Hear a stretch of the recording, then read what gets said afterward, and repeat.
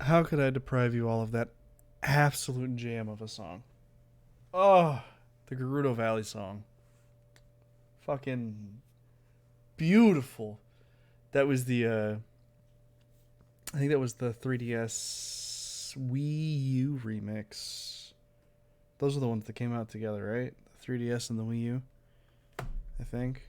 Those Smash Bros. It was that remix. And oh man, just fucking I'll learn to play that on guitar. I have been slacking so hard. So hard. Uh I've excuse me. I've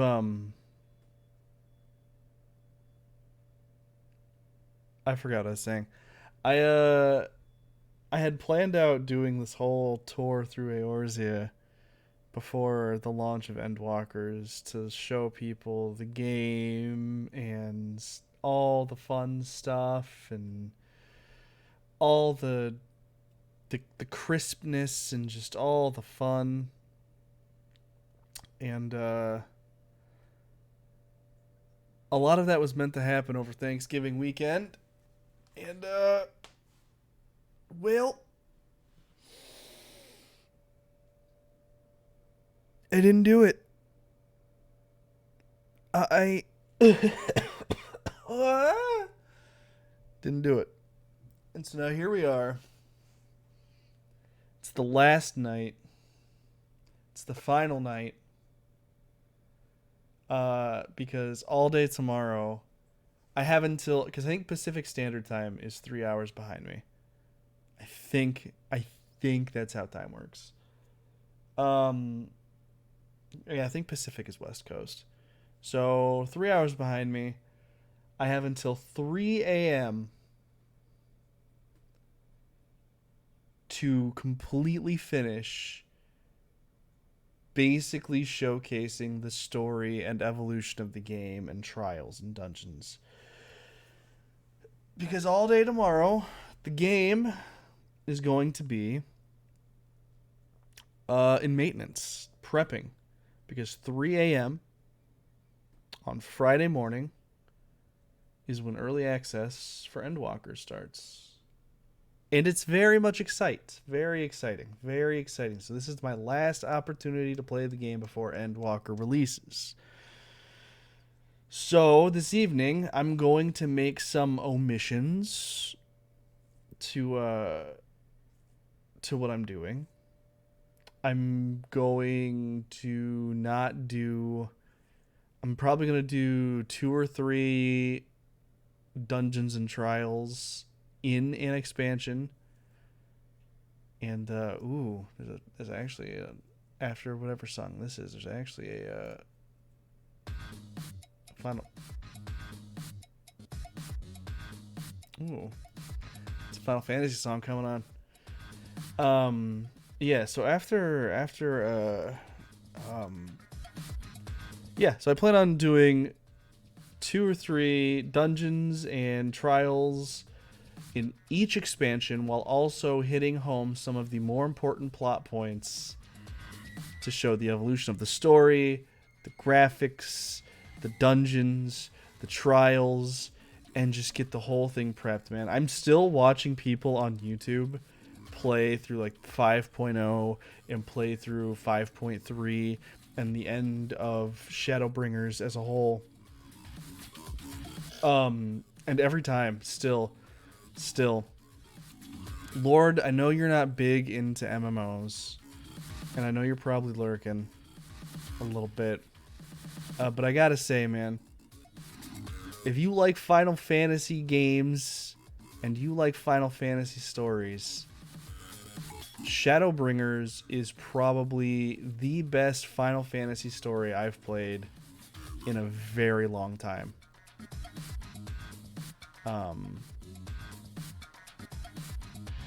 Honestly, the entire story up through to Shadowbringers. It's probably one of the best Final Fantasy stories that I've played. The payoffs, the just all the nuggets, all the delicious seeds of goodie that it hits you with. I still get chills during certain scenes, and I've watched them like 50 fucking times. I still get the chills. I still get emotional during things, just because I guess me as a character, knowing that this story revolves around my character, and just seeing how everything that they've planted is bearing fruit, and the fruit is so yum yum yum. Yum yum yum, eat it up. So I guess enough dilly-dally, shilly-shally. I'll probably jump into it here shortly. Oh god. Cuz I also want to showcase like the environment and the world. I'll dilly your dally, Lord. I wonder which song this is. Which song is this from Stormblood? This isn't a Stormblood song. It's... There we go.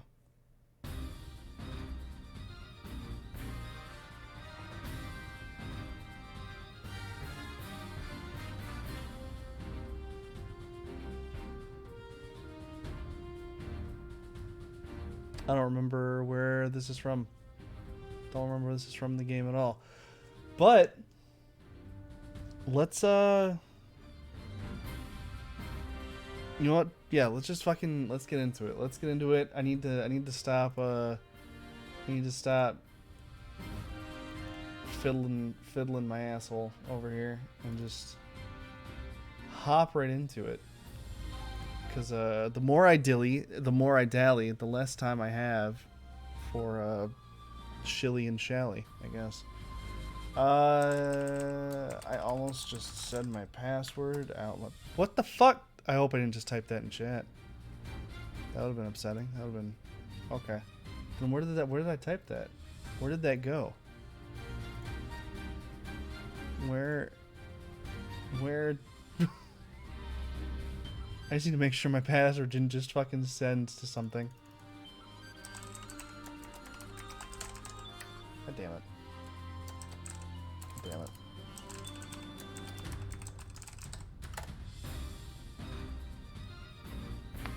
Oh my god. So this is the last night I have to play before fucking Endwalkers comes out. Yeah, I know. I'm aware that there's gonna be maintenance, so I gotta get on. Gotta get on with it.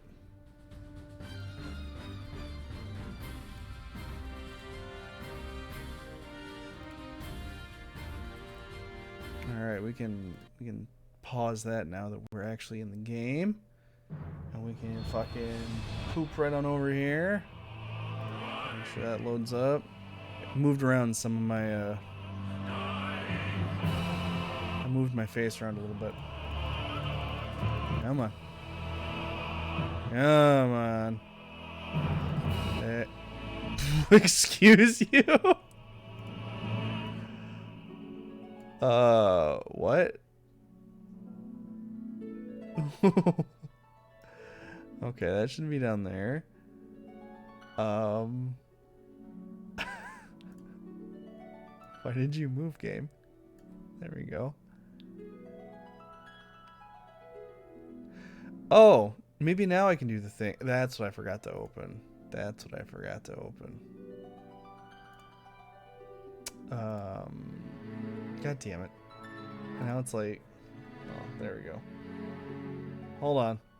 Hold on, I forgot to open something because I'm smart. No, stop. No. No, stop it. I'm just gonna get in the game. I'm just gonna get in the game and then I'll fix everything.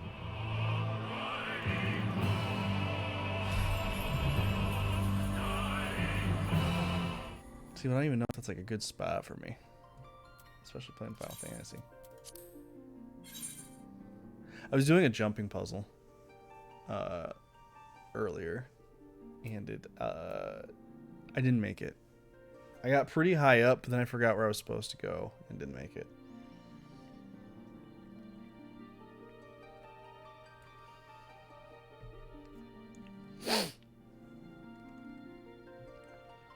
No.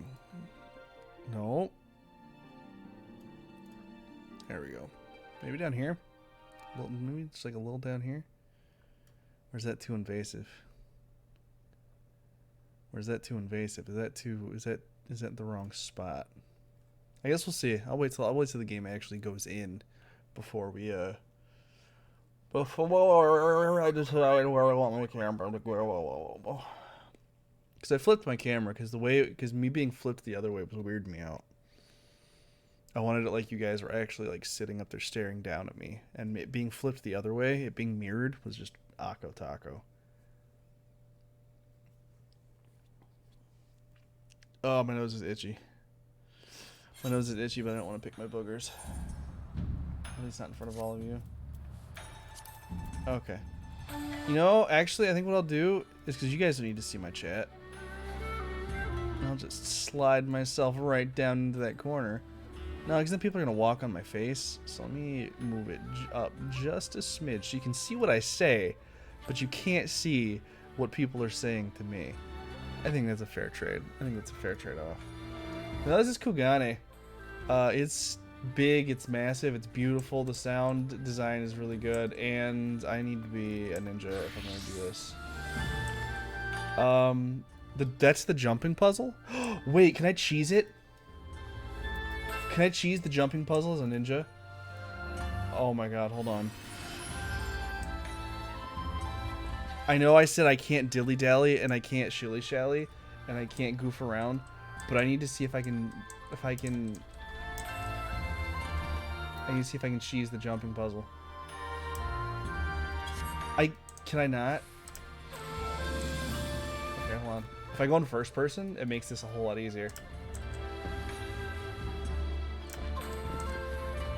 It's like Minecraft. Okay.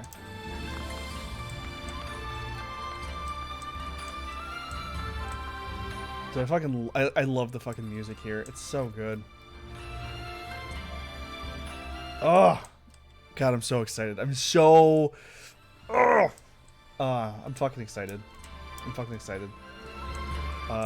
I'm also excited to wear my voice out talking to all of you about the story and what's going on. Oh my god. That could have been terrible. I need to know. Hold on. I really need to figure out if I can...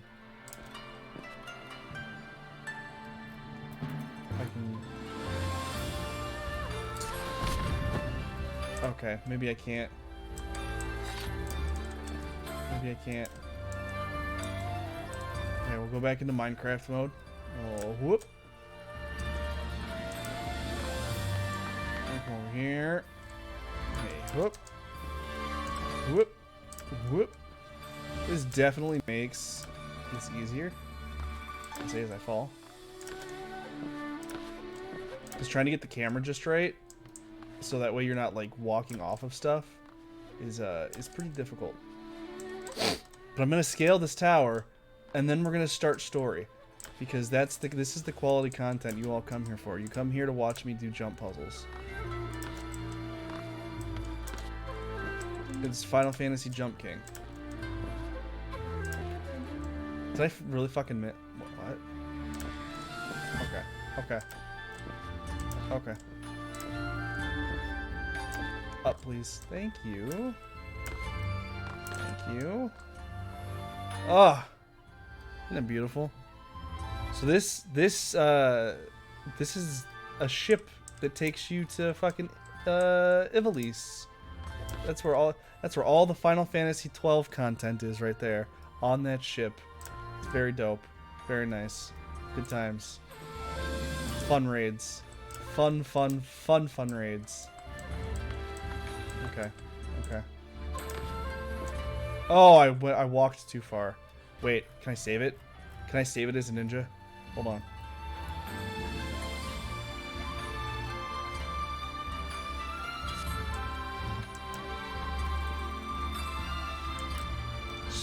All you gotta do is curve the corner. All you gotta do is curve the corner. I just have to curve the corner. I can't curve the corner. It's fine. It wasn't that much of a progress loss. It wasn't that much of a progress loss. It's fine.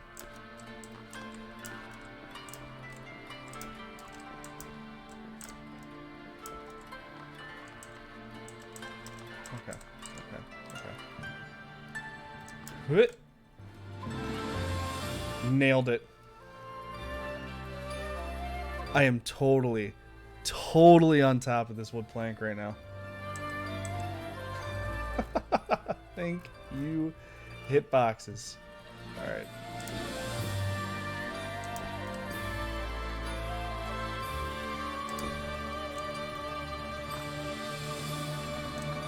I think I need to be in third person for that. I don't think I can first person that jump. Steve can't make that jump. Did I fall? What the fuck? Oh yeah, I fell. I fell. Easy peasy. Easy mode. Easy mode. This was just randomly someone found it. Someone found it, and it was confirmed that this was one of the jump puzzles in the game to get up to the top of the tower. It's actually in your challenge book. You have a challenge book to go to like different lookout points, because they're, so they're supposed to be like, oh, beautiful and stuff like that, and this is one of them. This is one of them, and it's a very difficult jump puzzle because there's some tricky little jumperoonies. There's some like this one. This one's a tricky little hop. God damn it! I auto scrolled. Son of a bitch.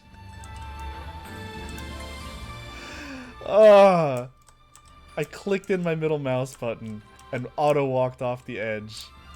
That's my luck. Come on. Come on, be nice. Be nice. Just be nice. Just be nice. Just be nice. I was really hoping I could cheese most of this with Ninja, but I get it. I get why I can't. It makes me sad. I understand, though. That wouldn't be fair to not ninjas. But also, that's why we're ninjas, you know? Okay. Here it is. Ooh. Ooh. And then this actually has collision. So you have to come at it from a different angle. Oh. Oh, yeah. Okay. So here's where I start having some difficulties. But still, look at this view, man. Absolutely gorgeous. Absolutely. I mean, here. Let me. What's the button? What's the button? What's the button? What's the button? That's the button. Look at that. Look at that. Oh. It's so pretty. Look at the little boat go. Look at it go. Look at it go out there. Look at that person down there. Look at them. Okay. Yeah, there's no quest to this. This is completely optional. What? Okay. So now what I have to do is, I believe I have to get onto this. But this jump is very, very difficult. And here's where I was hoping I could cheese. But as you can see, no cheese for me. So I'll take scroll lock off. I'll let you guys get the whole beauty, minus what my face is blocking. House lights up. Dope. So I'm hoping that maybe being in Steve mode will allow me to actually make this jump. Oh my lord. Oh my lord. Oh my... Oh, you guys are seeing it first. You guys are here. You guys are witnessing. You guys are witnessing me conquer this jump puzzle. This is the farthest I've gotten. This is the here it is. Okay. You guys are witnessing perfection here. Pure... I am pure skill.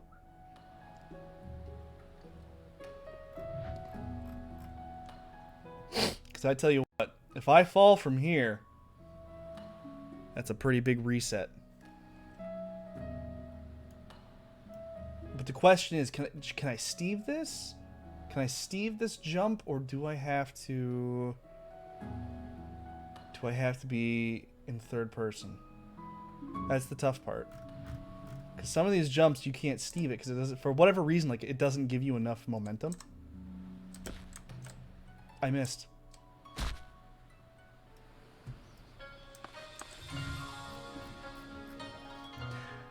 I just said it doesn't give you enough momentum. And there it was, giving me too much momentum. Okay, it's actually not as bad of a reset as I thought it was. I promise we'll get into the spoilers soon. I've never conquered this jump puzzle, and I want to do it before Endwalker. Because what better place to tell stories than at the top of a big fucking tower, right? You know, what better place? What better place to tell stories than to be at the very tippy top of a tower? Though what's gonna suck is I'm actually gonna have to go to an inn because there's cutscenes I want to show you guys that are so good.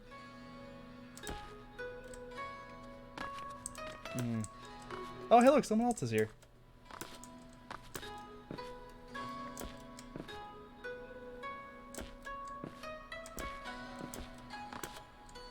Someone else is here to attempt and watch me fail.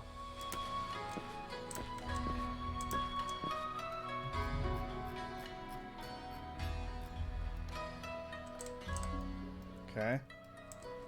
Now for the big boy jump.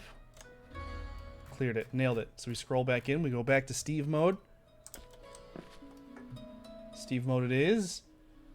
Go out a little bit. Bada bing. Bicep. Oh, okay.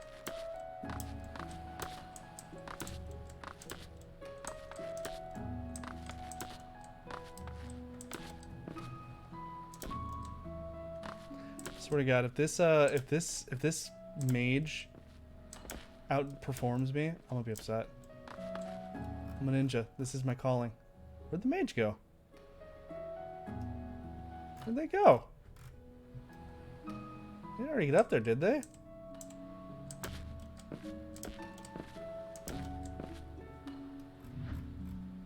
I think I got bamboozled.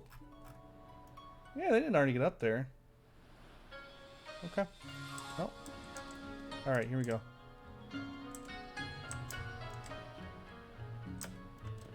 Oh my God.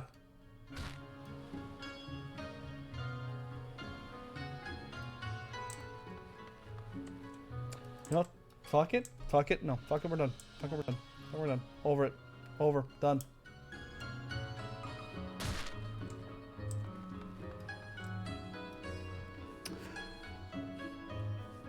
Alright, stream's over. Bye, guys.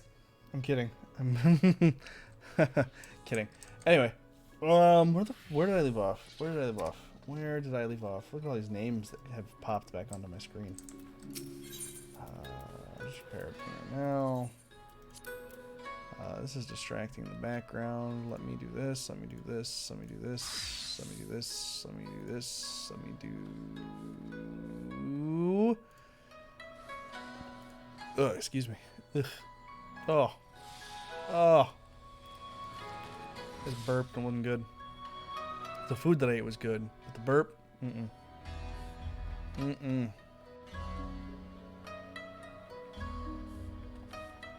Okay.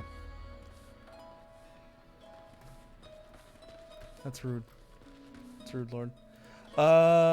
Where did I leave off story-wise? That's right, I remember. Everyone gather around the little campfire. Everyone sit down. Everyone get all gather around your little campfire, because I'm about to tell you a story. This is a story all about how my life got turned upside down. So I now have to speed mode the story because I only have until 3 a.m. to get through 3 whole expansions worth of story content. Not only that, I also want to show things off and do things and add pizzazz and flair. So let's get down to business. So the last place that I left off at was let me make this more intimate. Let me go to a more intimate setting. We need to get close together. We all need to get close. We all need to get close. We all need to get together. We all need to sit on my bed, and we all need to sit on my bed with onesie pajamas and and some warm cookies, fresh out of the oven.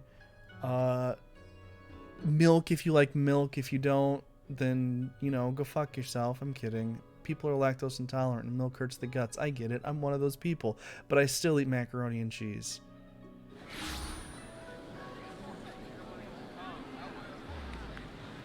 Still eat macaroni and cheese. Alright. Alright. I need intimacy. Gotta make things intimate.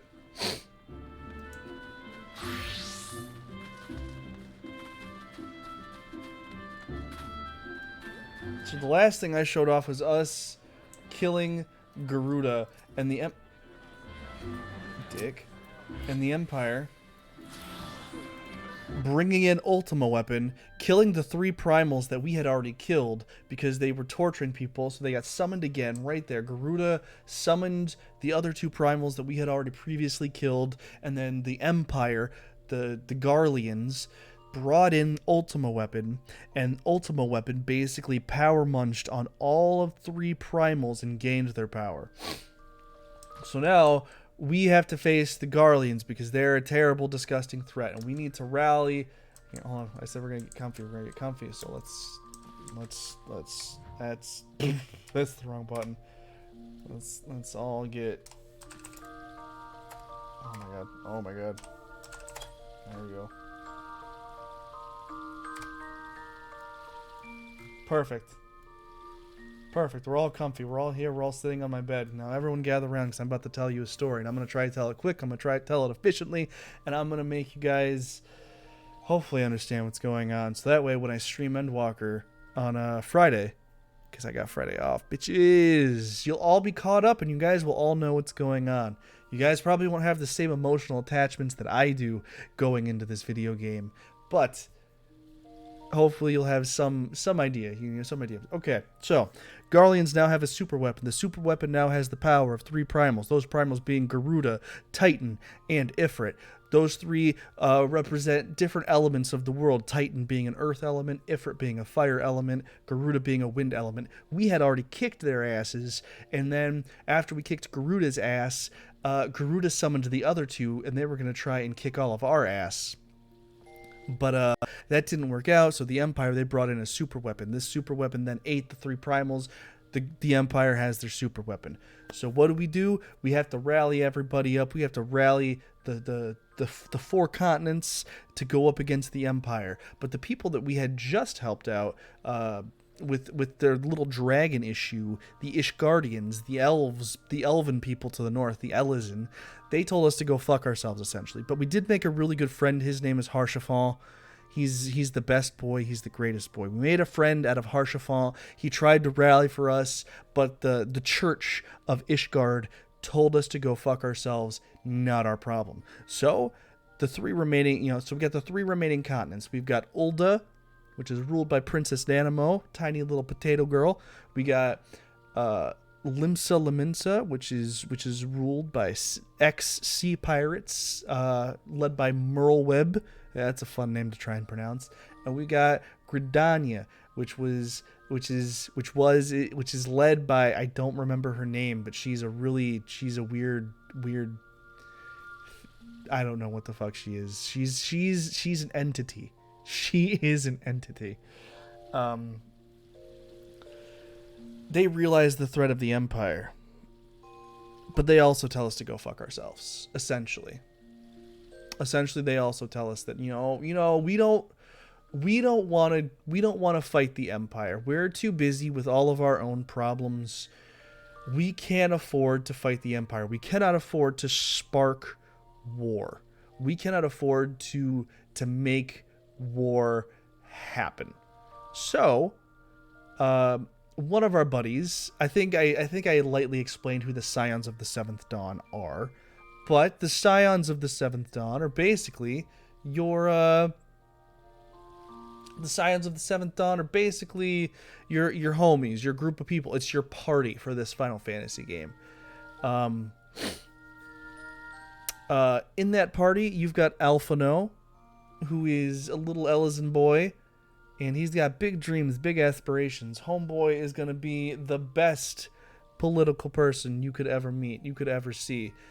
He comes up with the idea, since we as the Scions and me personally as being the warrior of light, he decides, hey, since we're already doing this job, since we're already going out there, we're risking our lives, we're risking our asses, why don't we start our own, essentially, if you remember Metal Gear Solid at all, why don't we start our own company of mercenaries and people to go out and do the things that these city-states are too pussy to do.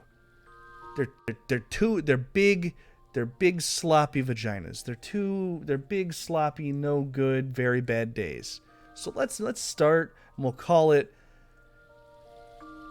the Crystal Braves, because why not? Because, you know, the Crystal Braves, that's a great, fantastic fucking name. So we start the Crystal Braves. And we are on our way to being the best boys, the people that will do the things that other people are too scared to do, because we've already been doing it anyway. Easy peasy lemon squeezy. Crystal Braves started. So we start making moves. We start making our moves. We start making moves. We start doing things. We start maneuvering. And we're gonna go destroy the Ultima weapon.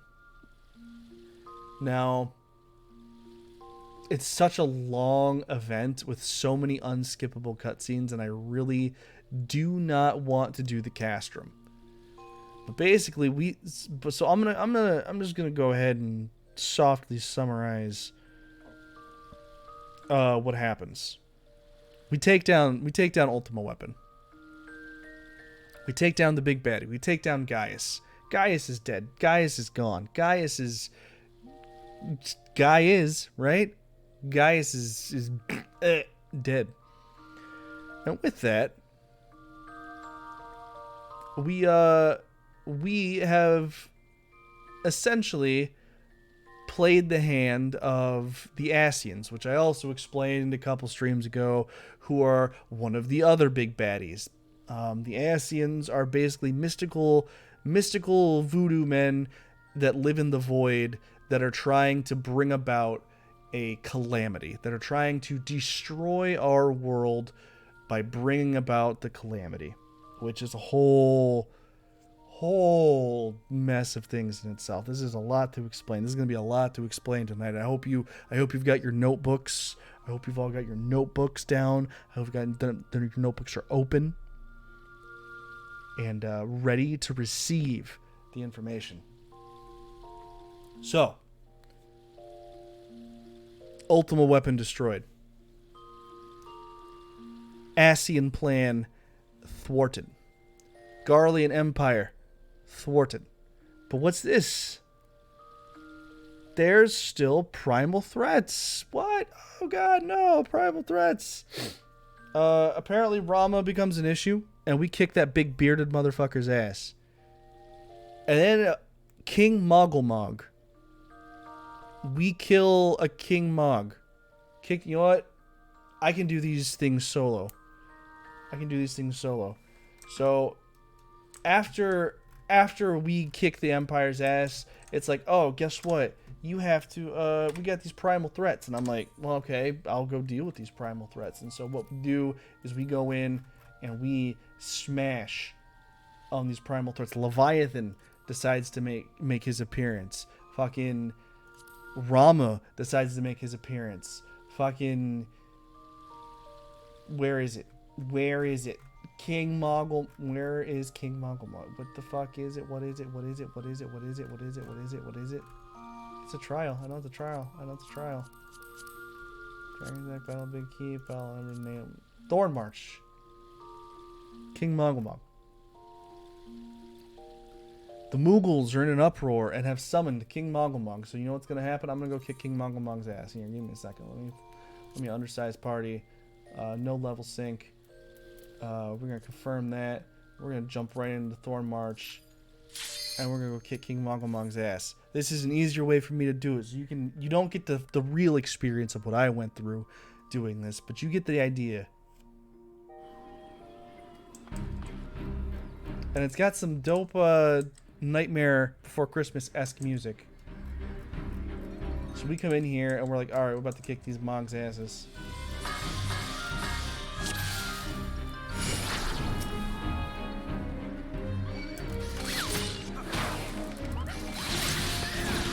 Easy peasy.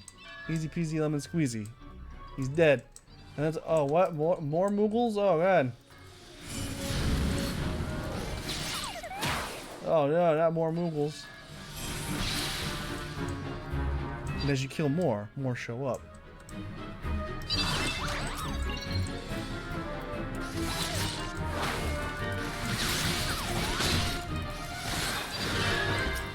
Easy peasy, right? Yeah. I should have been machinist. I should have been machinist for this. This would have gone way much faster if I was machinist. Easy peasy. They're dead. Lemon squeezy. Oh, here comes another one, though. Guess what's going to happen to him? I don't think you can guess what's about to happen to him. He's about to die. He's dead. Here he comes. I'm going to be machinist for the next couple ones that I do.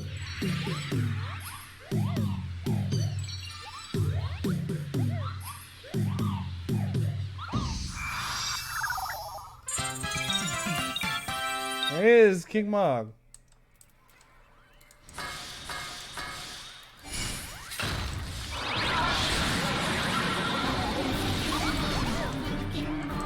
Yep.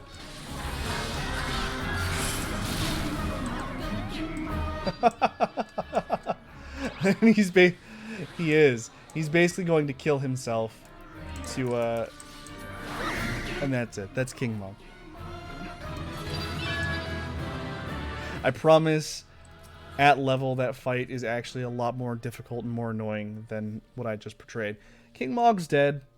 We did it. The Moogles are back to being Moogles. Hooray! Woo! You did it. Thank you for being such a great... I'm going to be machinist. They do more damage faster. Woo! We did it. We did it. We killed King Mog. But oh no, now the fish boys? The fish boys are causing problems? What? Those fucking fish boys, what are they thinking? So we go kick Leviathan's ass. I'll show that to you because I can do this quick. See, these ones I can do quick because it's low-level content. I can slide in and slide in, slide out, slide in, slide out. And there he is. Look at big old Leviathan, like cutie patootie.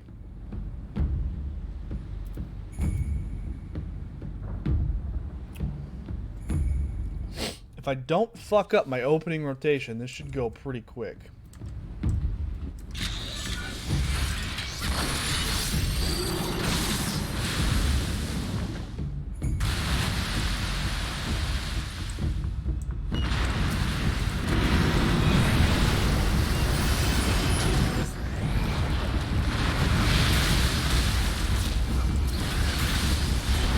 We got the spumes, people. I said this was going to go faster, but here I am not going faster.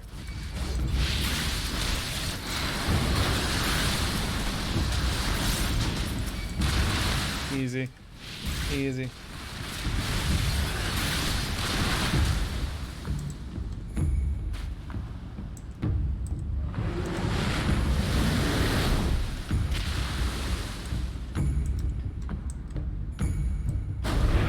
Oh, that's what the converter is. I can eat this ability. Oh man, Leviathan, why did you do this? So on the really hard mode, what that actually breaks these barriers, and he can fucking one-shot you. This fight gets ridiculous, redonkulous.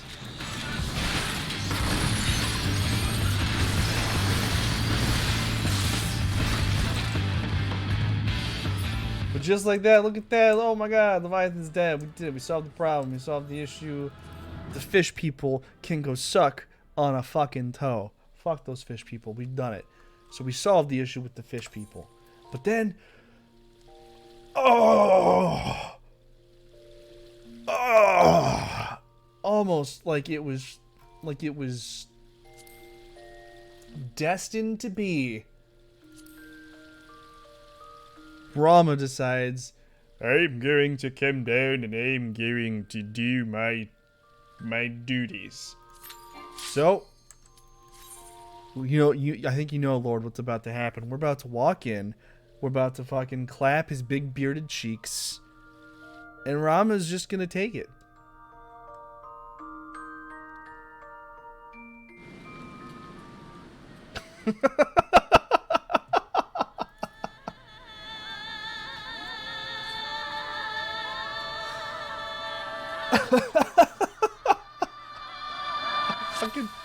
I fucking hate that so much. I hate it. So, God damn it. So Rama comes down and he's like, hello, I am Rama. Look at my mushroom trees. It's time to fight. Can you take on the immensity of my beard? And I go, yes, I can. Yes, I can, sir.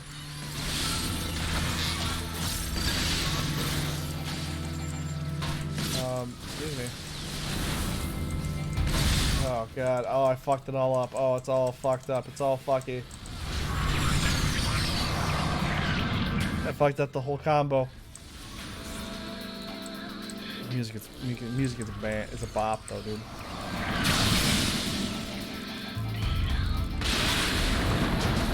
Alright, get rid of these. Get rid of you. Get rid of you. I also gotta do this now because they're stat squishing.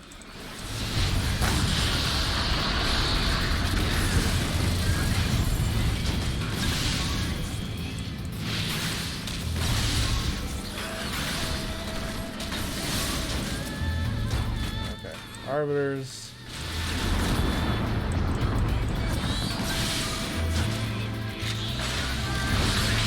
Easy peasy, lemon squeezy.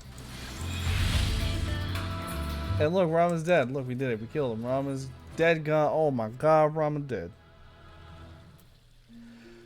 So after we kill those three, turns out the Ishgardians back up north that I just told you about, that just told us to go fuck ourselves, they seem to be having their own problems. They seem to be having their own issues. They seem to be having some troubles with someone known as Lady Iceheart, who's been ransacking caravans with her group of peeps. Lady Iceheart and her merry band of men are ransacking caravans and stuff, and they call upon the Crystal Braves to come get them out of this bind. They come, they're like, hey, I know we said we weren't going to help you, but can you come help us, though? Can you come help us? And we're like, y'all can go fuck yourselves. Y'all can go fuck yourself. Yeah, we're gonna come help you. We didn't say go fuck yourselves. We said, yes, we're gonna come help you. So what we do is we go and we unravel the mystery of Lady Iceheart, who she is, what she's for. And at this point in time, we as players, as well as the rest of our team and our characters around us, only think that primals can be summoned by crystals. Mass amounts of crystals is what we believe these things can be summoned by. Lady Iceheart proves us all wrong and turns into Shiva. She's like, y'all, I don't need no fucking crystals. I'm gonna turn into Shiva. And then we're like, people can be, we're like, people can be avatars for primals? For these primal beings, people can be avatars for that? What the fuck? That blows my mind. Oh my God, my mind is blown. And so after our minds are blown, we blow her. I said what I said. And I'll show that to you right now. I'll show you just how hard we blow her. We're gonna go right in. Shiva's gonna be right there, and we're gonna go right on in, and we're gonna give her the old.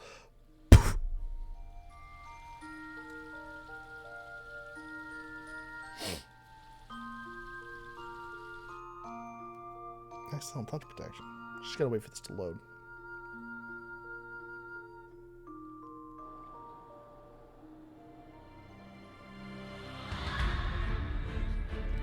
And there she is. Lady Iceheart Aka Shiva. There she is, there she be.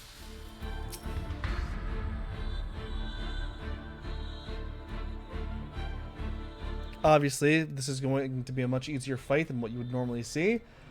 But you run up and you give her the wumpus and you smash her bumpus. And just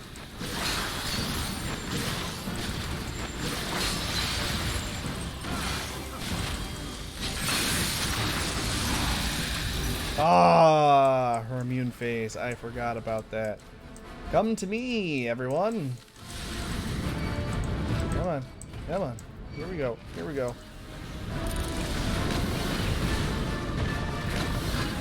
Look at them all dead. Alright, hold on. I gotta do this in a cool way.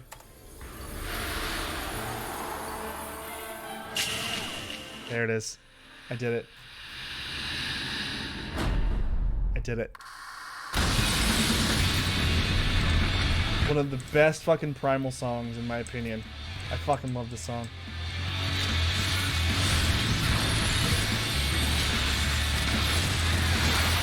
Now she's dead. So we take down Lady Iceheart. And after we take her down, she reverts back to her human form. She reverts back to her human form, and we have the opportunity to strike the bitch down, but we let her go. She escapes. And that is the end of A Realm Reborn. Everything's good. The primal threats are dealt with. Everything we know is A-okay. But little did we know, and here's where we're going to start watching a couple cutscenes. Little did we know there was a plot. Because if you remember a couple streams ago, because I do them so frequently that it would be obvious which one I'm talking about. If you remember a couple streams ago, I had made mention that in Ul'dah, little Princess Potato was planning to end the sovereignty. You know, she they didn't want princesses and money lobbyers and shit like that. She wanted to give the city to the people. Noble cause, absolutely noble. The monetarists, that's what they're called. Noble cause, noble things. Little did we know there was a plot underfoot. Because so you know, there's something, you know, little did we know that there was some bad news a brewing. Some bad news a brewing. We are at the 7th astral era. And we're gonna go.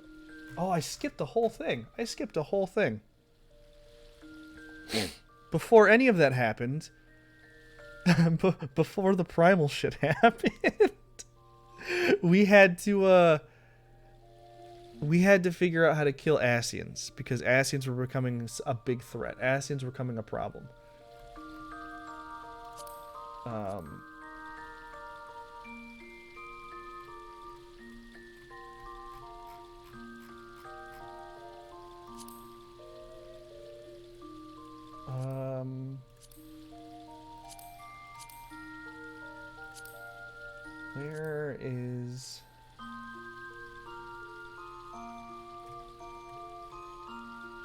Where is the thing that I'm trying to do?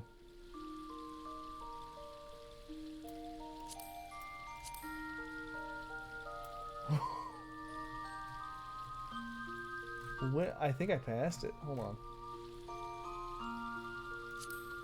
There were so many things. Is this the one?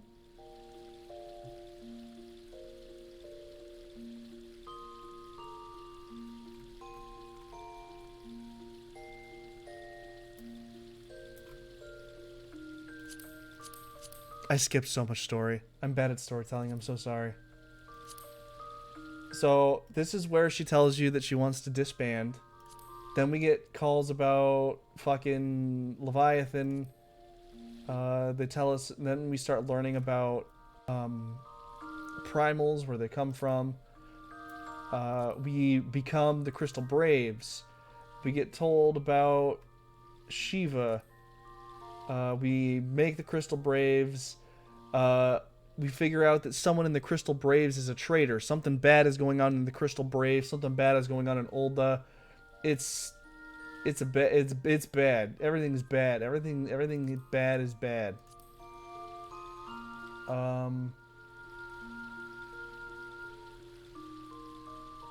Oh, I've skipped so much story. It's fine though. But anyway, we're trying to find a way to kill the Asians, and we find white crystals, basically Pokeballs. We find Asian Pokeballs called White Auracite. These things hold ether, you know, the life force, just long enough that we can destroy it. Because when the Asians die, they don't die, they go back to the void, but they linger just long enough that we can basically throw a fucking Pokeball at them, catch them, beat the fuck up out of that Pokeball, and kill them. So we figure this out. We make a new friend called Moonbrita. Moonbrita gets got by a fucking Asian. So then we go in and we slaughter the Asian. We catch him in a Pokeball. We beat the fuck out of him. Pokeball destroyed. And then, where's the fucking thing that I'm trying to, yeah, see? She's like, oh no, oh god, things are happening, road less travel, this is so bad. I should have actually just fucking streamed over Thanksgiving weekend and I wouldn't be in this problem. And then let's see, and then we get told, yeah, uninvited Asian, you know, Mask of Grief, Defenders for Ishgard, the Worm's Roar, committed the cause.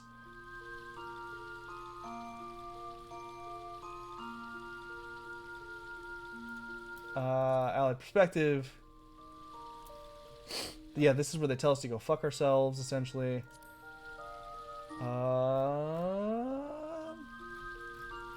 Steps of Faith. We kill a big dragon on a thing. Where is what I'm trying to show you?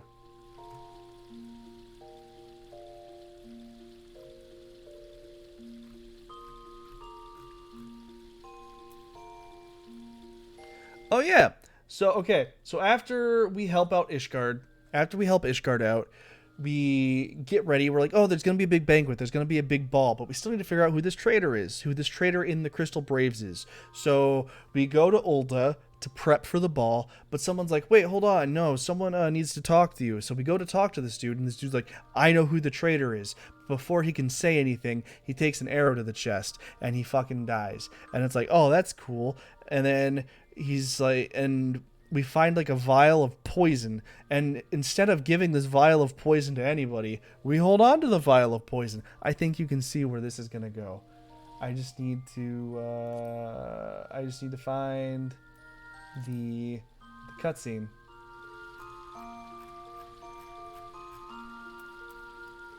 Ah, here we go. So this is the cutscene,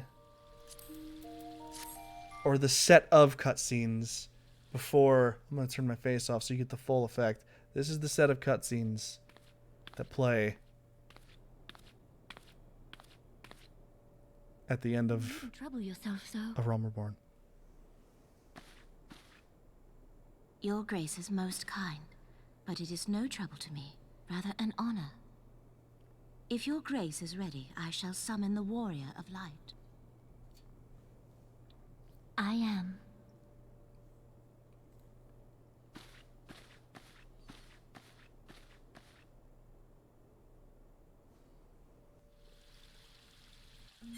I don't know how to make them just keep playing. So you're just gonna have to excuse coming back and forth into.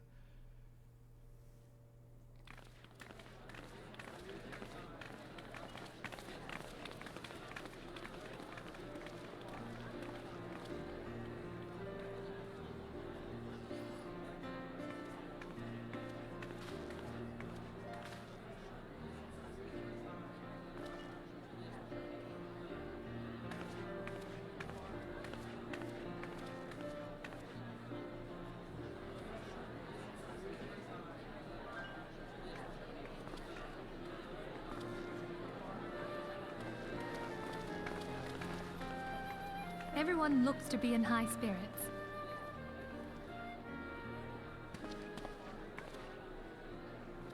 With good cause. A common victory may serve to unite even the most unlikely of allies. You've brought us one step closer to a united Eorzea. Your modesty knows no bounds, antecedent. Were it not for your efforts, Sir Emmerich would never have become such a steadfast ally. When he convinces his countrymen to rejoin the Alliance, we shall all reap the benefits, military and economic. I tell you, we are on the cusp of a new era of unity and prosperity. Territorial disputes are all that divide us now. But I have faith that we will find an amicable solution in time. And failing that, I'll have my trusty warrior of light box the ears of all concerned. Speaking of whom... He will be joining us shortly. A matter at the quicksand required his attention, but it did not sound serious.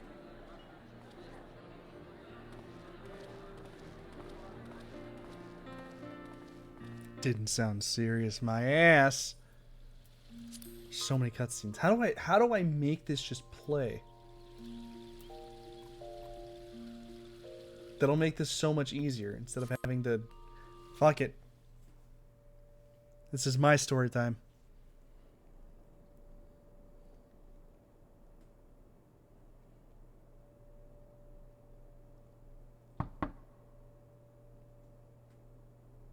I want a chocobo doll like that, though. Enter.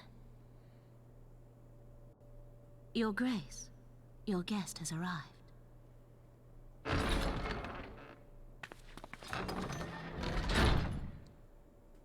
I look great.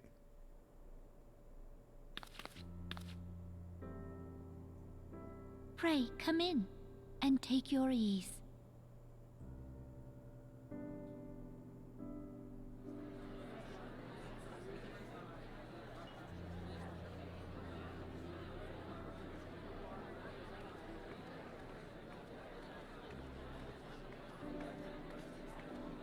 "'Tis well that the steps of faith held against the Horde. And what of the city proper? We sustained some few losses, but the heart of our nation yet beats with vigor. I am not certain I could say the same had we not received your most generous aid. An attack on Ishgard is an attack on the realm. We stand together or fall divided. Ain't that the truth?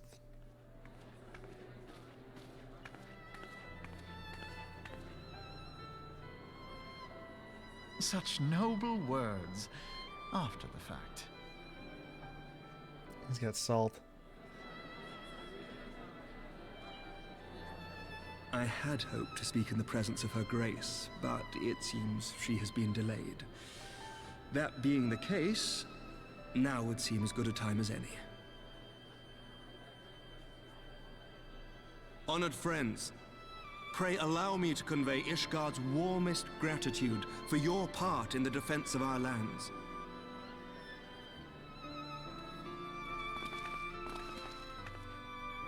Tis upon the success of this very alliance that my recommendation to throw open the gates of judgment shall be founded. With the blessing of the Archbishop, it is my hope that Ishgard will soon be reunited with her long-estranged sister nations, and that Eorzea shall once more be as one.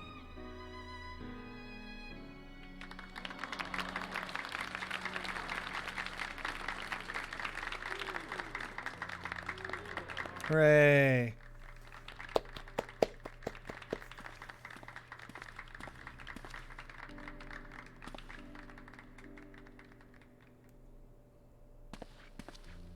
Very well. Dumbass little crystal brave.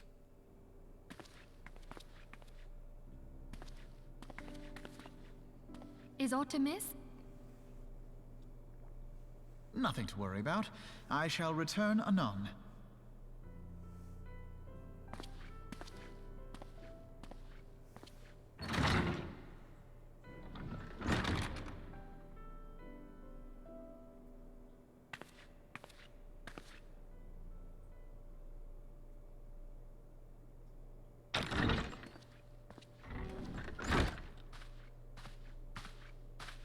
You wished a word, Yu Hase?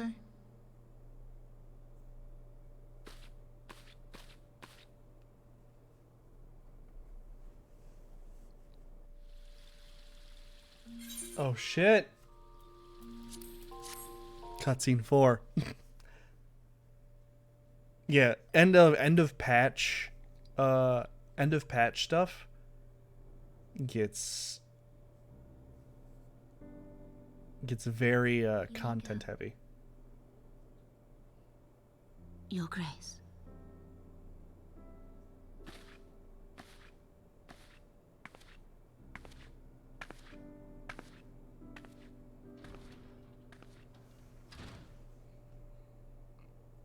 You must be curious as to the reason for this private audience.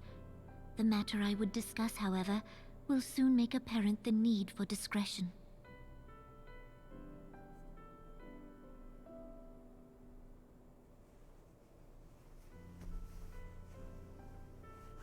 I intend to abdicate the throne and dissolve the monarchy.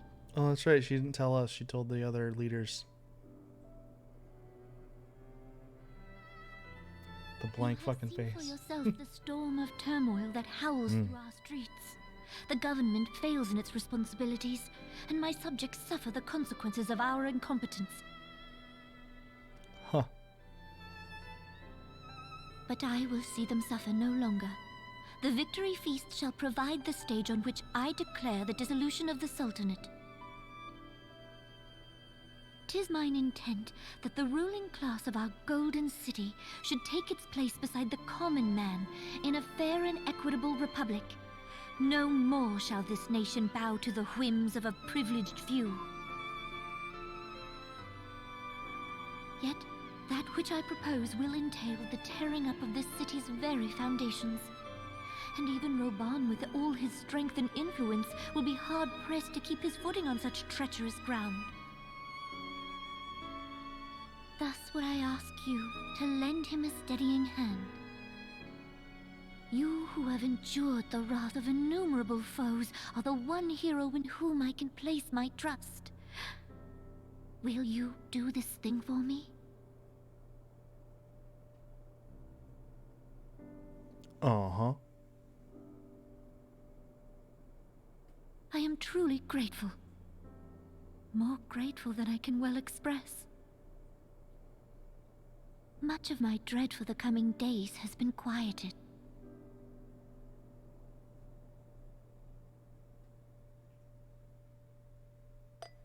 You know what that zoom in is.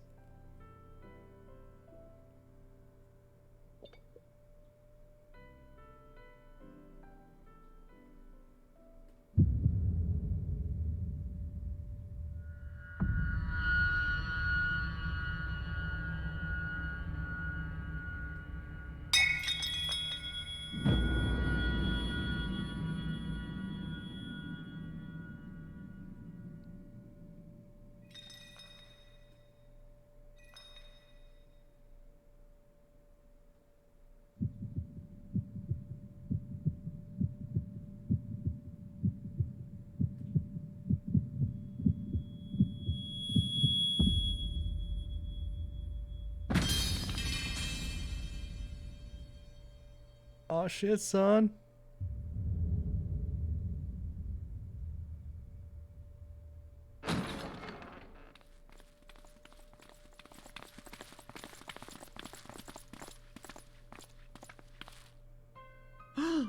Your Grace!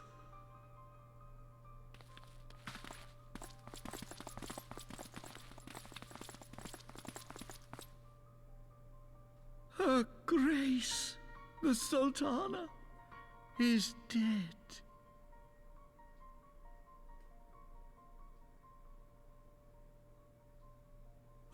Poison in her wine? You did this!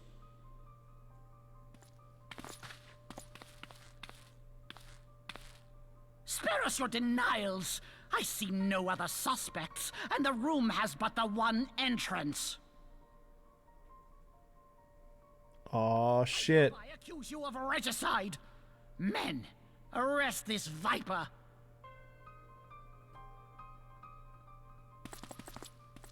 Aw, shit.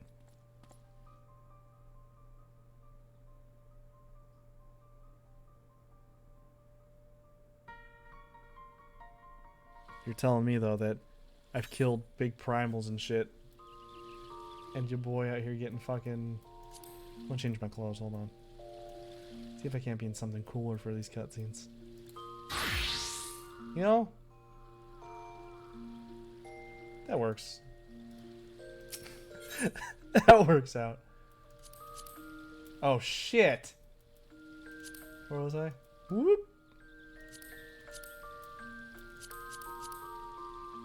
On 5?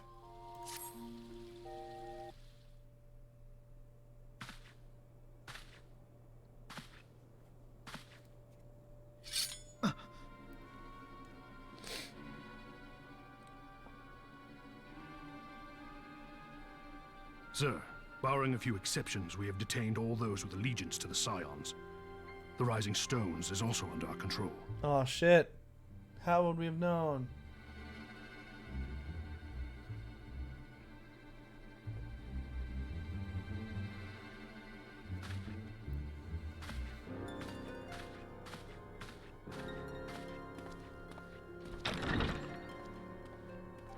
And what do you hope to achieve with this mutiny?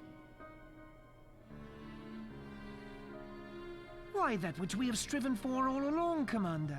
The salvation of Eorzea. These dumb little eyeballs.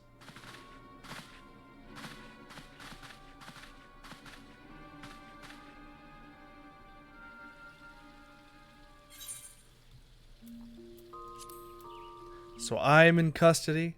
Alphino's in custody. The fucking little Princess Potato is dead. Oh man, everything is just going downhill. What could possibly be our course of action?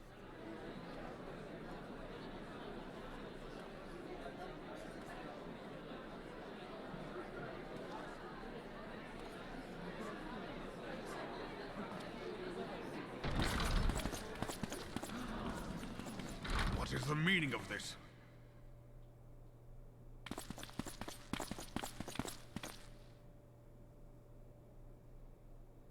Knights from the homeland. This cannot bode well. Lord Commander, we have received an urgent message from the Holy See. I am grieved to report that your serpentine foes have resumed their assault. Needless to say, your presence is urgently required. These knights have come to bear you swiftly home to Ishgard. A surprise attack? We've had no such word from our men, and the timing is most fortuitous to catch us away from the city. Most fortuitous indeed. Lord Commander, we must away.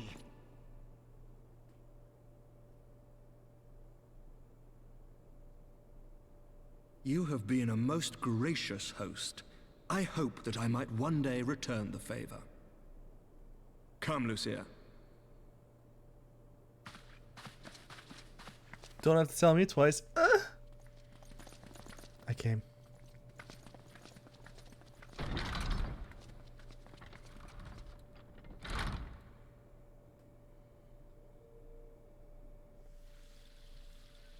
And another one done, and another one done. Now we're on cutscene 7. These are important. That's why I'm not skipping these. Easier to watch and watch this shit play out than me sit here and try to half-assed explain what's going on.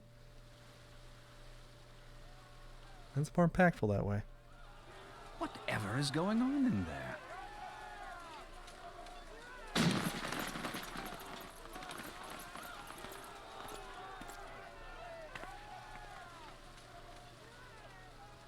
Ah, the ever-dutiful brass blades. I must apologize, but my dance card is rather full.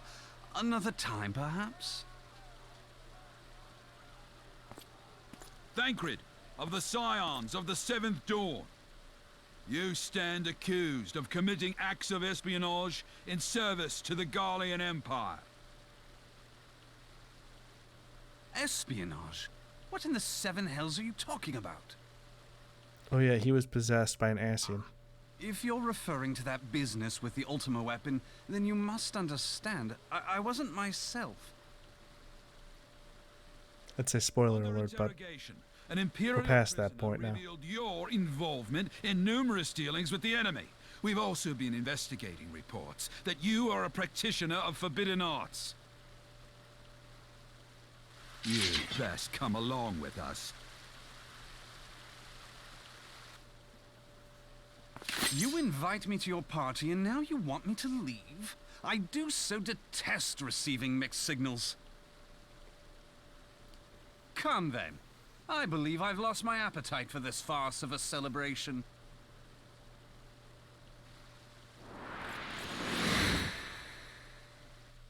And then they fight. Oh my god. What's gonna happen next?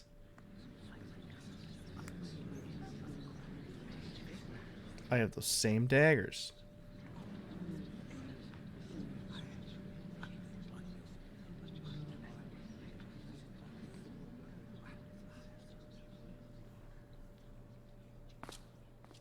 You go too far, Lord Adeleji. By what right do you march armed soldiers into a royal banquet and eject state visitors without her grace's consent? You treat the brass blades as your personal army and show contempt for the throne with your every act. Leave us now. Oh Is shit. that an order, General? Mayhap you have mistaken me for one of your flames.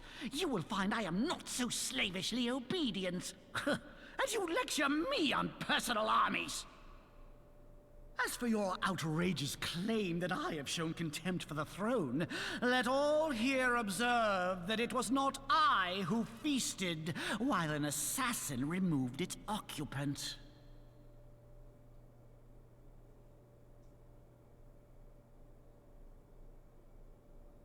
I expect this is your idea of defending the nation, is it?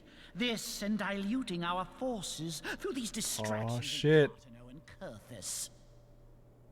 I do begin to see how the ranks of the Immortal Flames came to be riddled with Garlean sympathizers. You are plainly unfit for command. Wait, goddamn you. Your words make no sense. What assassin?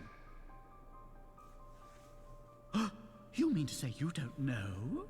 We caught the vaunted champion of the Scions in her Grace's private chambers, not moments after the deed was done.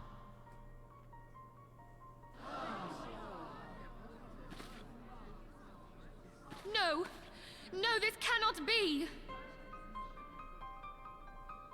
The voice acting gets better, I promise. You will need it to plead your case. You and your entire order are to be tried for this atrocity.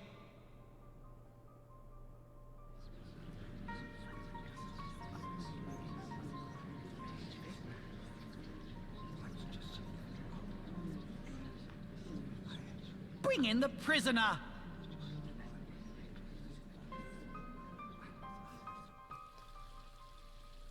This would go so much smoother if it just kept playing the cutscenes.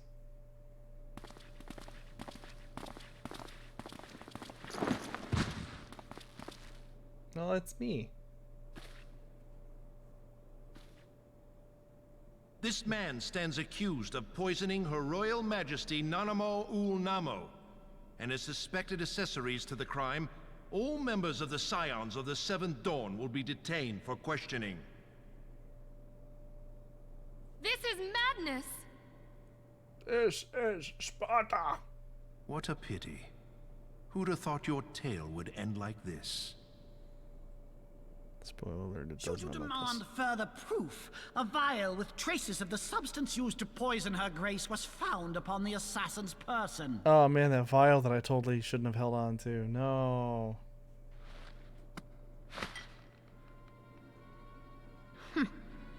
How very convenient. You would speak of convenience? Who persuaded her grace to host this celebration?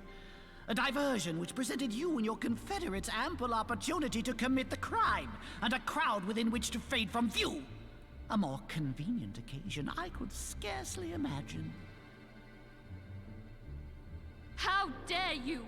After all we have done for Uldar! After all we have done. Witch, I'll not be ensorcelled. I know all about the dark gift that you and your disciples wield. I will not be ensorcelled. I've observed how you worked upon the minds of the Alliance leaders, bending them to your will. And what of your cordial relationship with Sir Emmerich? For years, Ishgard abjured all contact with the outside world, and now the Lord Commander of the Temple Knights treats you with the familiarity of a childhood friend. I'll tell you what I think. I keep reading that fucking toe thing, dude. Was but a ruse to deceive us into dividing our forces. Your next move will be to charm your Kurthan allies into invading our lands. Sounds about right. That is truly ridiculous. How do you even think of this stuff? She cannot be dead.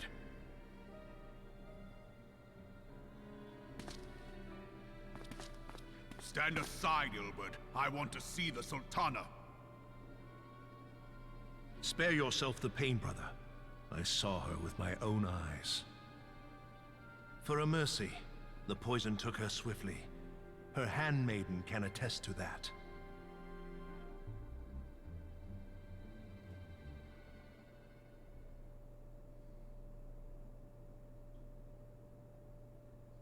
This cannot be. Nanamo. No!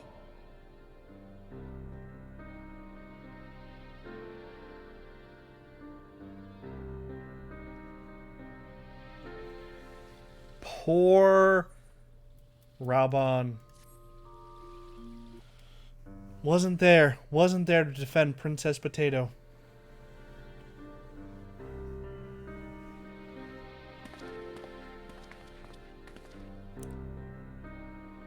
Plainly, the Royalists can no longer be relied upon to keep our nation safe. And so it falls to the monitorists of the Syndicate to govern Uldar. But should you wish to help us, General, we would be more than happy to entrust the task of planning Her Grace's funeral to you. It seems only right that you should bury your precious Sultana, and we will be glad to be rid of that burden. What a dick. I'll bet you will. You more than any man. Whatever do you mean?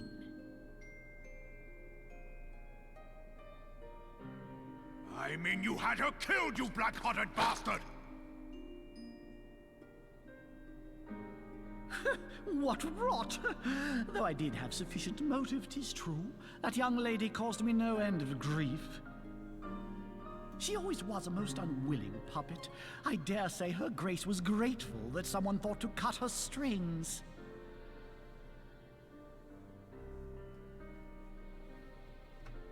You would mock her, then mock her from hell!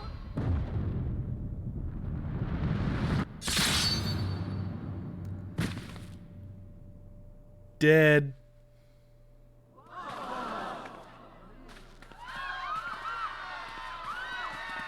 God damn.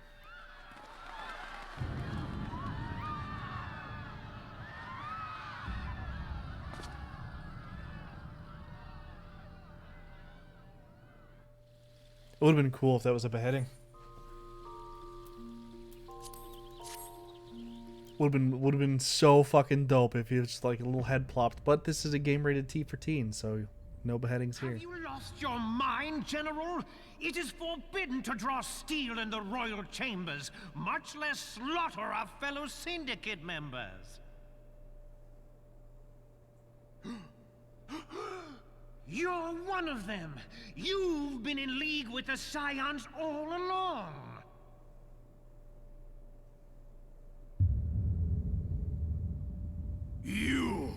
You're next, you scheming bastard!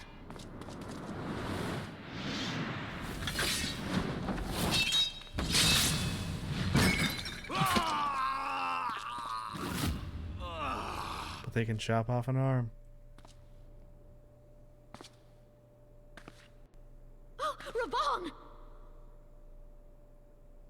7 hells!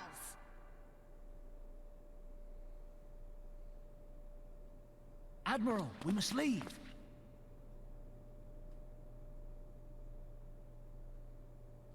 Ah!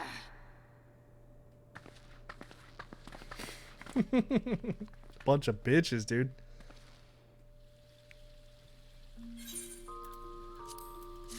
Admiral! You might die next. We must go. How unlike you, old friend. I did not expect to take your arm so easily. Take the Scions into custody. They have conspired to commit regicide. And arrest this traitor as well.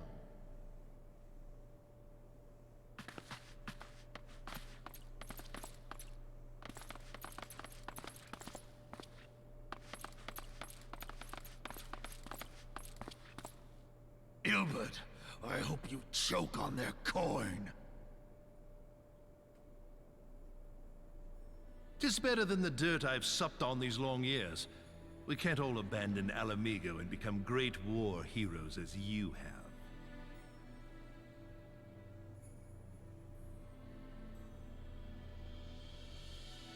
You are not the man you once were, Raban. Since that girl strapped the yoke around your neck, you've become docile. Saying he's got no balls. She took the mad bull and cut off his balls. And a bull that cannot rot is fit for naught but slaughter. Damn.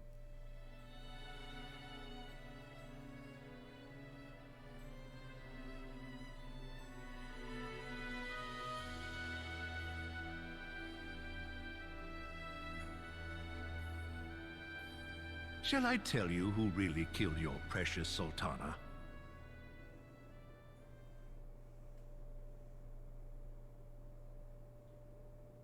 It was me.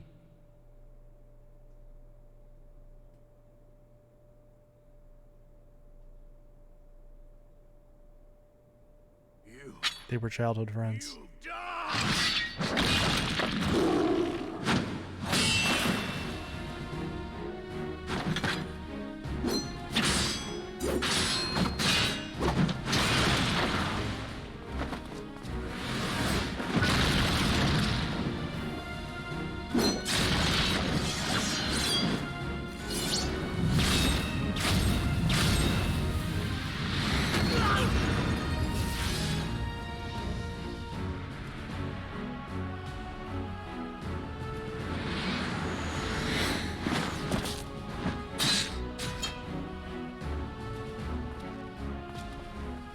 I never doubted you, not for a moment. But there is more to this than I yet understand. Flee this place. Clear your names.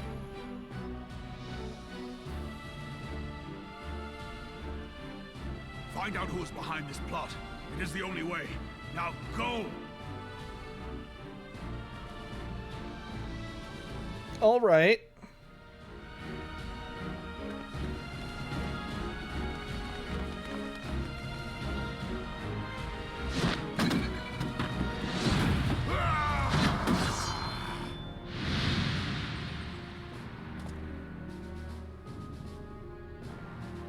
Hot potato. Shit's getting wild. How many cutscenes are there? I'm on 13. There's 22 of these cutscenes and I'm only on 13. Oh, good lord. Oh, good lord. Okay.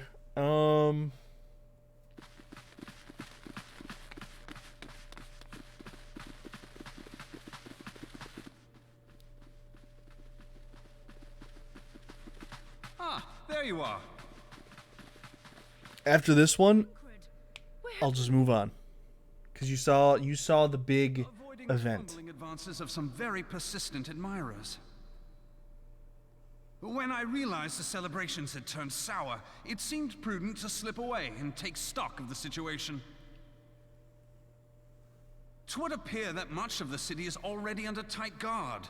It occurs to me that expanding the Brass Blade's authority may not have been such a wonderful idea after all. The success of this plan was contingent upon those thugs having the run of the place. Just how long has this scheme been in motion? The careful preparations, the maneuvering of forces. I am inclined to agree with the General's insistence that a deeper plot exists here. So, would I be right in thinking we now have an excuse to pummel as many brass blades as we like? Unless you plan on pummeling them all, I'm not sure that will greatly aid our cause.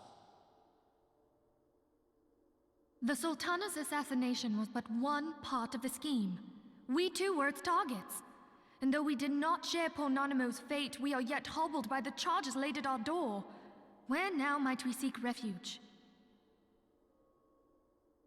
Where indeed, we may safely assume that our foe is thought to have the Rising Stones watched. Forgive me for stating the obvious, but our choice of destination will matter little if we cannot secure an escape route out of Ul'dah. Happily, I believe I can provide one. Papashan once told me about the passages hidden in the walls of the palace. If I recall correctly, the fireplace in Nanamo's chambers conceals the entrance to a tunnel. It should lead outside the city and allow us to avoid any messy confrontations.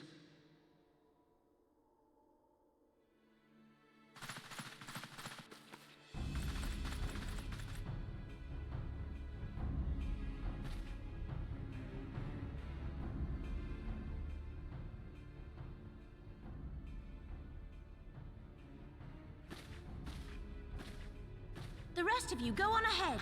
I'll handle this lot. By yourself?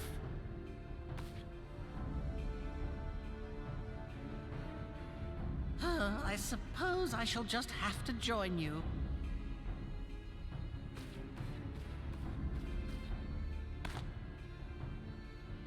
Crystal Braves too, huh? Now this should be interesting. Ida! Papalimo!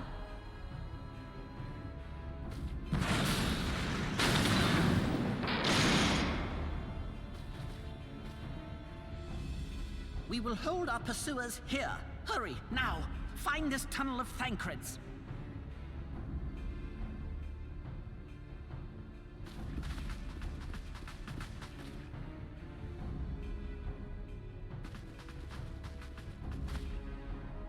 Minfilia, we cannot linger.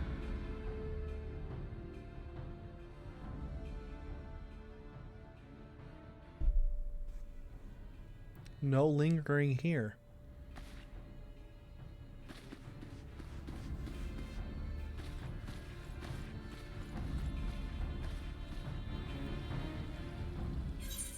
Alright, so after that happens, the fate of those two are left unknown. So we don't know what happens to them. We then escape into a tunnel, but we are pursued even further. And,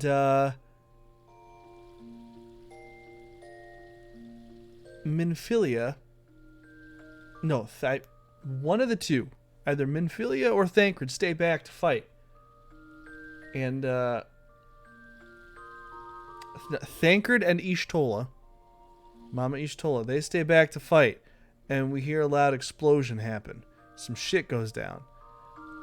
And so it's just us and Minfilia running through the sewers.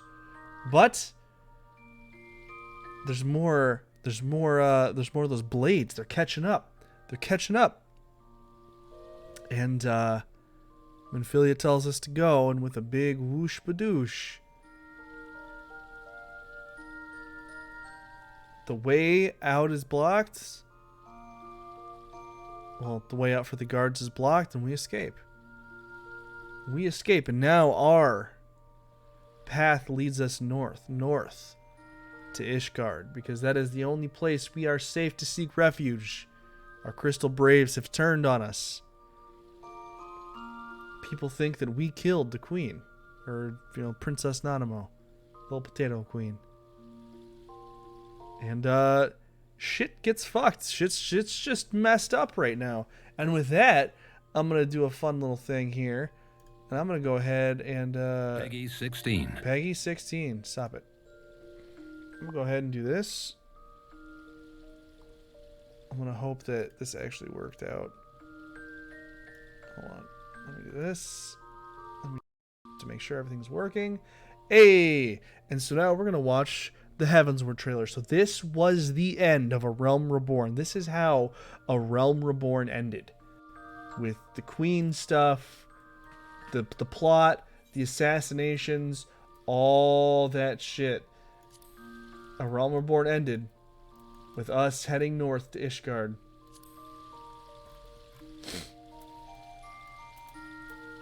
And that's what we did.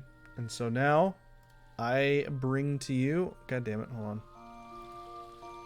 Oh, hey, look, it's even going to show you the final little moments. It's going to show you the final little moments. Let me make... Oh, I got to pull something up real quick.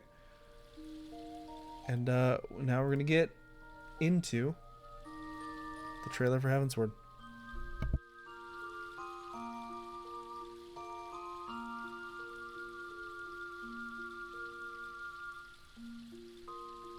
I was going to turn my face off, but I decided not to. Get out of here. There we go.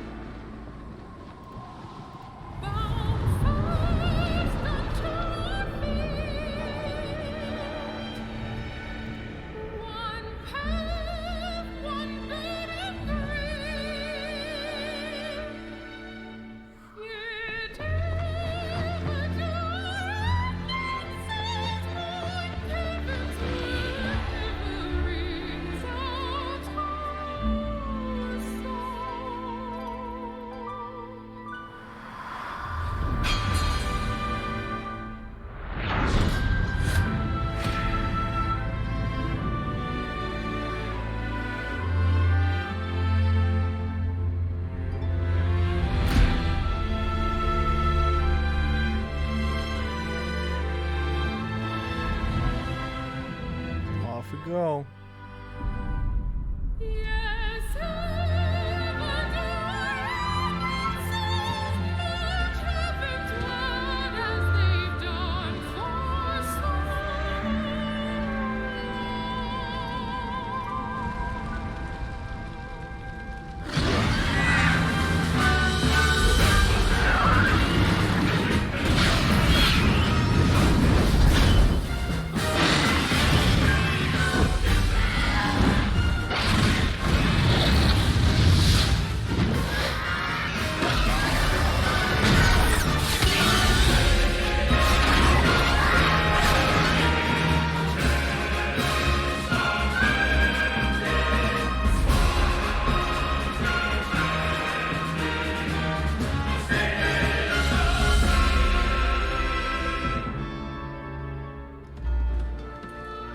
Good old Dragoons, man. Dragoons are those good old jumpy boys.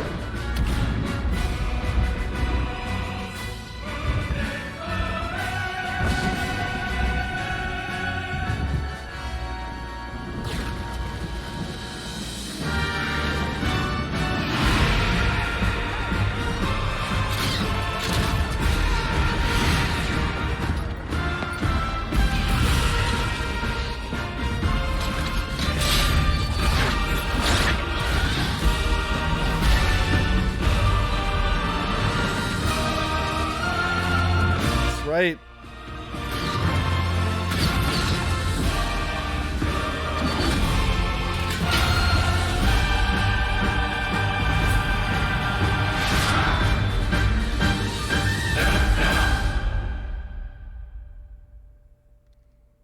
Hoodie, tootie, disco cutie, hoodie, Tootie, tootie, disco disco cutie. cutie, hoodie, tootie, Excuse me? disco Speaking cutie, here. hoodie, tootie, disco cutie, hoodie, tootie, disco cutie, hoodie, tootie, disco cutie.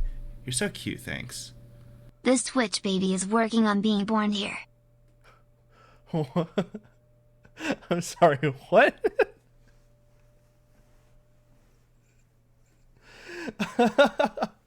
What? Oh, yeah, okay, months, pregnancy, yes, months, babies, being...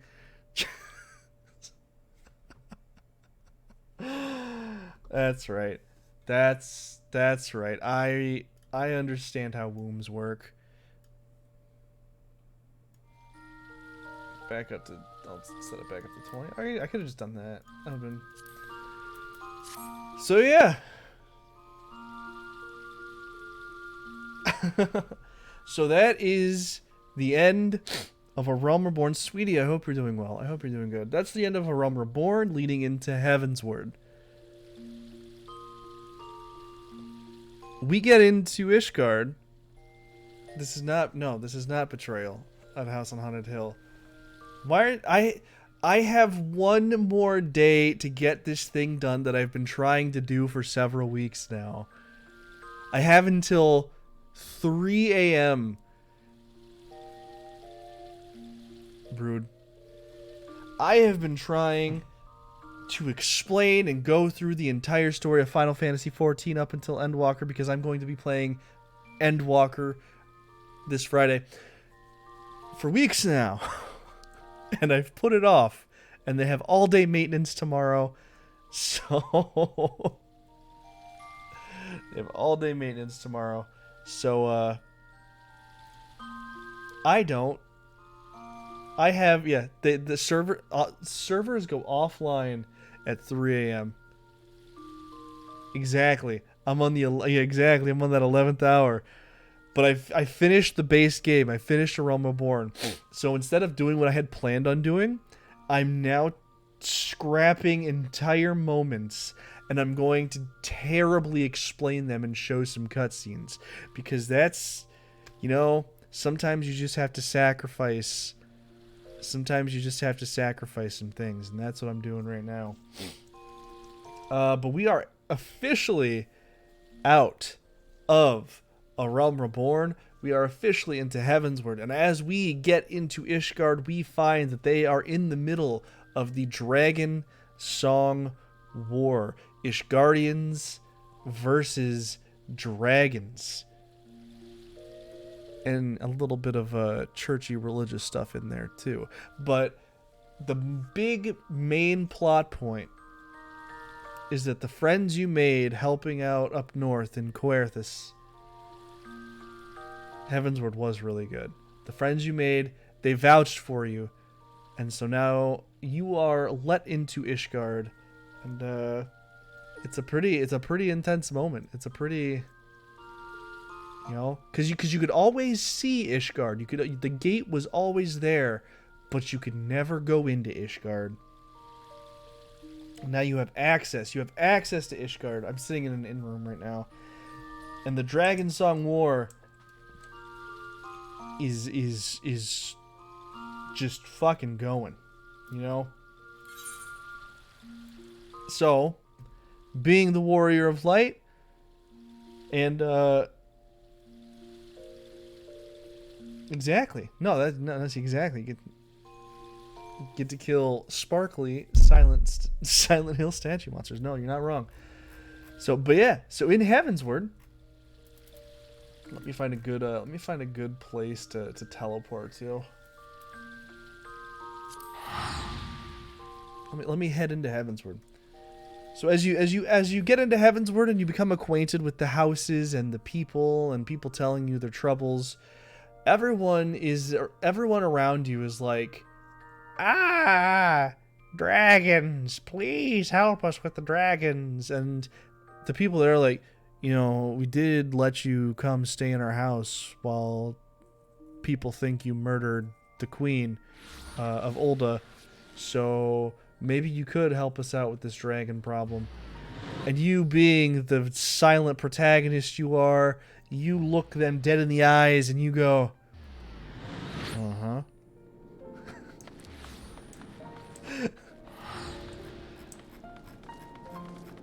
That's because you're helpful. Yeah. Mm-hmm. Exactly. So you start your journey. God, hold on. I need to fucking remember how the Heavensward story goes, because there's so many twists and turns. Oh.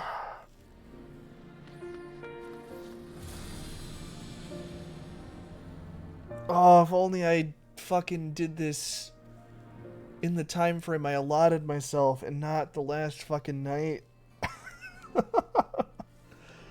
Oh, let me look at my my journal here. Let me see if any of these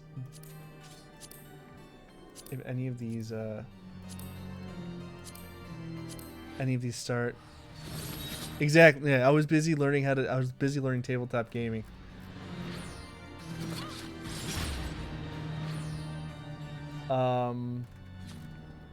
Dusk Vigil. I'm also, because now I also have to try and think of what are the notable dungeons to show off. You know?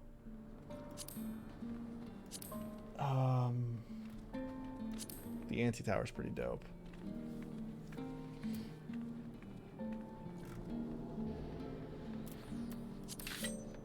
Okay.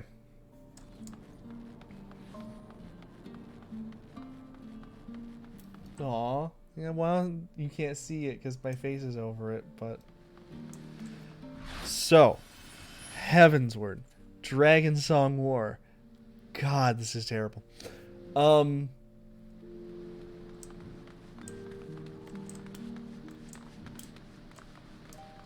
Fuck, I forgot the story of Heavensward. This is Hydaelyn. Hydaelyn is a character. Yes. So, you make friends with a big dragon guarding a lake called Mids. We're gonna call him Midgie. We're gonna call him Midgie for now. His name is Midgie. Let's see. Let's see what his actual fucking name is. Where is it? Where the fuck is his name? Midgar Sormer. That's who we did. So we made friends with a dragon called Midgar Sormer, who's like the dad of dragons, apparently. And we learned that the big, exactly, yeah, he becomes a little pet that flies around with it, and you also get to fly, and you'll also get to fly him around. He flies with you, and you fly him. It's a little thing. So Midgar Sormer is like Big Daddy Dragon, and he tells you that the main person behind this war is Nidhogg. So with the dragons live for years and years and years and years and years and years and years. And at one point, the Ishgardians and the dragons were at peace with one another. I'm gonna get there. I'm gonna get to Lady Iceheart, sweetie gamer. Don't you worry. So at one point, Ishgardians and dragons were friends. They loved each other. They didn't love each other. They tolerated each other. Until one day, until the Knights of the Round from the Holy See, basically, the cult of Ishgard, decided we're going to attack the dragons first because we think that the dragons are going to attack us. And they killed some dragons. They also popped out one of Nidhogg's eyes. No, they popped out both of his eyes. So dragons' source of power are their eyeballs. Their eyeballs are their main source of power. The Holy See, the Knights of the Round, the Guardians of Ishgard, they popped out Nidhogg's eyeballs and enslaved Nidhogg's lover, popped out Nidhogg's eyeballs, and killed some other dragons. Didn't kill Nidhogg, but killed some other ones. And dragons, being like elephants in their insanely long memories, he's pissed.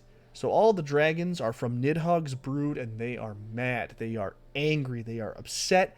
They want justice and that's the umbrella plot of Heavensward. Did Estinian kill him?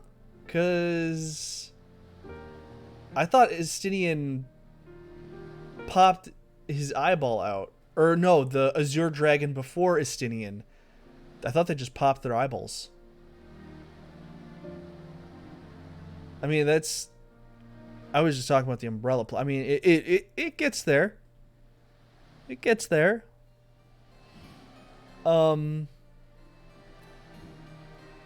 It's fine. It tracks. So now we have one really pissed off dragon who's basically started a forever war, kind of like No, I think our forever war ended. But anyway, they started a forever war against Ishgard. Ishgard is, we hate dragons, and dragons are like, well, we hate Ishgard, and so it's a forever war. And now we're caught up in the middle of it because we're political refugees at this point. And what do we have better to do than to fuck around with some dragons? So we do. We fuck around with dragons.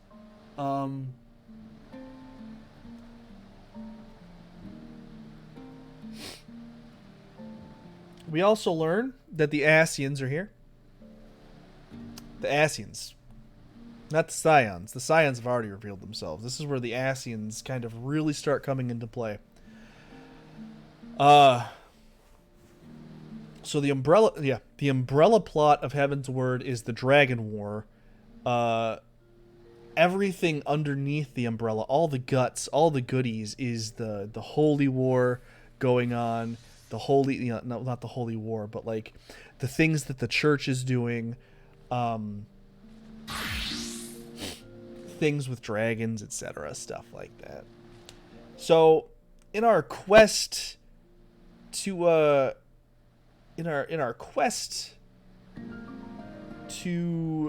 stop, I'm really paraphrasing this story right now. In our quest to stop the exactly. In our quest to stop the Dragon War, we find out that there is one dragon who is still alive. It's Nidhogg's brother, who has been playing Sweden this whole time. He's been playing Sweden. He's his name is Hraesvel. That's his name. I can't fucking pronounce his name. We'll call him Big Papa H. Big Papa H is the dragon. And, hey, it's what I do, Sweetie Gamer. So Big Papa H over here, he was in love with an Ishgardian woman, Shiva. He was in love with Shiva. And what originally started the truce between the dragons and the Ishgardians was this relationship, actually. It was Saint Shiva being in love with Big Papa H. And it was enough to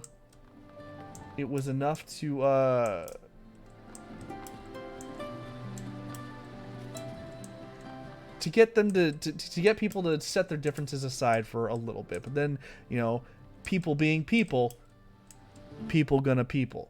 And they peopled all over the dragons. And if I also remember correctly, in the lore,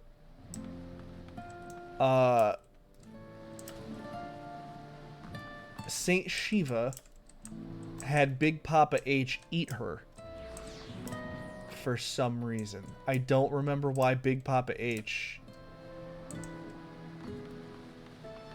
ate. You know what? I'm gonna do something here. Hold on.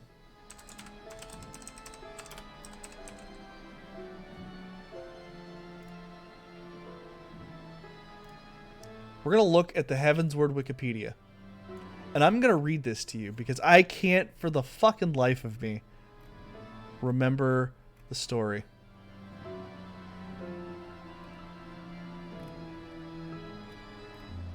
Oh god, this is going to be... So I'm going to read the story.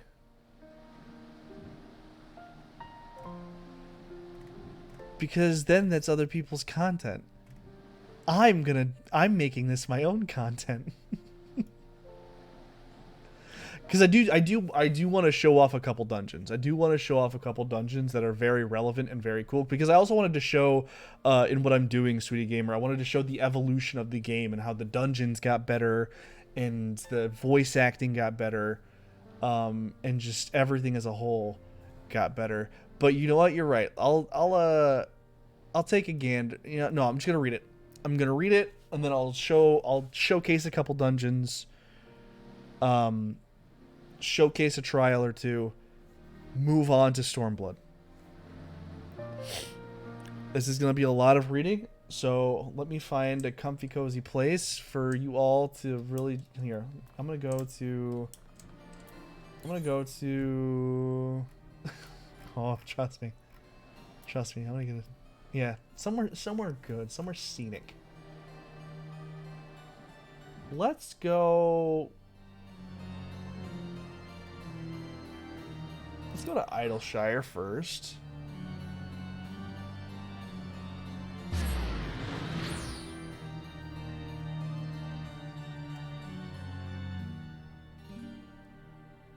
We're gonna make this real scenic because this is gonna be a nice scenic reading.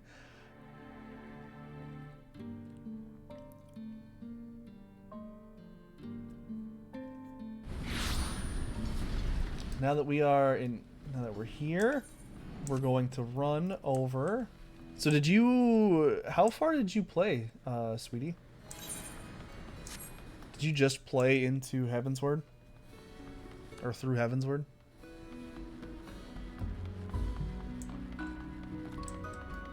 Why am I not mounted? We need a good horse too. We need a good horse while I'm reading, or a good mount while I'm. Okay. You know what?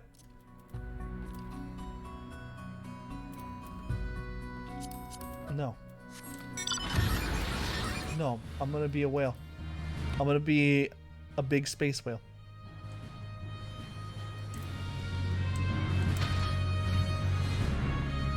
We're gonna fly our happy selves over to Alexander.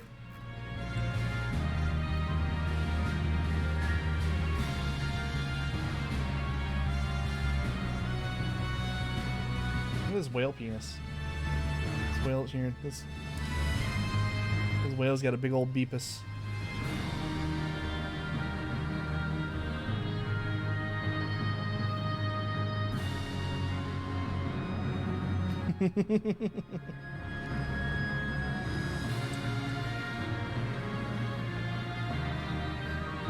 Dope. All right. It's nighttime, so that kind of sucks, but we're gonna come sit right on top of fucking Alexander here.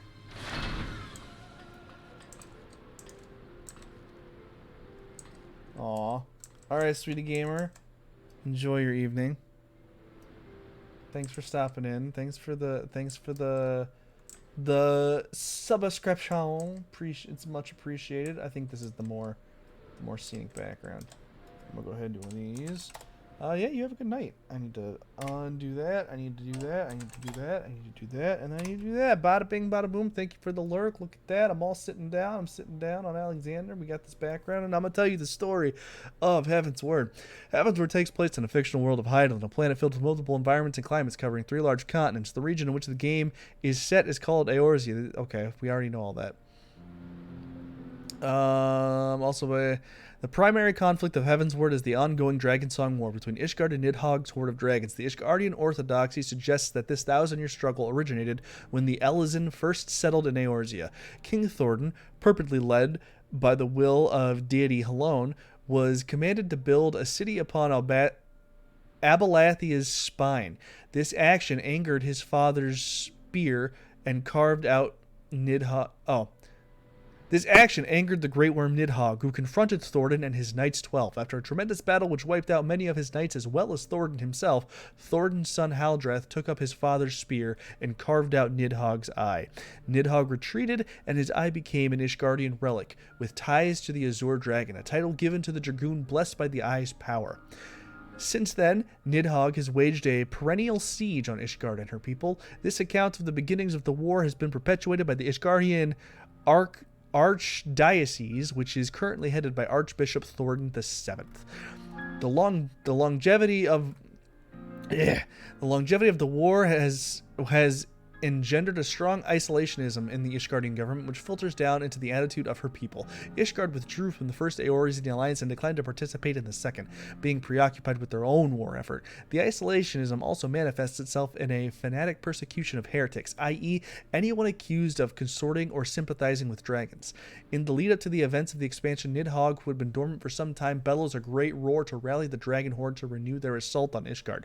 The player's character, an adventurer hailed as the Warrior of Light for fending off the Garlean invasion, comes into the good graces of Sir Amaric, Lord Commander of Ishgard for Asylum, from the charge of regicide with Alphino and Tataru, the only remains of the Scions of the Seventh Dawn to escape the fiasco. That's right, it's just me, Alphino, and Tataru. Nidhogg's roar prompts a change in both sides of the conflict. Amaric and Count Edmund of House Fortemps opens Ishgard's gates to outsiders for the first time in years on the pretext of aiding the war effort. Meanwhile, Lady Iceheart grows her band of heretics, and Astinian, the current Azure Dragoon, comes out of hiding in search of his archenemy, Nidhogg.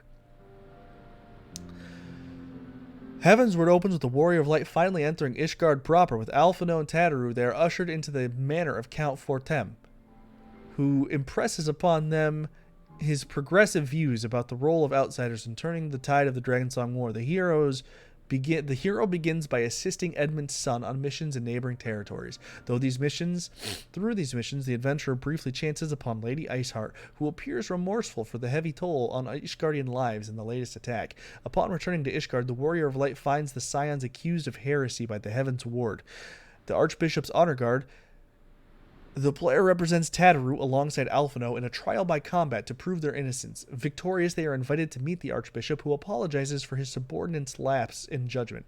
In private, Thordan reveals that he accepted the Ascians' offer to power to continue the war effort, as well as his intention to betray them once he learns their secrets.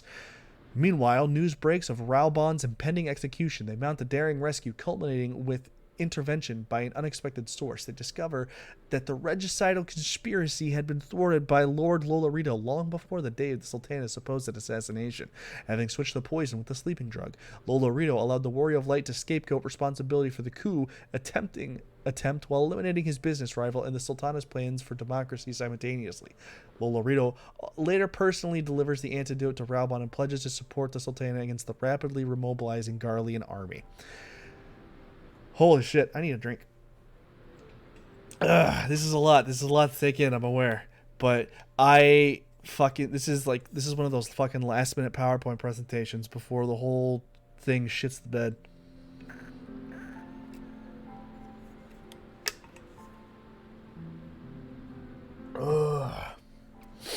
Good old water. As the Dravanians prepare to resume their siege of Ishgard, Alphino suggests that they entreat Lady Iceheart to broker peace with Nidhogg through negotiation. Astinian offers his lance to aid this endeavor, promising to slay the Great Worm if word words come to blows. So they want to try and talk this out. Iceheart reveals that she too possesses the power of the Echo and used it to glimpse at the truth behind the war.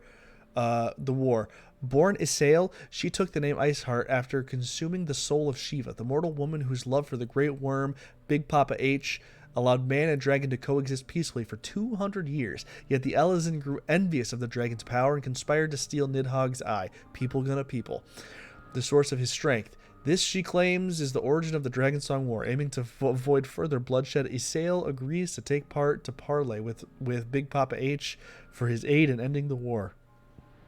At their meeting, she invokes the name of Big Papa H's beloved Shiva, but he rebukes her, calling the primal a mockery of Shiva's memory. So she goes Super Saiyan, and Big Papa H goes, "That's not my bitch," and says, "Go fuck off now."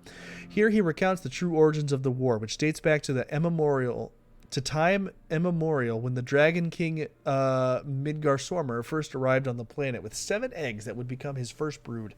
Of his children, Big Pop Race Velger, Ratatosker, and Nidhogg settled in Eorzea. The first Elezen to migrate to Eorzea encountered these great worms, and Nidhogg was initially mistrustful, having seen the grim fate of his brood brother, Bahamut, at the hands of the Allegan Empire in eras past. However, the love between Shiva and Raisvelger forced a peace between their people to overcome the brevity of her Oh my fucking god.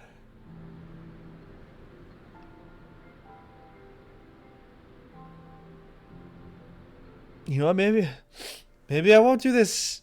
Maybe I'll just fucking play the video game. Maybe I don't care. Maybe I don't even care to do the... Oh, no, fuck it. I've already come this far. However, the love between Shiva and Raisvelger forged a peace between their people. To overcome the brevity of her mortal life, Shiva allowed Raisvelger to devour her soul so they could be together for eternity. With Asian urging, King Thornton betrayed the dragon's trust, conspiring with his knights to slay Ratatosker and devour her eyes to gain unimaginable power. This becomes Nidhogg's true motive for his assault on Ishgard, his undying wish for revenge upon Thornton's descendants. Raisvelger ultimately refuses to abet peace, judging Nidhogg's cause just. Estinian concludes that words have failed, and the only deed that will end the war is Nidhogg's death. Using the power of Nidhogg's eye, Estinian weakens him enough to prize out the remaining eye. Vanquishing the Great Worm. With the war over, the Warrior of Light and company return to Ishgard to share the revelation about the true history of Ishgard's founding. In confronting the Archbishop, Thornton the Seventh reveals his role in perpetuating Dragonsong deception, as well as his plan to travel to Azazla to gain ultimate power. Azazla is an ancient Allegan floating colony that serves as the prison for the Warring Triad, a trio of third astral era primals with limitless strength. By absorbing the Warring Triad, Thornton aims to deify himself into a primal using the prayers of Ishgard's people, gaining the power to wage everlasting war. And as Azazla, the Garlean airship fleet approaches, taking advantage of the chaotic Ishgardian conflict to plunder Allegan technology. The flagship Grashan opens fire upon the Warrior of Light's ship, but Raisvelger approaches with Isael in tow, both having had a change of heart since the death of Nidhogg.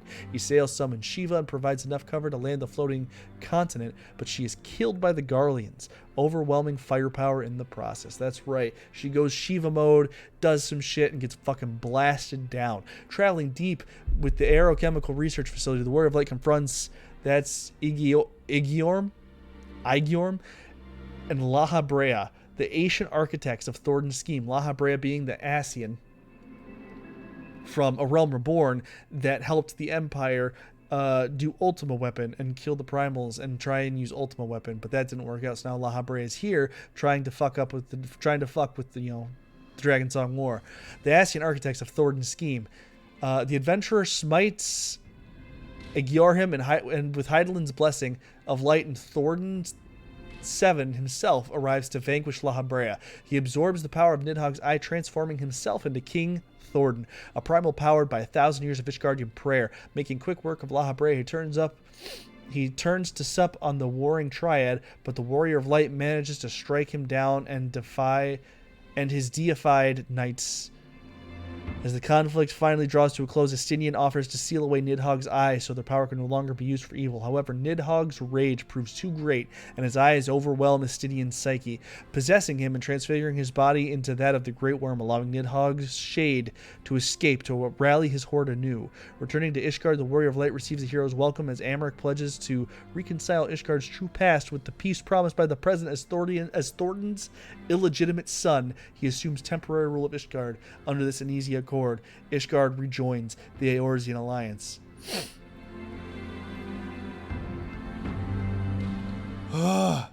So that's what happens with it. So that's what happens. That's what happens in Heavensward. That's the base game of Heavensward. You kill Nidhogg. You kill basically the Pope, who tries to become a god, and Estinian becomes a shade of Nidhogg, and that's how the base game ends.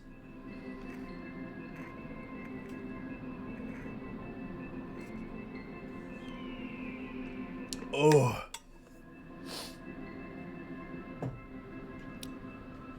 So with Estinian being a shade now of Nidhogg, the Dragonsong War continues. There's so much here to read. There's so much. You know what? I might just look for a Heavensward synopsis. Cause holy shit. There's so much going on.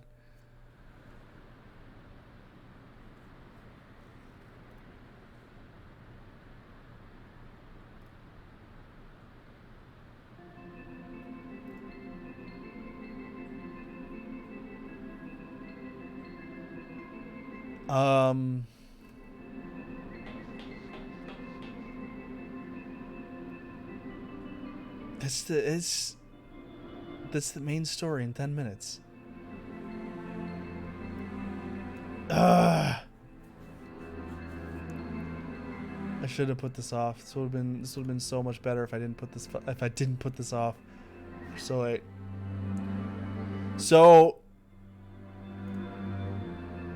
basically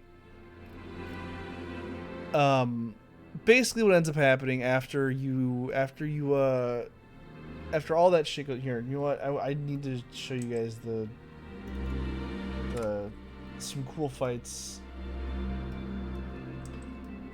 We'll go ahead and become him because he's my best equipped. We're gonna come in here, and I think I'm still in an undersized party. So what we're gonna do is, so this is the first fight with Nidhogg.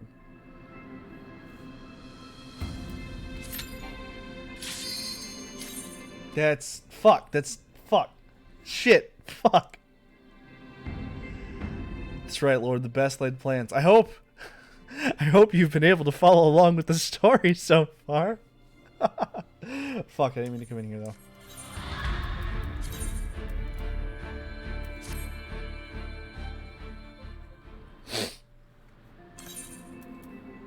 Clear selection. We're gonna go to the area because this is where.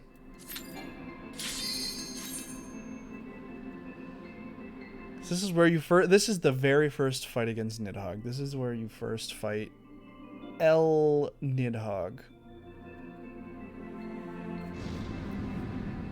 And it's a pretty cool dungeon.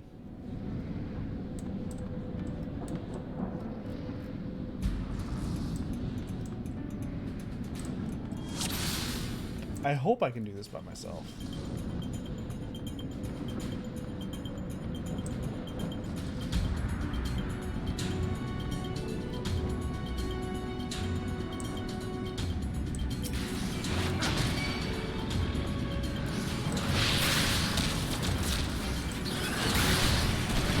So far, so good.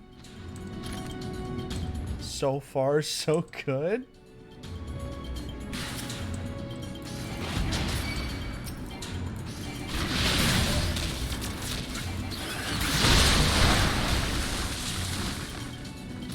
Way.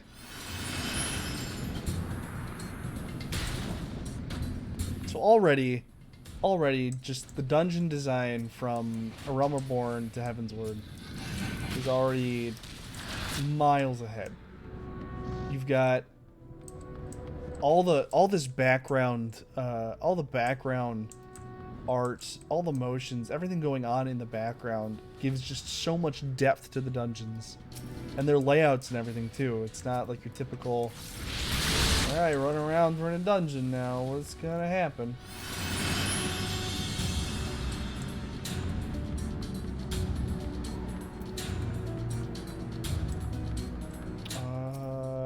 Can I kill you super fast?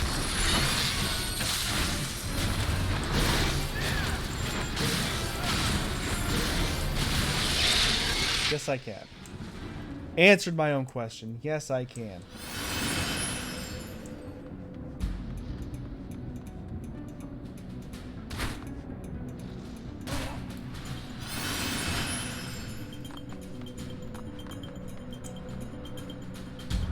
Cute.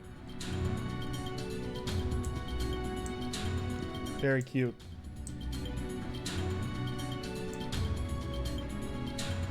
Good big boy.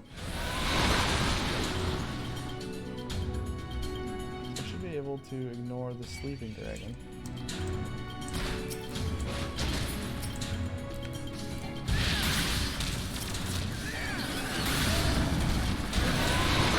Easy peasy, lemon squeezy.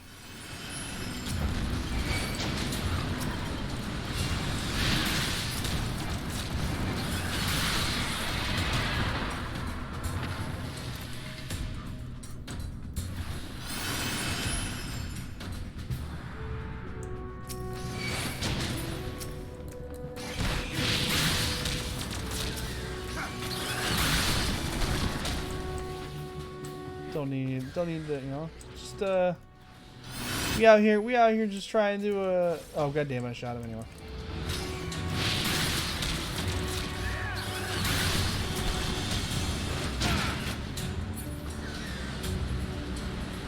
Easy peasy. Is he not dead? There he goes.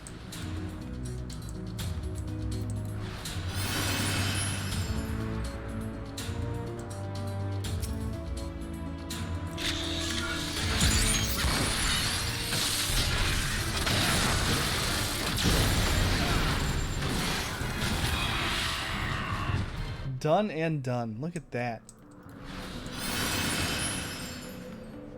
Up the steps we go. And where we'll stop, nobody knows.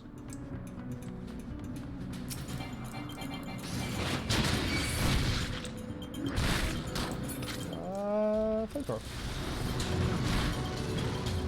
Because everyone knows a dragon's weakness is fire.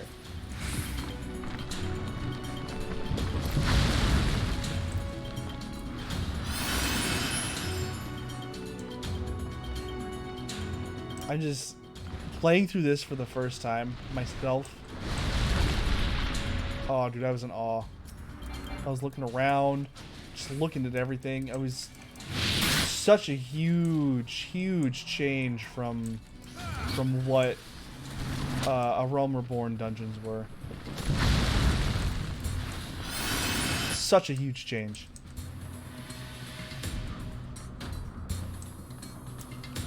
I wonder if I can do the King Thornton fight by myself. At least the normal version of the King Thornton fight.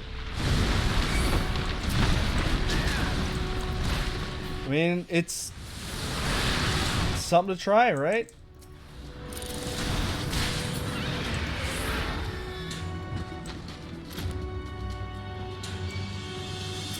I guess that's how that goes. Easy, lemon squeeze. Oh god damn it. Wrong button.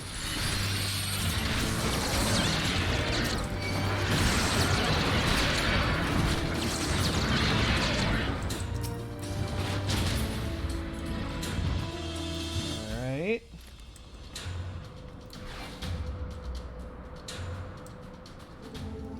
There he is. Maybe... Okay. I'm gonna turn off...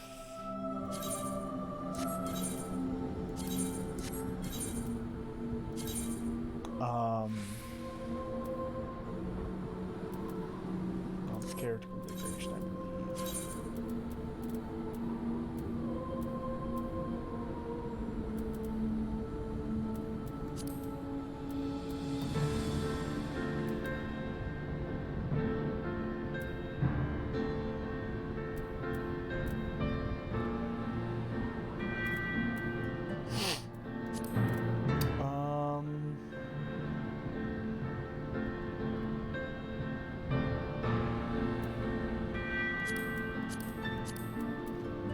gonna go ahead and turn these off just because that way when enemies get introduced and shit like that, it'll actually show them. So yeah, so this is Nidhogg. This is us going up against Big Papa Nidhogg.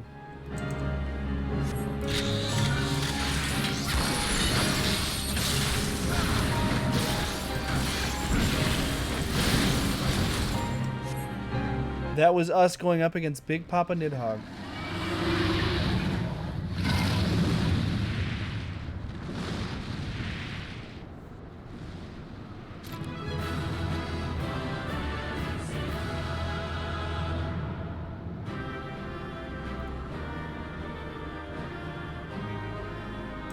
Now he's dead.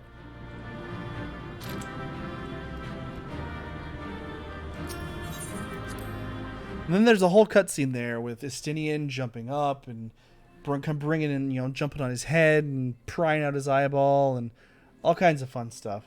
So that was the Nidhogg fight. And then we have, I'll show you guys Aziz Law before we actually do the fight.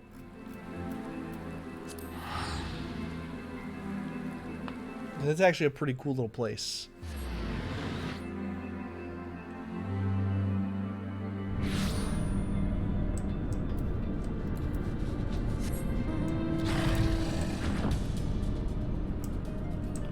So this is Aziz Law. The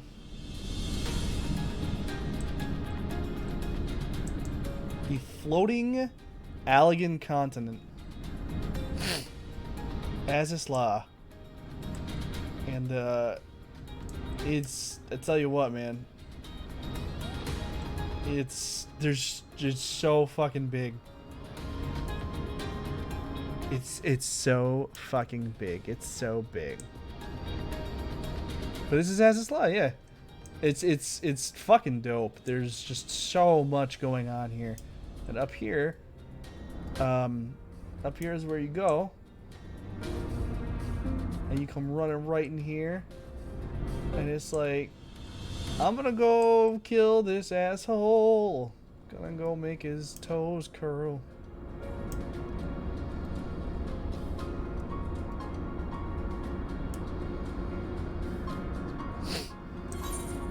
So we come up here, and this is a trial. I really hope I can do this trial by myself.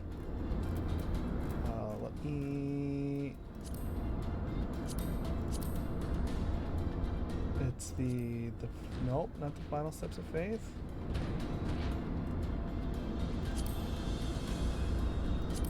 The singularity reactor. Here we go. Taking the soul of the legendary King Thornton into his flesh, the Archbishop transforms into a primal before your very eyes, sustained by a millennium of prayer and the eyes Aether. He declares his intent. Already read this all to you, but now you know for sure. Now you are very sure of that I was talking about.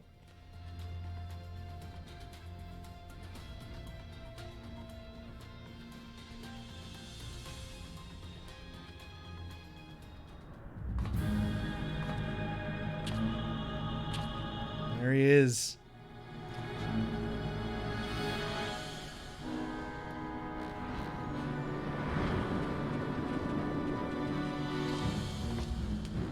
And there go the Knights of the Round.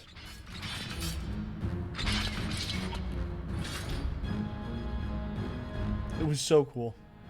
Brothers, the time has come to call upon the true power of the Heaven's Ward. Yeah, he said it, Heaven's Ward.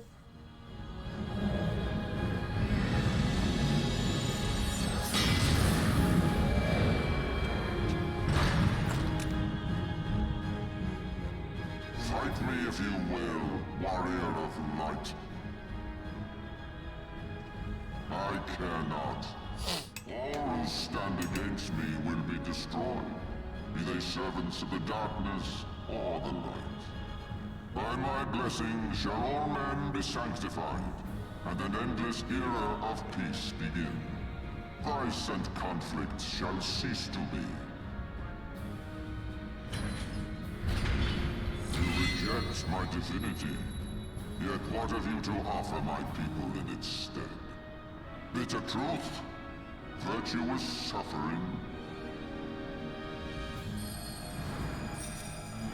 Go, King Thornton and the Knights of the Round, man.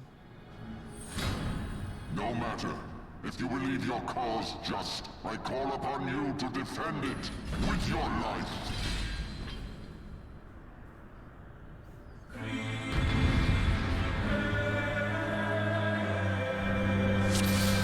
Let's see if I can do this by myself.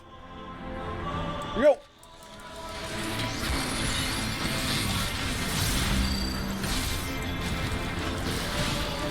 Oh, he's eating my damage. Sir? Sir? Sir? Oh, okay. Come on. At least you guys get to see some of the mechanics here. He didn't die immediately, so that's interesting. You look away, it's a gaze mechanic.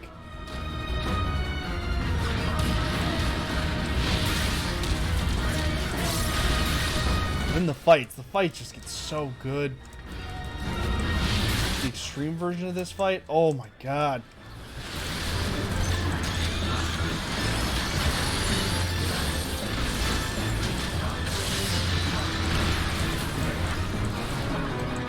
Shit. Let's see if did he has a phase change?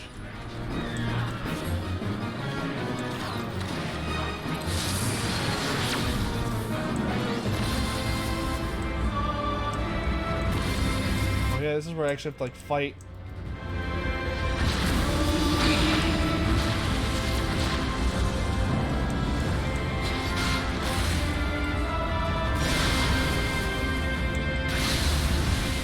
Yeah, he hit. Yeah, I'm gonna get hit with all the fucking.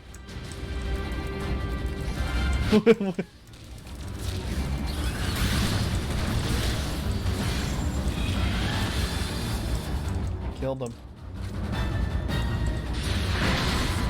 Dead. They do some of the attacks of like the if you remember the long ass summon from Final Fantasy VII. They do some of the attacks from that.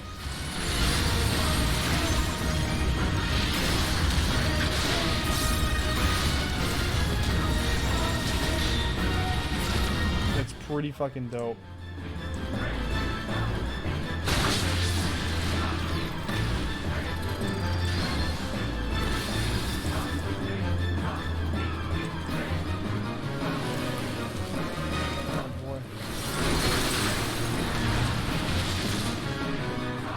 Whatever will I do?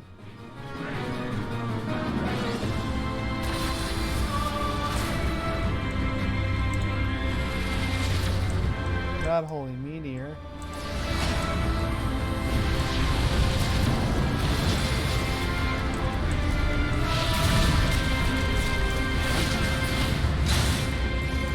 Oh man.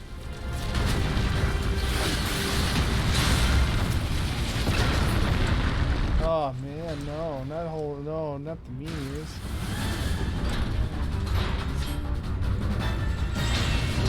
William? Here comes a bright flash. Boom! Ow. Ow. Ow. Dude.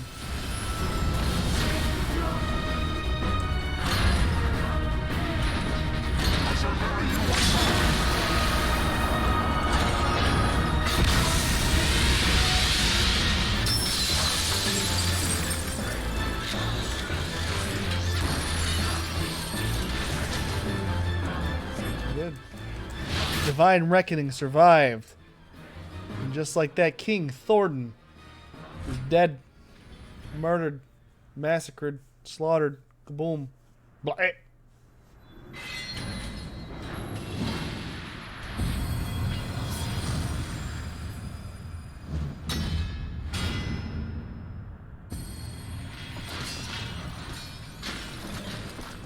So are the Knights of the Round.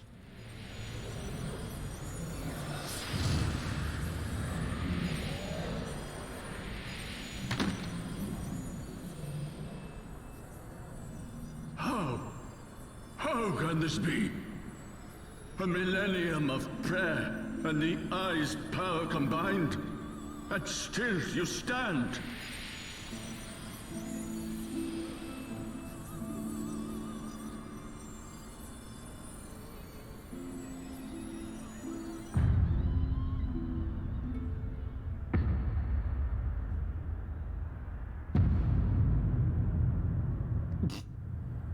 Who? What are you?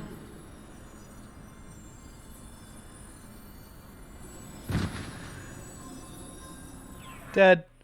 Murked. Murdered.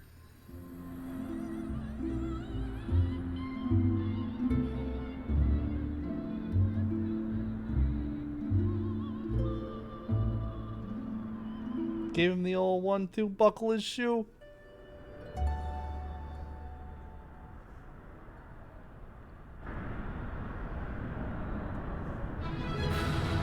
I did it.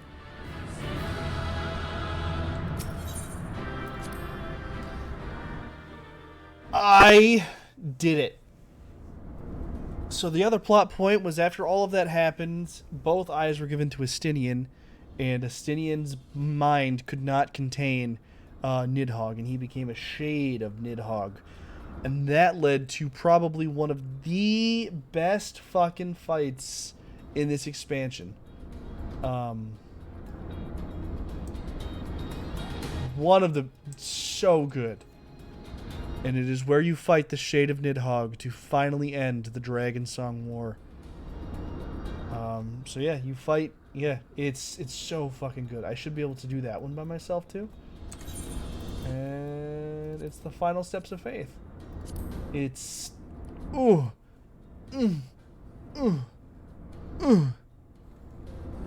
Oh, it's such a good fight.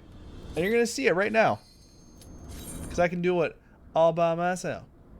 All by myself. So I can show you what it is all about.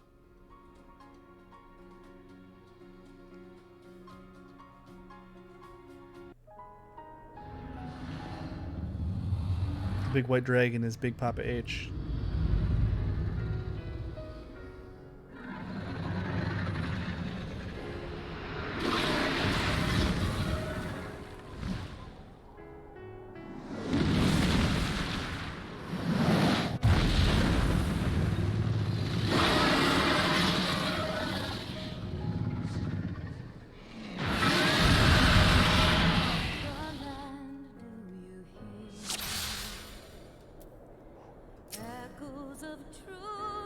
Here we go. Oh my god. Oh fuck, I messed up my combo. Oh god. Oh god, Nidhogg hurts.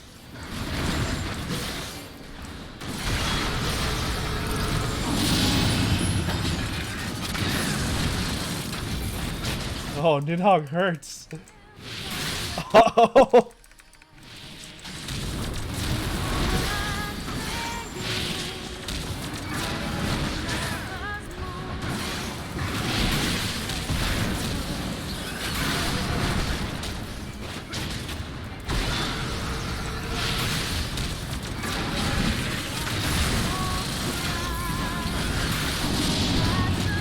Oh my god. Uh-oh. Uh-oh. Come on. Health regen. Oh boy.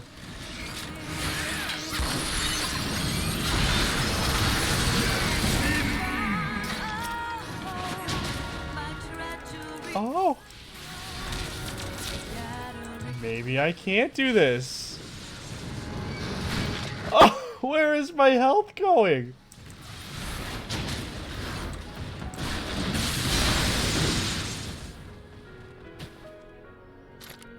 I died.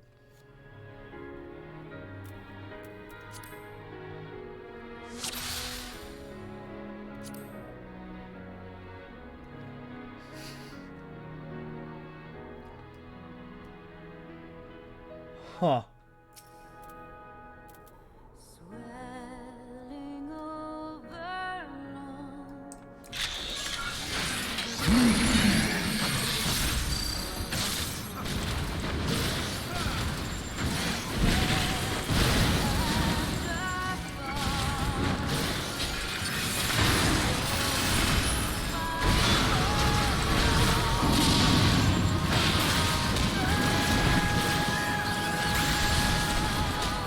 Huh.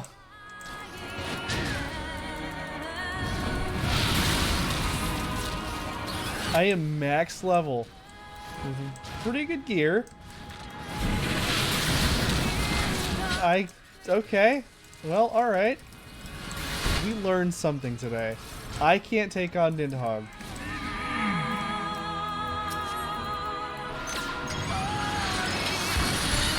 Oh, I fucked that up so good.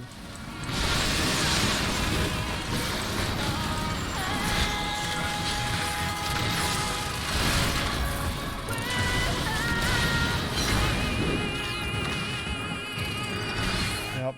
Okay. So I'm not going to show you this fight. Because I can't do it. Damn, dude.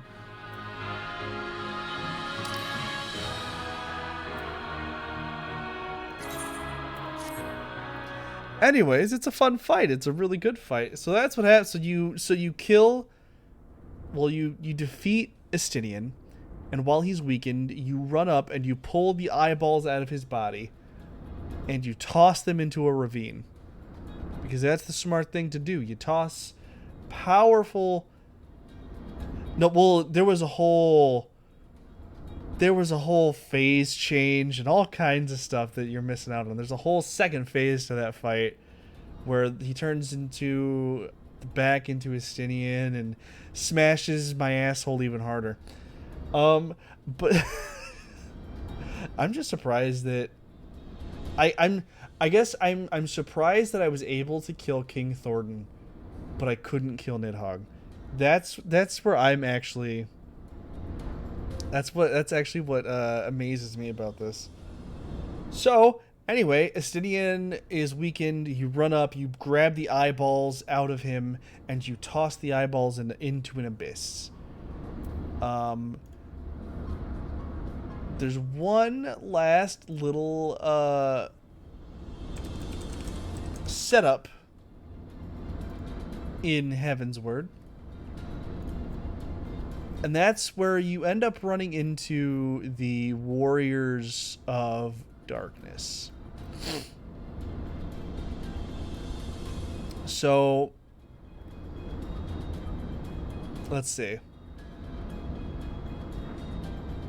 The Scions race against time to find aid against Nidhogg, asking his brood brother, Racefelger, for assistance after enduring his trials. The adventure continues. The adventure convinces the Great Worm to join Ishgard in the final battle. The Warrior of Light uses Racefelger's eye and the full power of Hydaelyn's blessing to slay the worm-shaped shade. The adventurer and Alphino manage to pry the accursed eyes from Estinian's armor and release him from ensorcelment. The Horde retreats in disarray, signaling the true end to the war. Estinian recovers from his coma and relinquishes his title as Azure Dragon, quietly escaping the city to live his post-vengeance life. His final act as Lord Commander, Amaric establishes a parliamentary democracy in Ishgard, led by both low-born and high-born citizens. So the church is abolished. They are now a democracy, and though eager to leave the public service, he is quickly elected as chairman. And Count Edmund concludes his narration by penning the last words of his memoir, Heaven's Word. And then come the Warriors of Darkness. The Warrior of Light and Amaric's long-delayed dinner date is interrupted by news of Alice, Alphino's twin sister, arriving injured at House Fortem. She was attacked by the Warriors of Darkness. Having overheard their plot to trigger an arms race of primal summoning, they revealed their cooperation with the Ascians. With the Ascians' aims to bring Hydaelyn to the point of destruction to restore their home dimension. Yes, the Warriors of Darkness are trying to bring all the primals around to kill Hydaelyn. Tracking down another lead among Alamegan refugees, the Scions are reunited with Ida and Papalimo. That's right, Ida and Papalimo ended up not dying, who had joined the resistance efforts against the Garlean Empire. A man known as the Griffin has captivated the ears and hearts of the refugees, inspiring them to flock to his call to arms. No, get out of here, bud. No. No. I saw him in the reflection of my computer. He's called to arms. He invokes ritual to gain an audience with Hydaelyn's avatar Minfilia at where the fuck am I?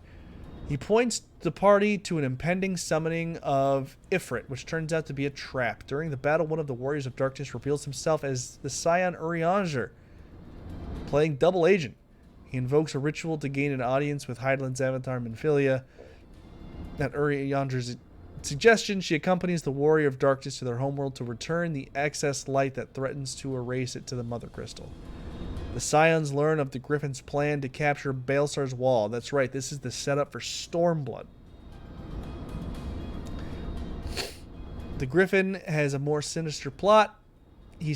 So Baelsar's Wall is fucking intense. We push back the Warriors of Darkness.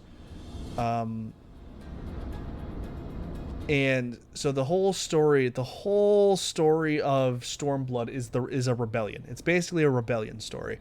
And this is the lead up to that rebellion story. Baelsar's Wall is a wall connected to Gridania. So it's a big fucking wall. And we're storming that wall. We are starting a war with the Empire. We are officially starting a war with the Empire to retake Alamigo. Because that's been a whole plot point that's been talked about, which you also heard when what's-his-name talked about his bull balls being cut off, is that he forsake Alamigo. And the whole expansion of Stormblood is reclaiming Alamigo.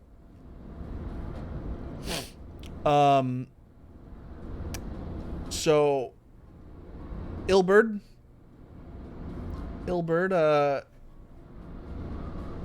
decides to summon he kills himself to summon a big old dragon called Shinryu. And little Papalimo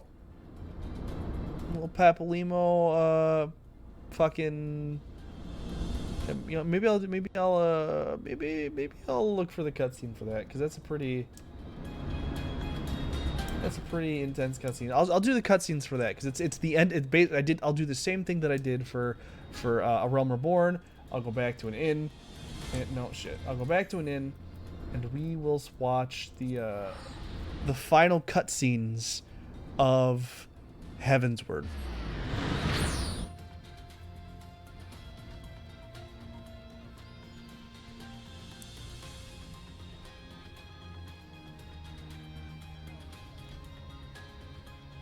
And then we'll get into Heavensward.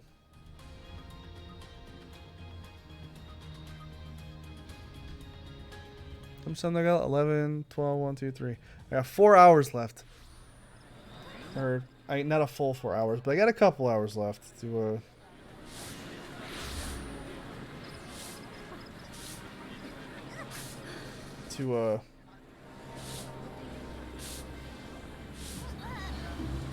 do the thing. Doing the thing. Let's see, but I want to be cool looking, so I'm gonna go ahead and go back to my ninja.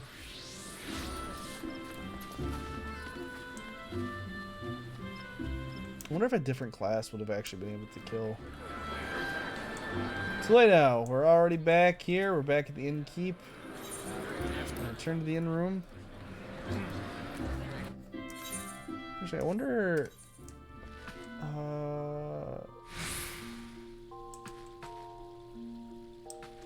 Because there's like a new game plus thing.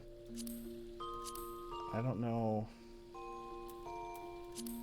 how to actually.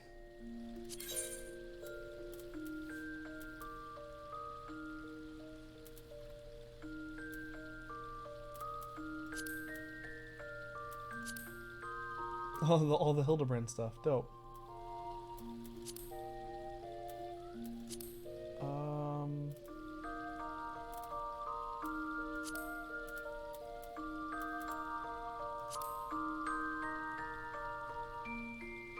Oh, would this actually just take me back to that point in time, and I would actually play through the quest line? Interesting.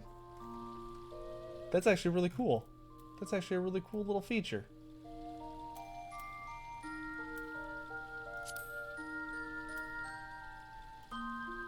What am I missing here?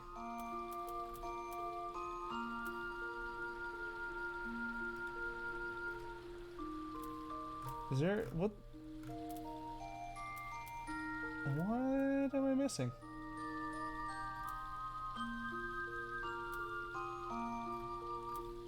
I'm so confused. Interesting. Okay. So, it's weird. It's weird that there's a fucking New Game Plus. So we're gonna go to the post-Dragon Song.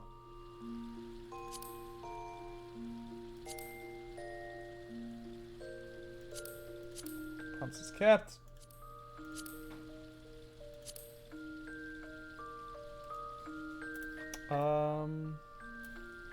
Go ahead and play this one cutscene so you can get introduced to the Warriors of Darkness.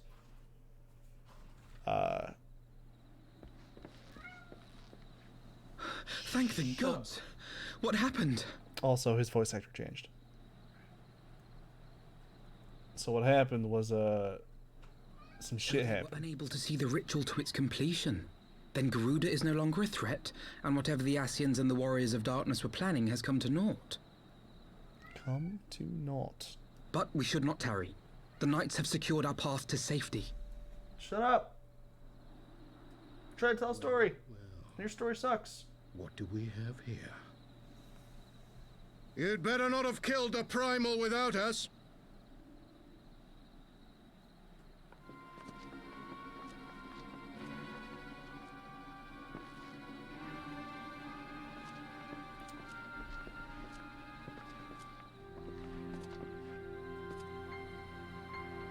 There they is.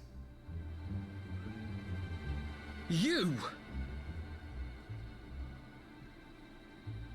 Wait, I know you. Still walking, I see. I could have sworn my aim was true. That's the bitch that shot his sister. Just what is your game? Leading us a long way so these fools could step in and claim our prize? No. Let's not make hasty accusations. By the look of things, the ritual was proceeding as planned. We arrived at the appointed hour. 'Twas they who erred. Get down. It is hopeless. We cannot face them all. Do mine ears deceive? A no. boy. So that's the way of it. Twins. You had me worried for a moment there. Know that I will happily Goddamn make it quicker for cats. you, if you just stand still. No. Enough, Jarumul. We wouldn't want to upset the man in white with any unnecessary bloodshed now, would we? Nope. Levi. Go on. Go on. Go on.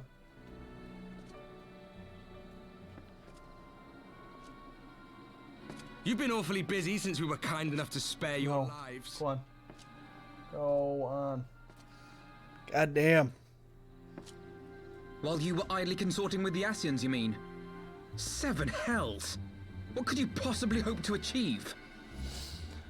So their goal is to save their world. They come from the first. You know the tale. Yeah, so they come from the first.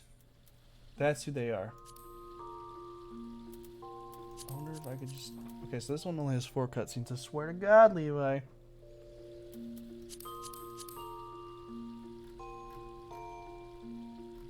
I'm gonna make... what's this one?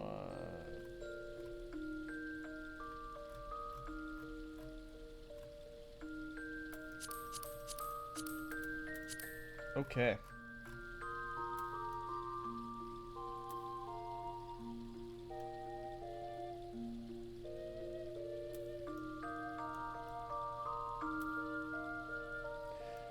Is it here? I'm trying to figure out which one of these it is.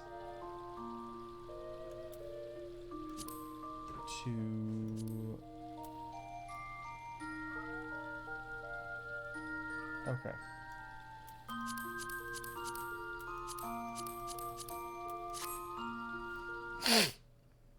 All right.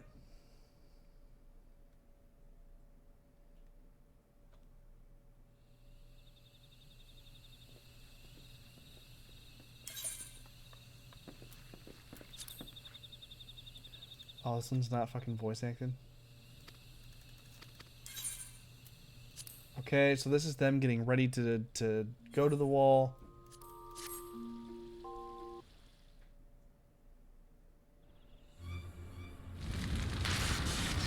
This is... We have sieged the wall. The wall has been sieged. We've done it. Or we thought we did it.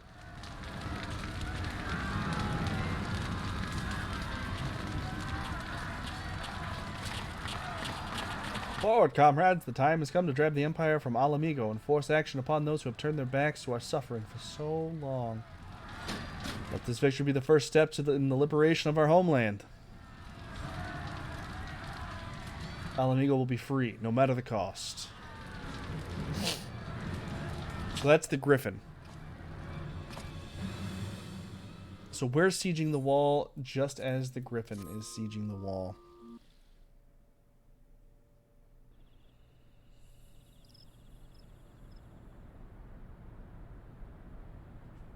And the Griffin turns out to be Ilberd. You've beaten me, aye.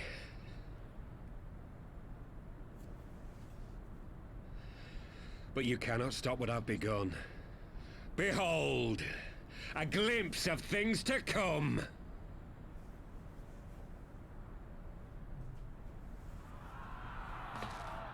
Yeah. Goddamn cats, man.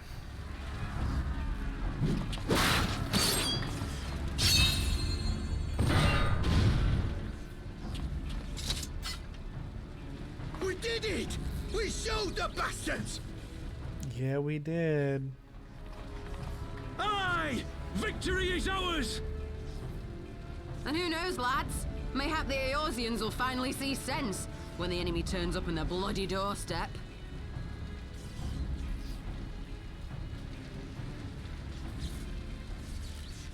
We so the Alliance has decided to stay out of this war as well.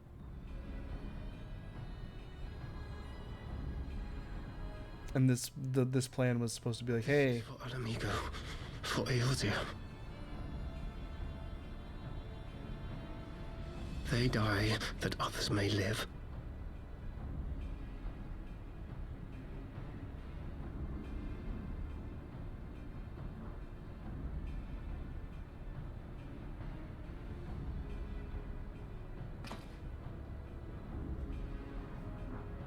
Vanguards! Attack!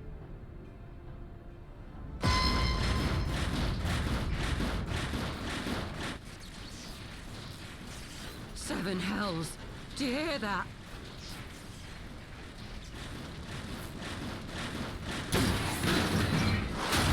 kind of reminds me of 8, Final Fantasy 8, the big fucking spider dudes. War machines. How did they get here so quickly? Stand your ground! For the resistance! Let me just pull my sword out. My sword and wooden shield.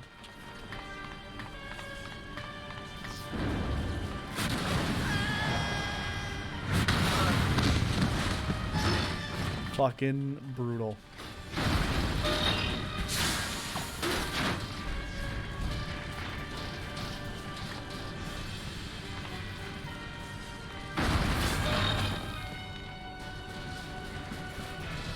There's nowhere to run. We're cut off.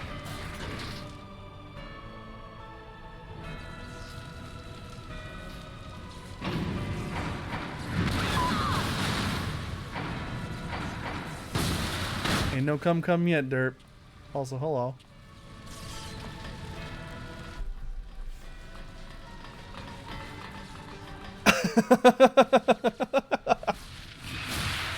No cummies either.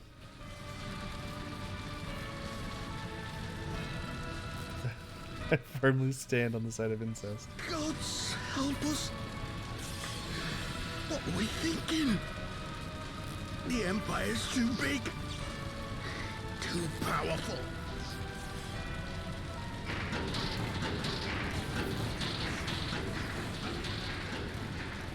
Boop, boop, boop, boop. That's So as you can see, more. Oh, there's more. Ralker, grant us the strength to crush our...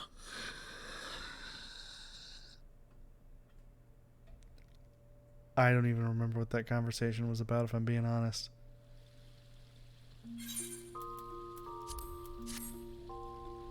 So, as you can see, we got sacrificed. Well, we did. I didn't. Oh yeah, fucking your clone. You can see, our infiltrators did not elude me for long. Lady Ugiri is sending for an airship even as we speak. That's what that was. What do we do? This is a massacre!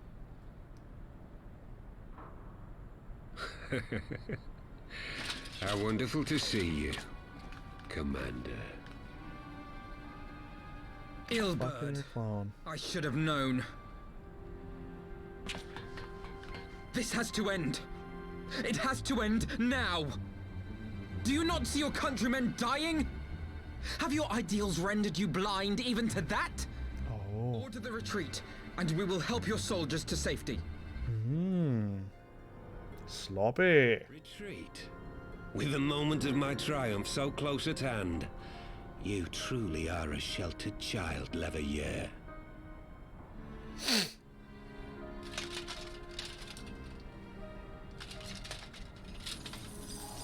Remember when I told you we pulled those eyeballs out of his stinging and threw him off an abyss? Hog's eyes. No abyss is too deep for you, I see. But trust me when I say that such power was not meant for mortal hands. How long have I struggled to reach this point? My countrymen, so inured to the taste of defeat, they no longer balk at its bitterness, shouting my throat raw with rallying cries, only to be greeted with dull eyes and blank faces. My brothers and sisters in Ulda have surrendered to their apathy and their appetites. Were it not for the glint of Lodorito's coin, I doubt even those here now would have answered my call. Take back our homeland! Free Al Amigo! Ha! They'll happily mouth the words, but they won't spill the blood. You say no mortal should wield these eyes? Then I shall gladly become a demon. I will suckle on the souls of the hopeless and liberate the homeland they no longer deserve. What exactly do you mean to do? Did you hear their cries as victory was snatched away from them? Even with their dying breaths, they cursed the Empire.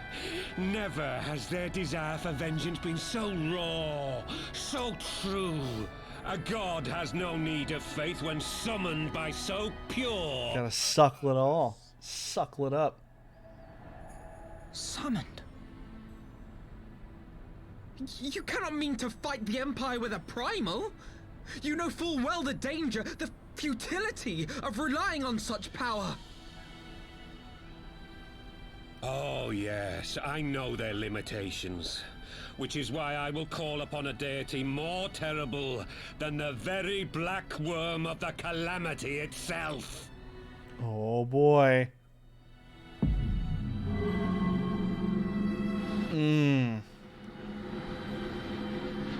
He knows how to fondle those balls just right. Here, now.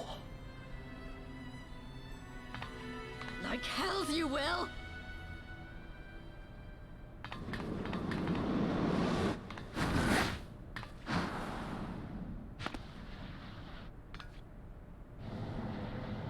Swing and a miss.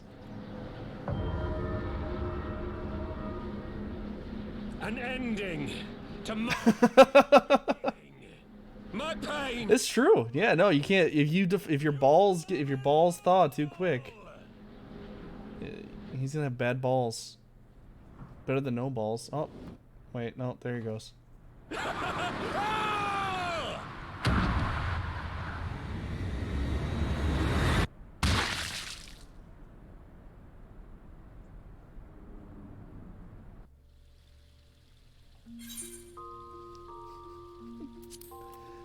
Just like that.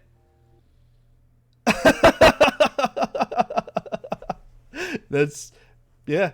Well, I mean, after these little cutscenes, essentially the credits roll because it's the end of Heavensward. But this is how they set up the next expansion. It's just a bunch of dead bodies.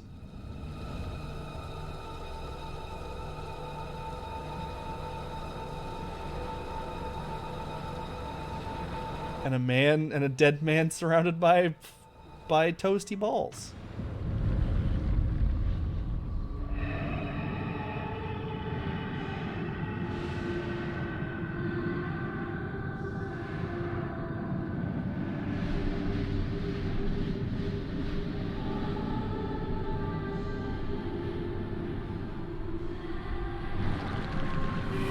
Now you understand why he gathered all those people here to die. If Thornton...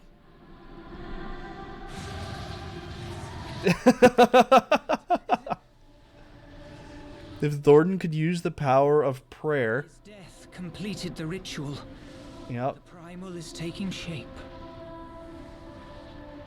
Well, can't we stop it? There must be something we can do.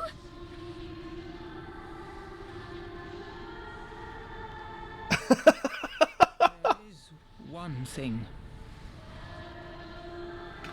While a melodic song just plays in the background. Master Louisoix briefly contained Bahamut by means of a potent spell of sealing. I will now attempt to do the same. But that's impossible! We would need hours to collect the necessary ether, if not days! Alphino, though I concede it may not always be apparent, I was ever your grandsire's finest pupil. Tumtumati, of course! The staff still holds enormous power, broken or not. Thanks, exposition. Don't you dare, Papalimo. I know how that spell works.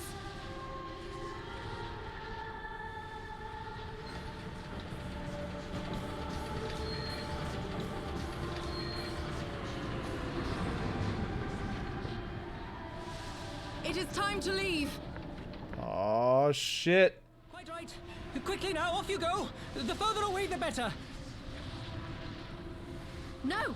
If you're staying, then so am I. This bitch. No, Ida. There is a path only you can walk, and it must not end here. Not like this.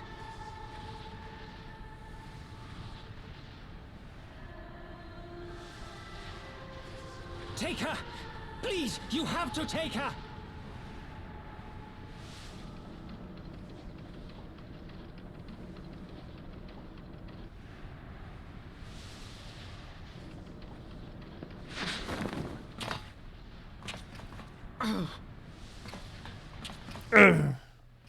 What? No!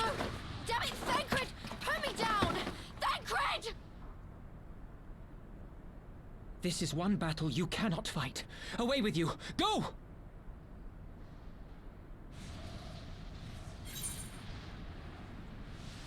And then it asked me, what am I gonna do?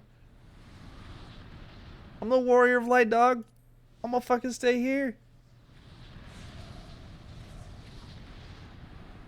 My little sword earrings.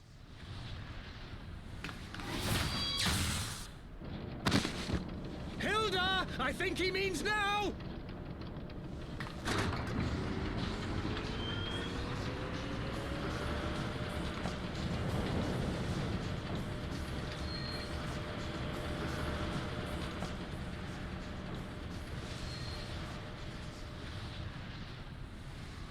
I bid thee farewell again, my dear Ida. Now, let us see how good a student I truly was. Let us see how a C- average student fares against this dragon embryo.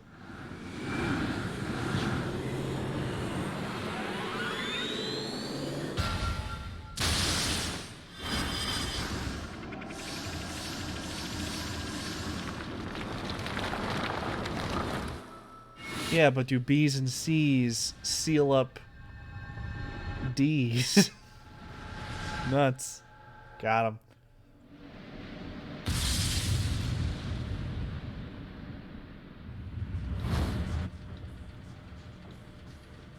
Aw, shit. God damn it. All right.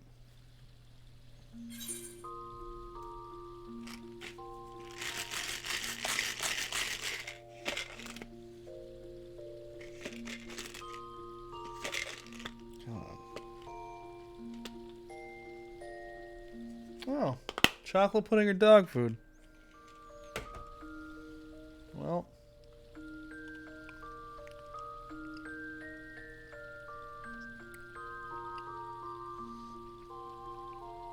Oh my god, I think I found the one. I think I just had the one chocolate pudding that I've gotten this entire time.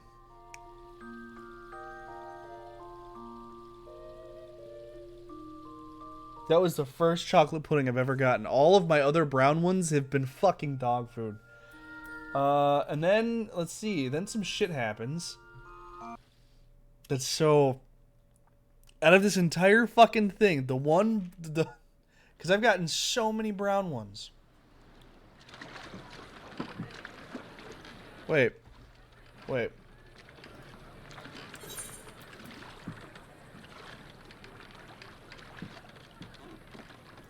Wait. Hold on.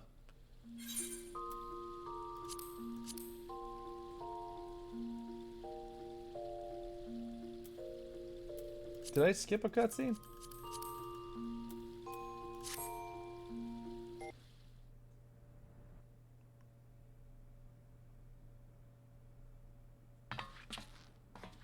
I did not skip a cutscene.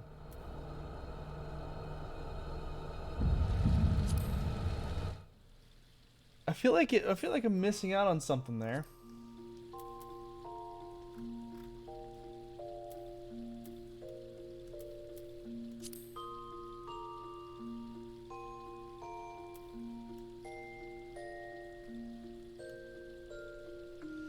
So basically,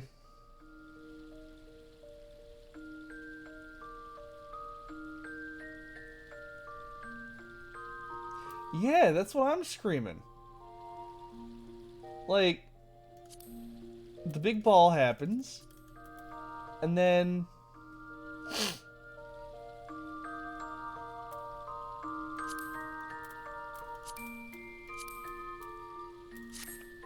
maybe it's this one. We flew away. There's a giant ball in the sky. And we're like, okay, yeah. So then they're like, how do we deal with it? What do we do? And then there's like, oh, there's a weapon called Omega, and we can use Omega to fight the giant egg. Okay. So then it's like, all right, so then we're going to use Omega to fight the giant egg. I think this is the cutscene. No, because he's like, oh, how are we going to fight the giant egg? Oh, I don't know how we're going to fight the giant egg. Where is Omega? I don't know where Omega is. And someone's like, oh, I know where Omega is. And then we go and we do the Omega thing.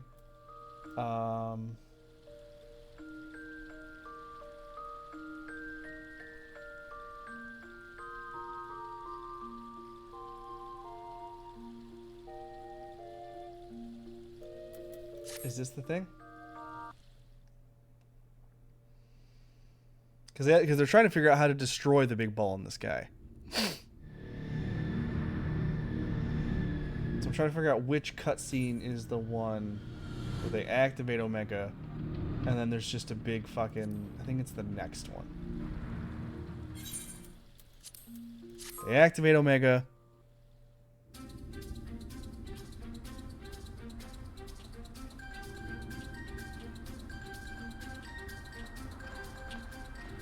Surrender, we have you outnumbered. This isn't it.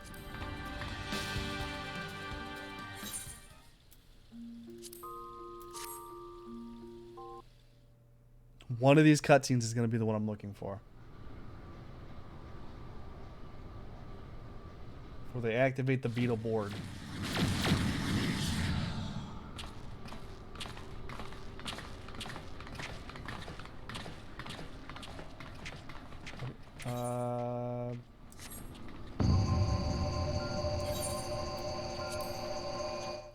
Not that one.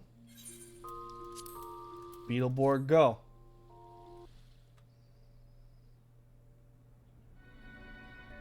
Ah, here we go. Okay. So Lil Papa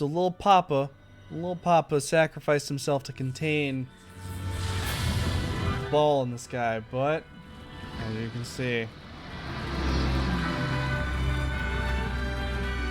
what he actually did was he inseminated the egg. Omega is active, and it's time for a fight.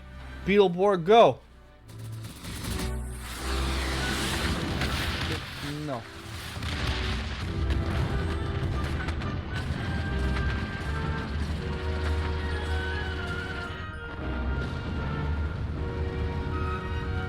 All those pulsating thrusters underneath it.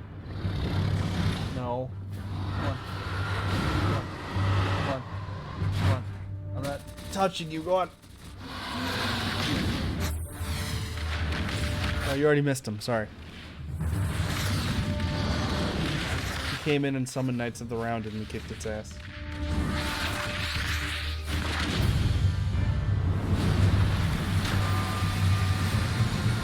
The dragon's got some fantastic hair, though, by the way.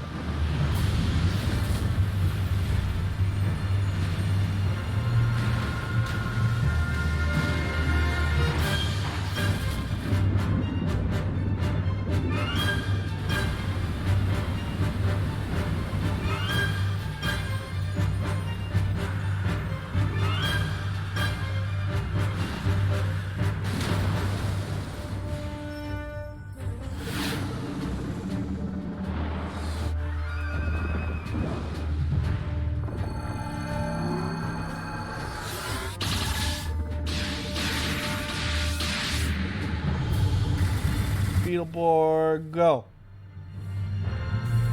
Look at it go. So anyway, he started blasting.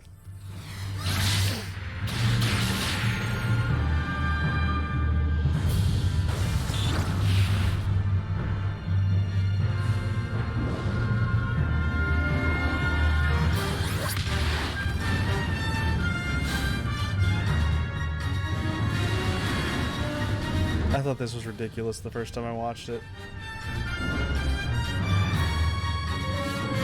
I was like, are you kidding me right now?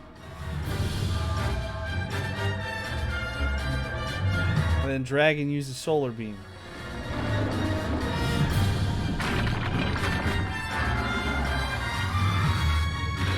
Imagine if that's what happened when Venusaur used Solar Beam. He opened his mouth and grew big, disgusting teeth.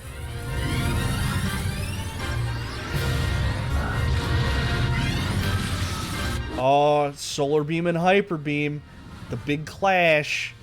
Neither of them will be able to attack for a turn.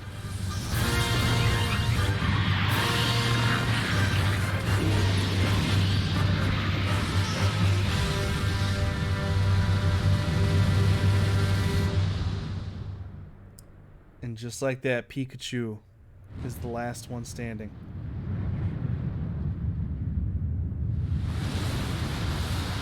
See? Pikachu just used Thunder.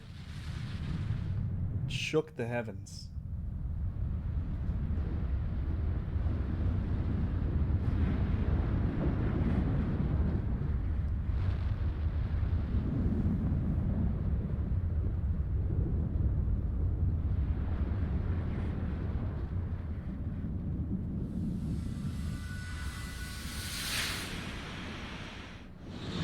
UI and shit.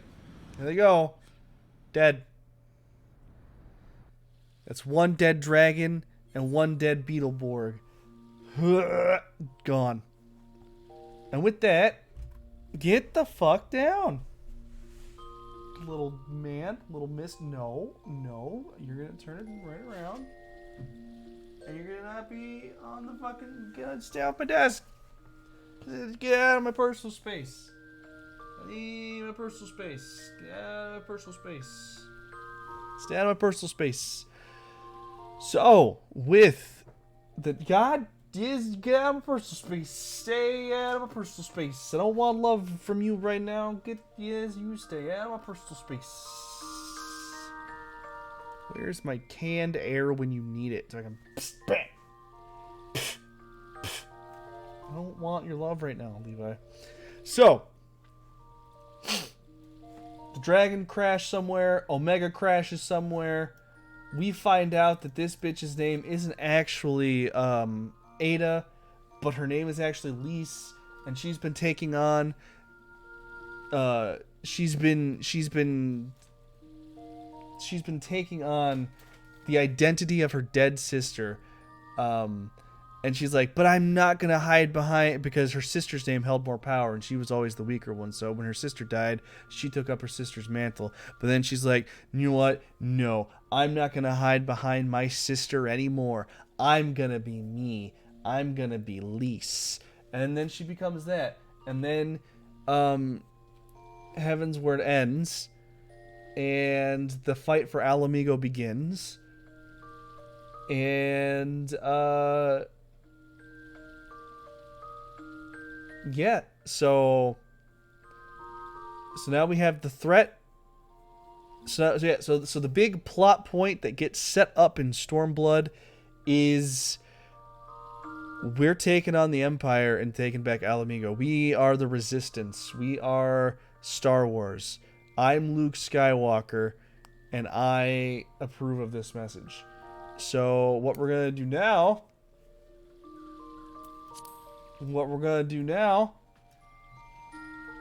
is we're almost done. Stormblood is going to be a whole hell of a lot easier to explain. So we're going to cruise through Stormblood.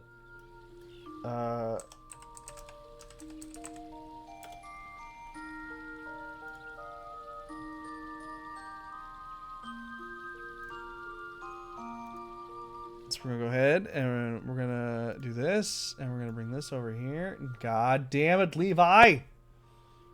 No. No. No. And we're gonna switch to this. We're gonna fucking full screen this. And we're gonna watch the Stormblood trailer.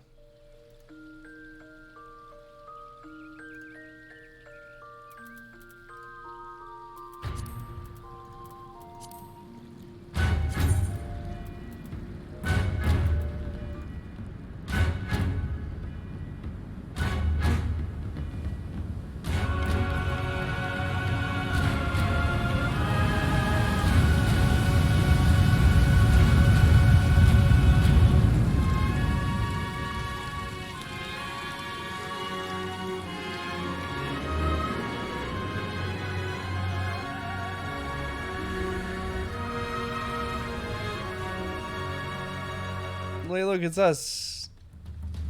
Hey, look, it's Lise. Because she's Lise now. And she's not the other person.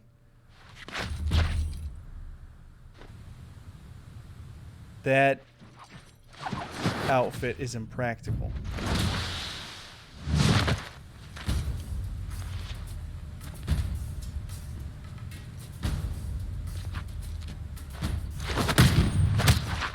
I would also like to say the lack of jiggle physics has me just a smidge upset.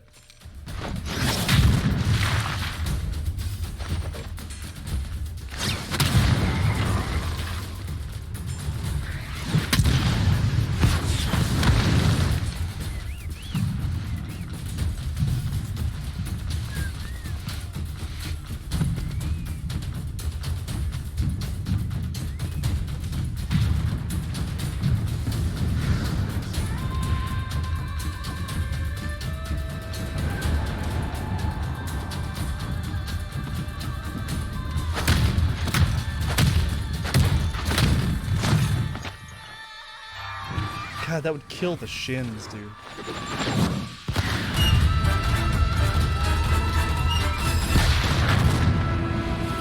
See, I've noticed though that this trailer doesn't quite sell like the story though. I can't see anything anyone's saying because I fucked up. Hold on. You're fine. You're all fine. Oh, here you go. You're all fine. Shit, my chat. I lost it.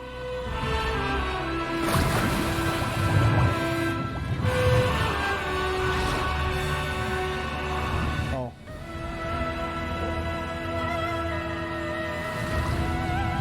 Clearly has implants. Yeah, I mean, I feel like any normal bosom, any normal booby, with that much jumping and jumping around and that much doing this, you know, with as full as they are, you'd think there'd be like a little, yeah, whatever. Who am I to judge? I don't have breasts. I don't know how they work.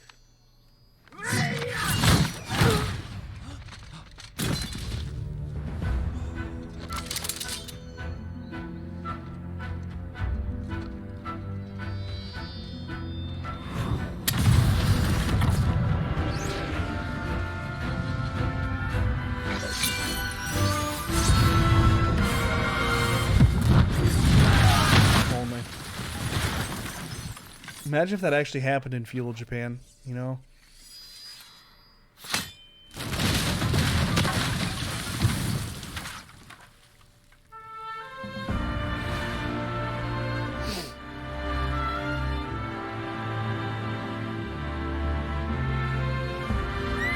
Hey, that's the tower I was trying to jump puzzle earlier.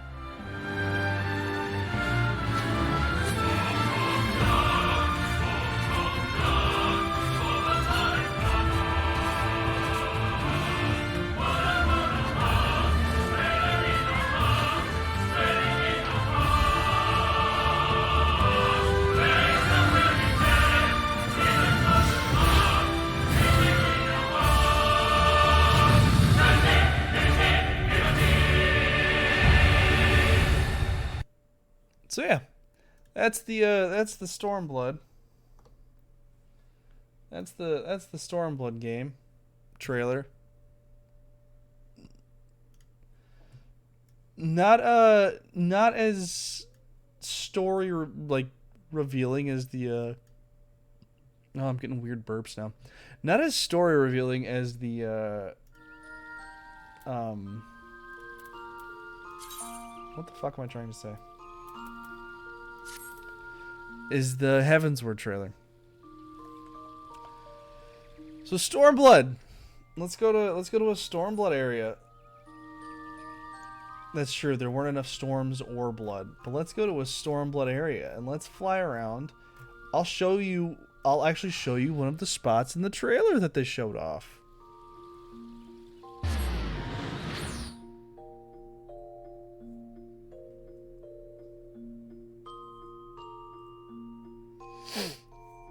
So the main villain in this expansion is Xenos, who is a little boring because his whole thing is he's basically evil Goku. See, that's the hand that we were fighting upon. Can't get up there, but that's the hand that we were on. That's the hand. This is also the expansion where they had a Monster Hunter crossover, so that's pretty neat. That's pretty cool.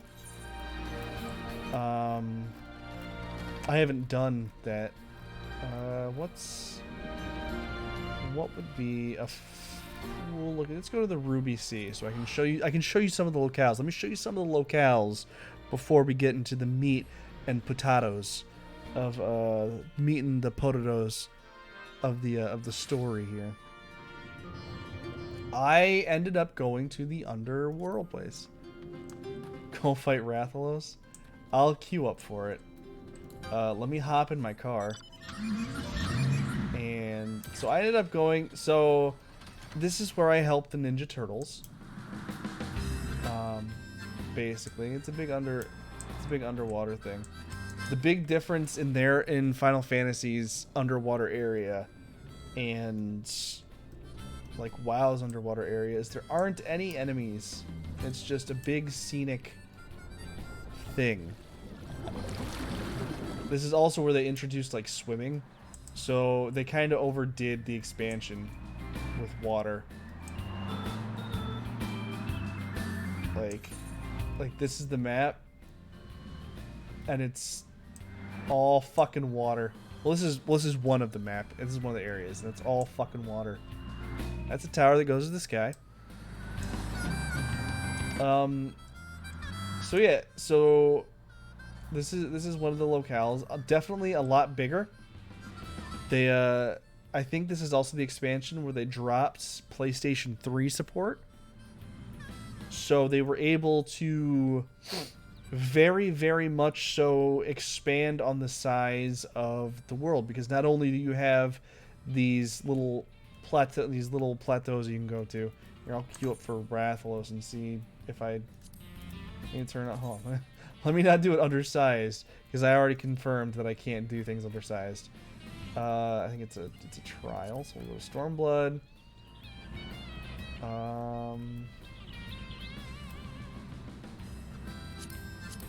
No. Oh, there it is, the Great Hunt.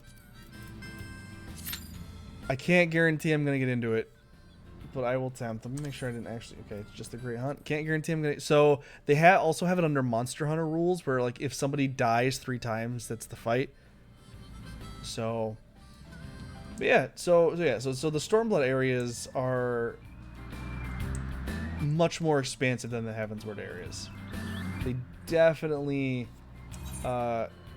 took advantage of not being constrained by the PlayStation 3 anymore.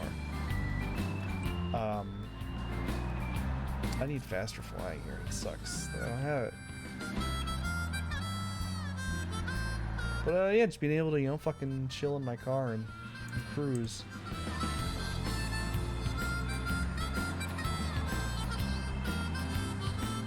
It's very nice, because I can avoid all this water.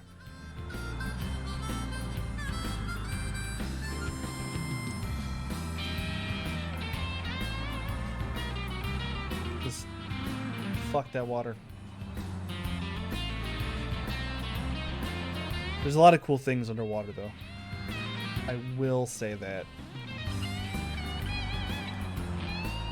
I don't quite know where I'm going. The Azim Steppe. What is here? Oh yeah, this is the big open area. There's a cool dungeon here. There's a big thing over here.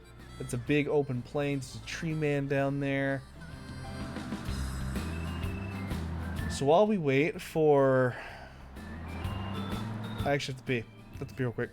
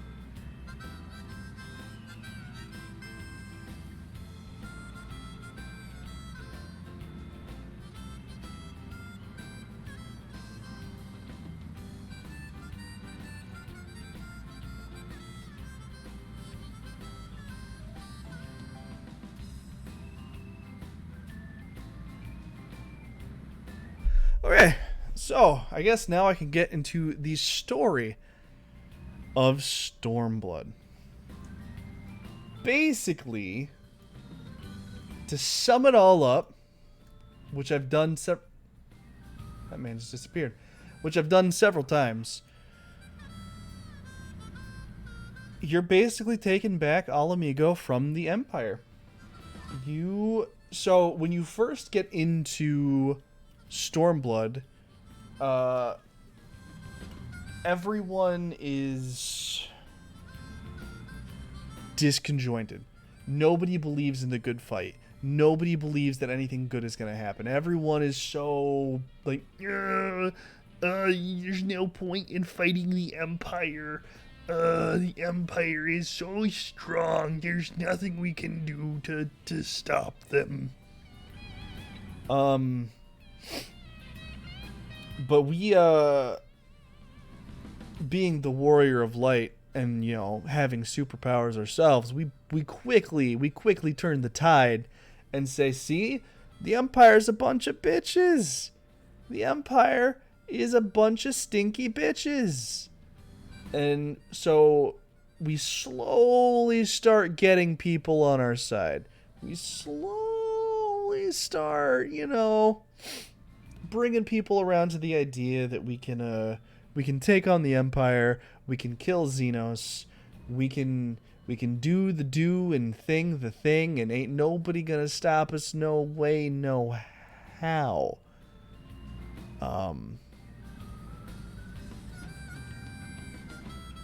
And we do. You know? We fuck them up. There's a couple. So the reason why I said earlier that Xenos is kind of like a boring villain is because his main motivation is he is looking for just the strongest person to fight. He's one of those villains that gets a fucking hard on for combat. He gets that hard on for fighting. He's just bad to be bad. And he, oh shit. Oh. Oh shit. Okay. Well, here we go. Rathalos fight.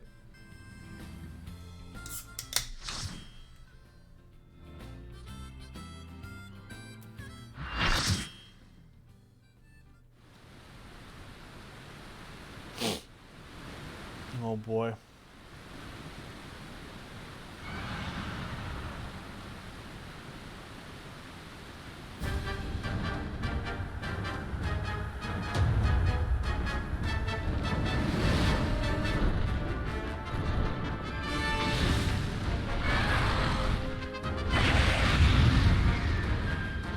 Oh good.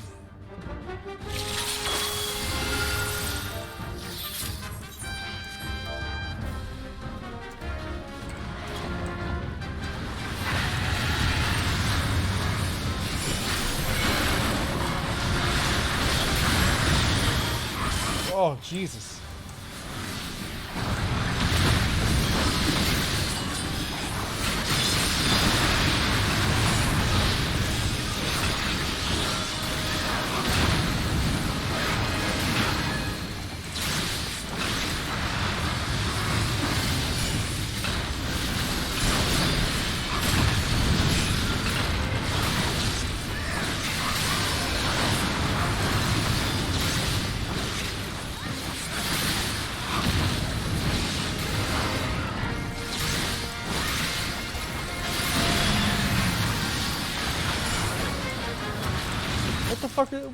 What? Why are there fucking... Oh boy. I pulled aggro on a goat.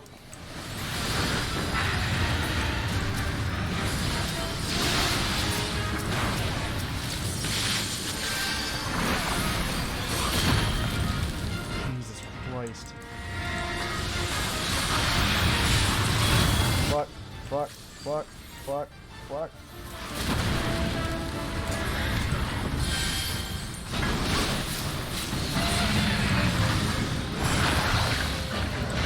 Damn it, wrong ability. Fuck me.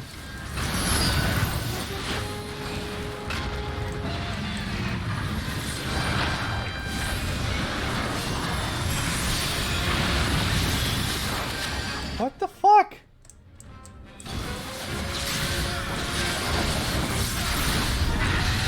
I have mega potions? Oh, that's dope.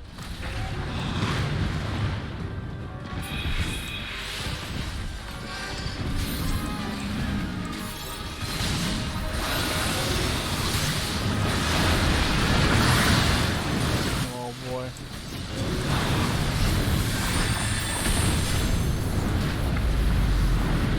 What the fuck?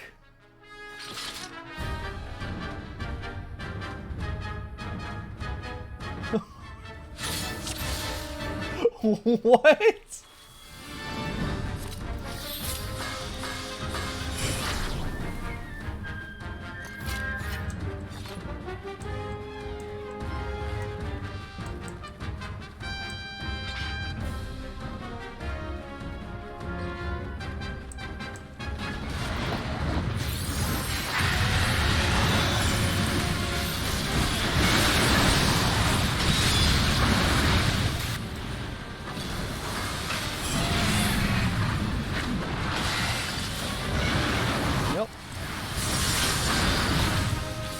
God damn, dude.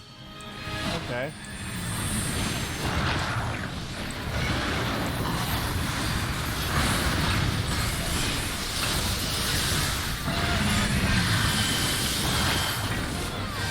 Well, alright.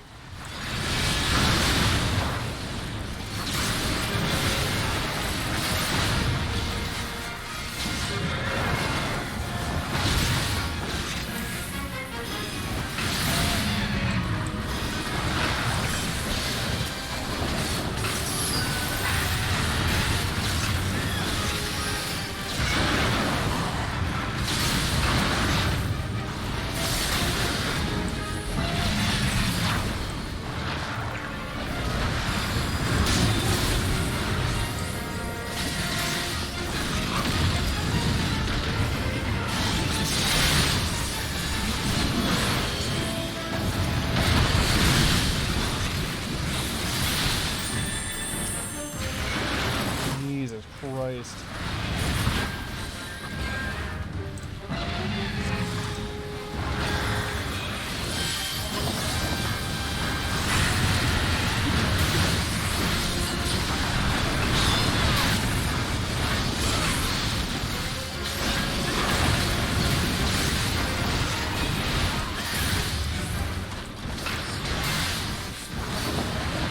Okay.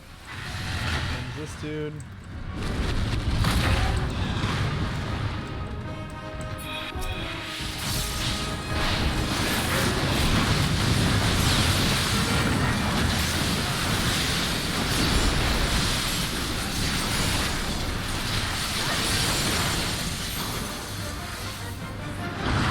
Okay.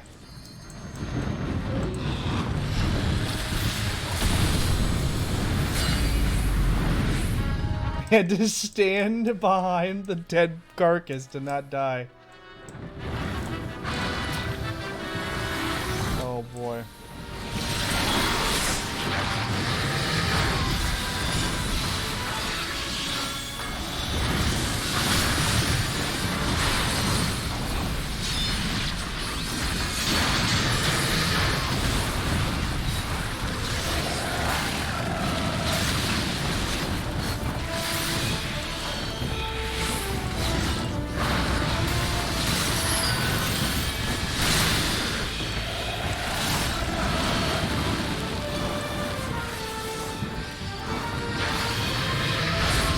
Thanks. No thank you, sir.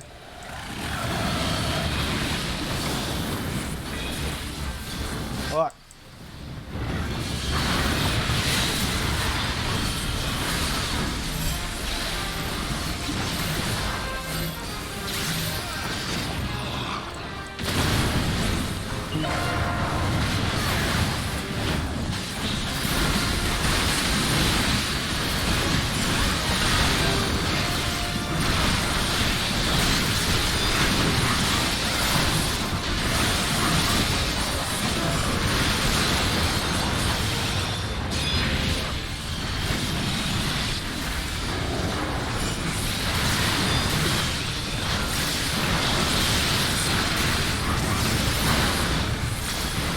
Yeah, show me those biddies. Thanks, Derp.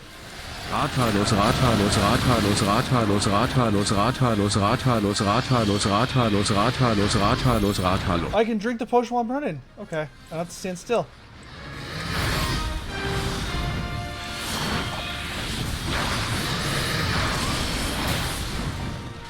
Rathalos, Rathalos.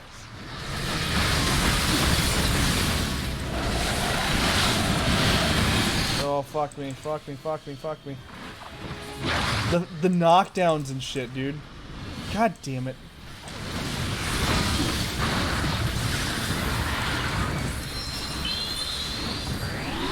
Well, that was the first down.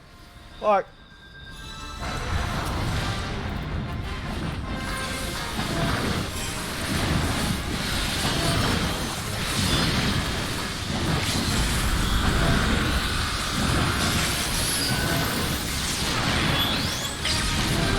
Holy shit, we did it.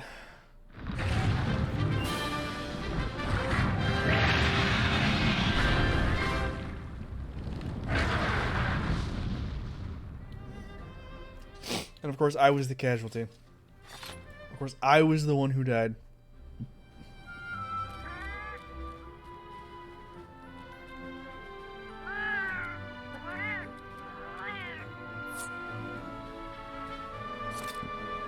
Oh, I can. Let me carve.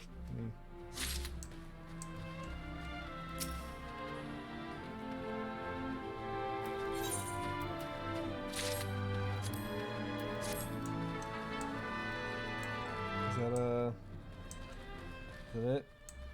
What did I get for that? What did I get Rathalos skills for? Let me get these. Sure. Okay. Oh, cool.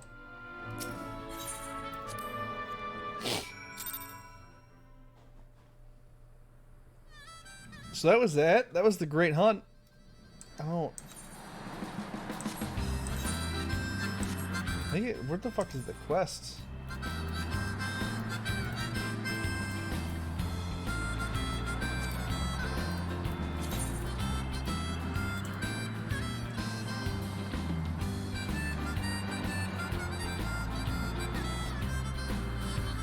I'm surprised it actually didn't drop me like where the quest is. Because typically, like when you do something, it drops like where the quest was. Thanks for the bits, man. I kicked the Rathalos' ass. Rathalos, Rathalos, Rathalos, Rathalos.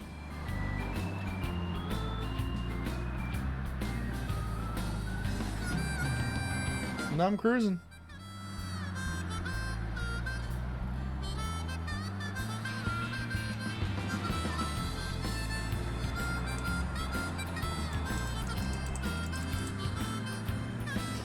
Excuse me. Ooh. What a boip. Alright, little Palico. I saw the whole thing. That was meow-gnificent. You have managed to retrieve a scale from his remains. I'm impressed. I realize this is sudden, but it means so much to me. If you can join me on more adventures, will you accept me as your Palico? It would be my pleasure. I got a cat friend. I promise to be the perfect companion. You won't regret this. And to think this is all because you saw my bill on the hunt board. Yeah. A hunter in Kugane showed it to you? Curious, do you think we could go and pay them a visit? If not for this hunter, we never would have met. Now let's be off to Kugane!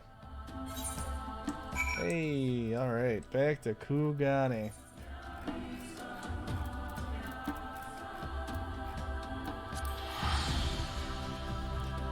And after I finish this quest, we're going to continue with the story because I only have 3 hours left. 2.5 hours. I only have 2.5 hours left to get through both this entire story and the story of Shadowblood, Stormbringers. It's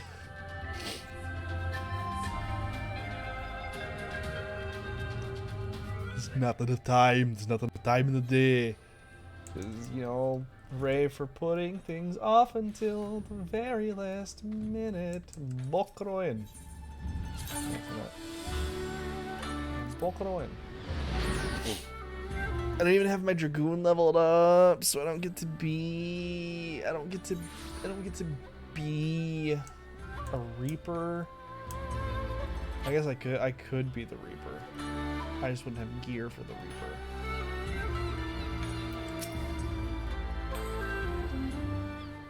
Boo-doo-doo-doo-doo.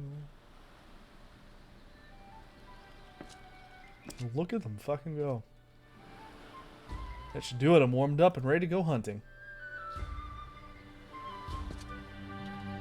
Ah, I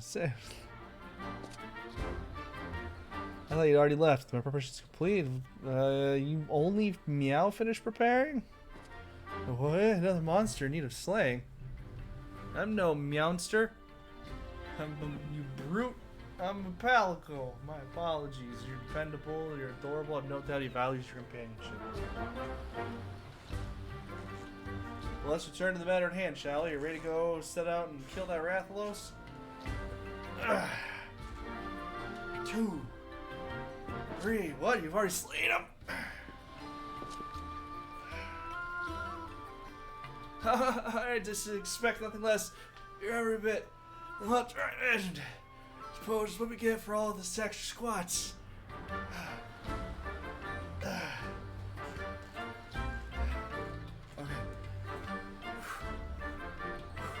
As a matter of fact, the Rathalos scale has some mighty material. I think I'm done. I was squatting, Leia. You know. I don't know how many of those were. I would assume it was the required amount. It's the scale, alright. Tougher than steel. Fashion your armor. You need more than a single scale, of course. Here. He be a pirate now. If I know better male. Yeah, those scales. No, I can't thank you enough for helping me kill him. If you want to go hunting again, don't hesitate to show the meows just what's for. Oh, I'm so fat and out of shape. What'd I get? Oh, I got a barbecue spit to put in my house. And a Palico.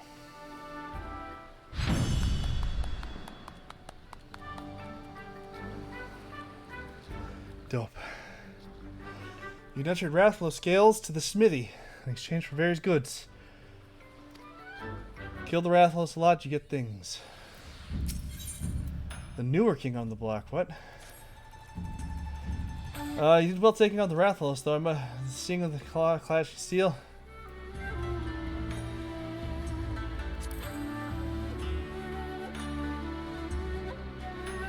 I encountered a high-rank Rathalos. Jesus Christ. Piqued your curiosity? Well, I'll tell you what I've heard. They say there's a stronger brood of Rathalos that would make short work of your average hunter. May have to get in front of something. He was, after all, the one who posted the bill. No need. See, you've earned your rest. When you're up for another hunt, I'll be ready and waiting. Okay. Mighty Hunter returns with a feline. How rude. I'm a feline, you dullard. I fail to see the difference. It's neither here nor there. New Rathalos on the block. High rank Rathalos. They're an older and much more powerful brood of wyvern. Oh my god, I'm out of breath. Fuck you. I need to do more. I need to do more on my own. Because that was exhausting. Lee Mark, are you settled? Are you ready to go? Alright, let's get to it.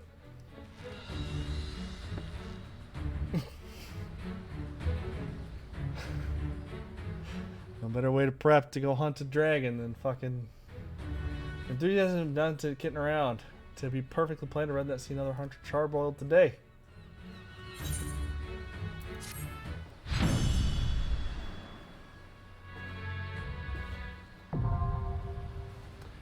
The Great Hunt Extreme. Oh, good.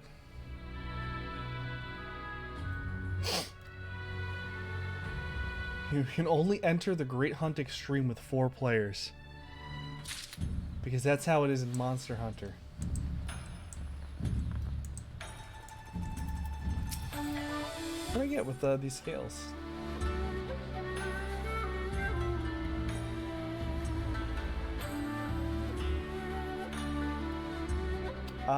It's I can get a Poogie? I need 50? Jesus.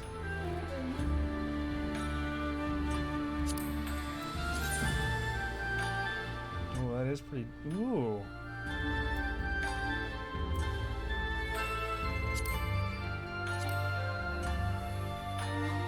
Rude.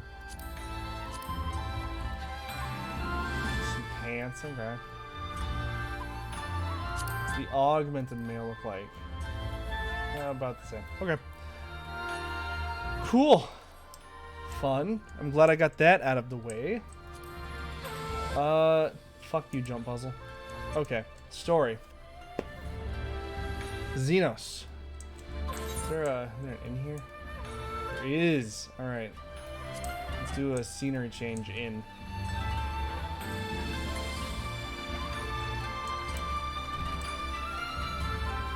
Excuse you. There you go. Innkeeper.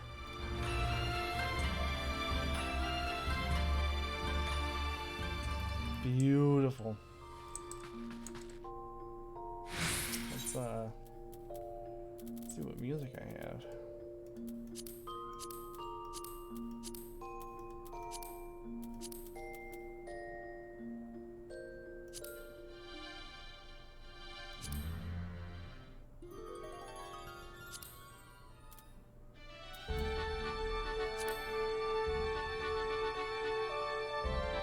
That's the map song from Final Fantasy Tactics.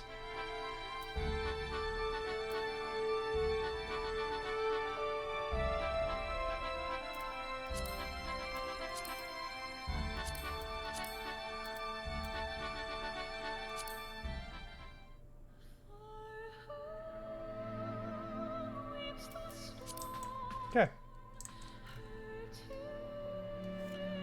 So, you rally everybody. You rally the crowds. You rally all the different areas, and you bring forth. Not bring forth. You bring the fight to Alamigo. Through all the turmoil, all the pain, all the hardship, everything, you successfully defeat Xenos several times. You defeat Xenos multiple times. This dude just fucking lives. He's like, I need battle. You are my best friend, and we fight. That's his whole in this expansion. That's like his whole character arc is. You're my friend. You're my friend, and we must fight.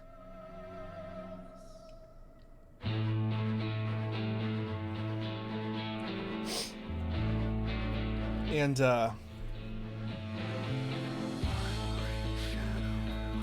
so to really wrap up Stormblood, you successfully overthrow the Empire. You retake Alamigo. You show the Alliance, the Eorzean Alliance that fucking sat back and was like, nah, man, I'm not touching that. You liberated the people. You liberated the people from the Empire. You destroyed the Death Star. And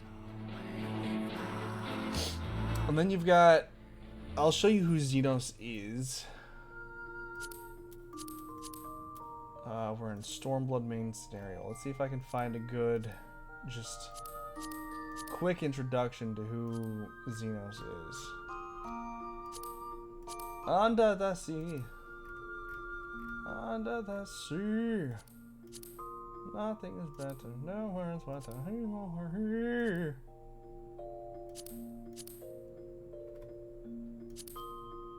And mind you, I'm cutting out a lot of story and connections and stuff because I can.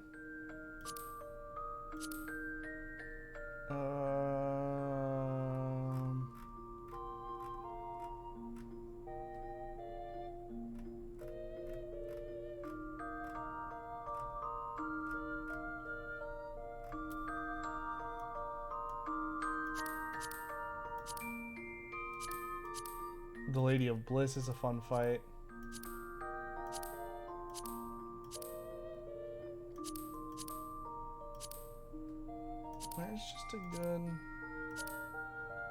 That's Xenos. You know what? Let's see what this first cutscene is. Let's see if it gives you a good idea of who Xenos is. Hey, there's the man.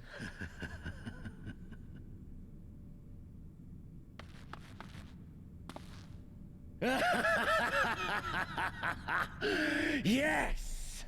Yes! Such ferocity. Such tenacity. I am loath to recall how disappointed I was when first we fought. But finally, after bathing in the blood and offal of your enemies, finally you prove yourself worthy prey for the hunt. It fills you even now, doesn't it? Oh, it fills me. The hunger to bite down on my jugular. To feel the warmth fill your mouth and run over even as you drink deep. Good. Good. This is the beast I have longed to face. As you sharpen your claws, I too sought newfound strength. But this is no place for a final contest. Come! The heavens shall bear witness to our dance.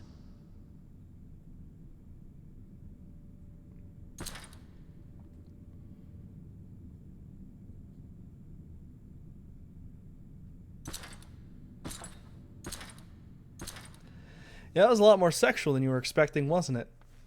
Bet you weren't expecting that. Dude's bro-sexual, man. He's like, violence. You're my friend and I want to fight you. Bite my jugular and fill yourself with my warmth. I'm gonna fill you.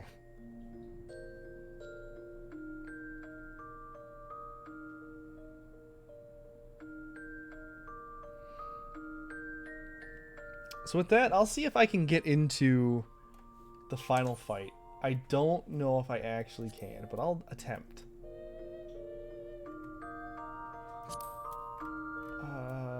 Is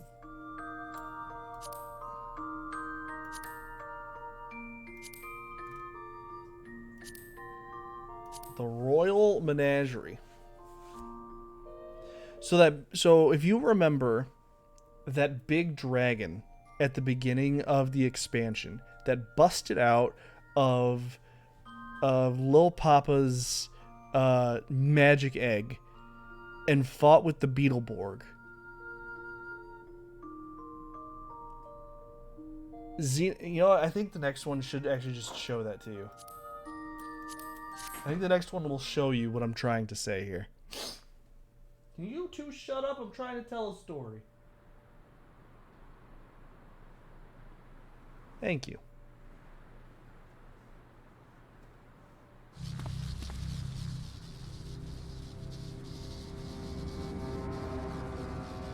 I was right. Hey, look, it's that big dragon that fought the Beetleborg. Welcome to the Royal Menagerie.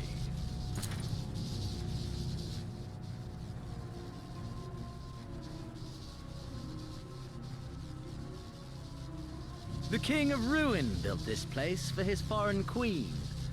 He kept it filled with familiar creatures from her homeland. They bored me all. They bored him all. This fine specimen, on the other hand, is simply divine.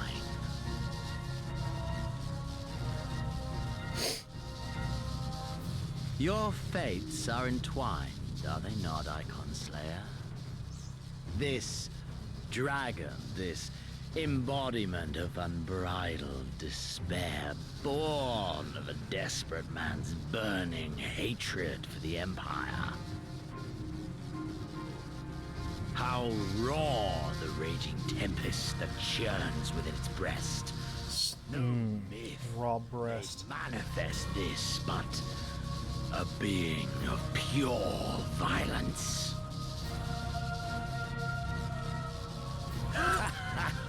Mayhap you are the true architect of our design. You who fought the very soul of vengeance to the edge and watched him fall. You who let slip the Allegan hound to drive this icon into my arms. Oh. I've done it. I can't believe I've done this. Have I said too much? Forgive me, this sensation is wholly unfamiliar to me. I'm giving him unfamiliar sensations. A question, then, and I should like very much for you to speak from the heart. If I were to stand aside, what would you do to this icon?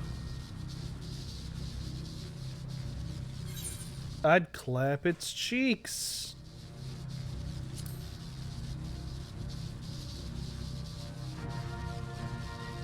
But have I not already bound it with Omega's restraint? And does not the seventh umbral calamity stand as a testament to the fallibility of such devices? Oh, how quickly we forget. I didn't forget. I just didn't want to do the right answer. A pity. There is another alternative. Or there would be.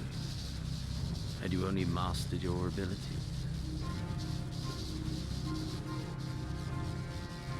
I speak of the Echo, of course. Does it merely render you immune to iconic influence? Or is it rather that your influence is far greater than theirs? Granted, these implications are of no moment to a savage who thinks only of killing the beast before him. But when I read Van Belsar's reports, I immediately saw the boundless potential of the Echo. I saw how it could be instrumental in binding an icon to one's will. Hence my research and the Resonant. I know so much more. All icons must be exterminated without exception. Such was the imperial mandate issued by my great-grandfather, after he saw firsthand the destruction wrought by one such being. They are a blight upon this star, he felt. And so he began his great and just crusade. Ha! 'Twas not justice which spurred his campaign, but fear! Fear of the icons! Fear of their power! Pathetic. Man should fight for the joy of it. To live, to eat. That's like the go-to like evil face, like the Snap and howl at one another for this. Only man has the wisdom. Yes. This is how you know I'm sinister. Embrace violence for its own sake. You look down just slightly and then look up and then go. For we who are born. Yes. You get the idea. This is Xenos. I think you've gotten a pretty good idea on who his character is. What you say, I accept you.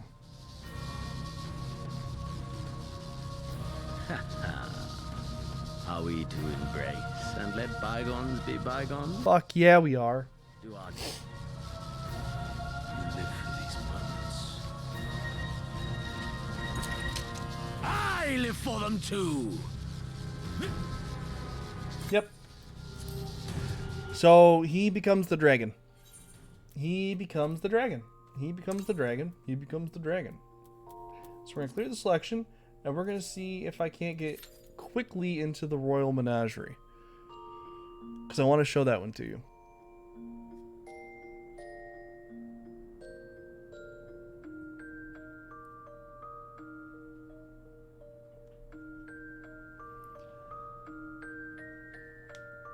But who knows? Maybe I get into it, maybe I don't get into it. Who knows? I don't know.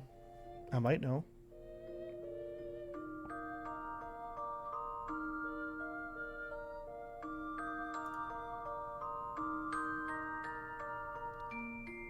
Bye, derp.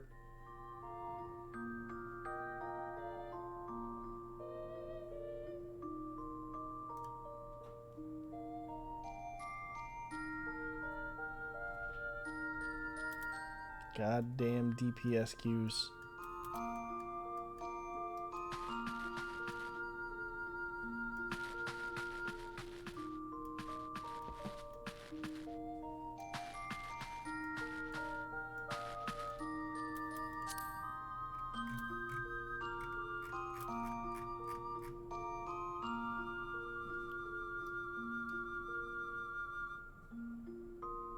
Fuck it. Fuck it.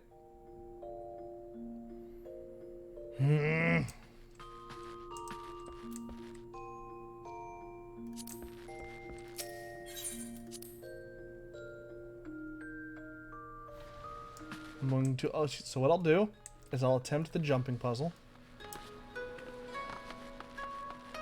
And if by the time I make a big goof, my queue hasn't popped, then I'm just gonna have to move on.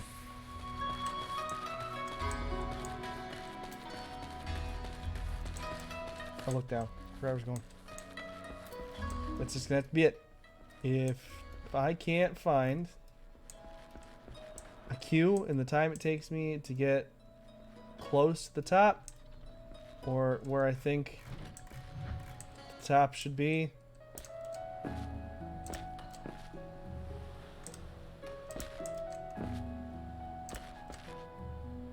alright. Good thing that wasn't a big goof. Well, that would have been a really quick, what's going on? How you doing? It's been a while. It's been a while.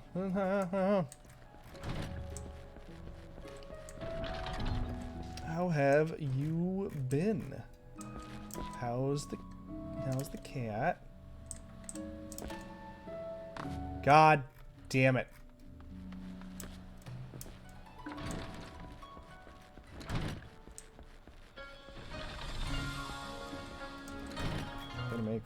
Gonna make this.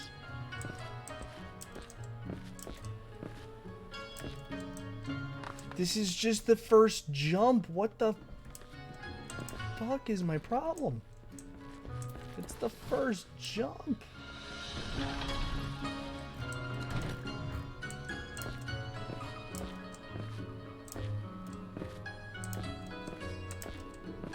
There we go. Okay. Now we're cooking with gas.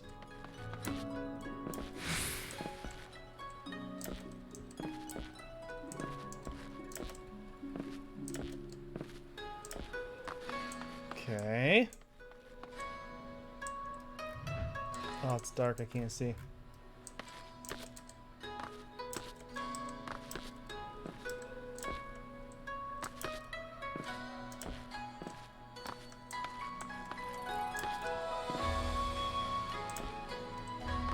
God bless it.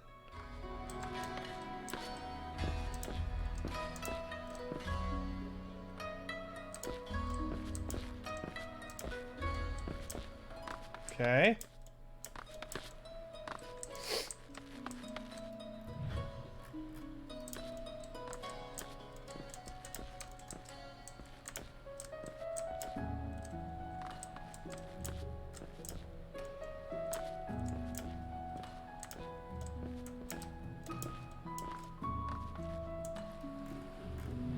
The fact that it's nighttime right now is gonna make this a little difficult. Oh my god. Oh my god.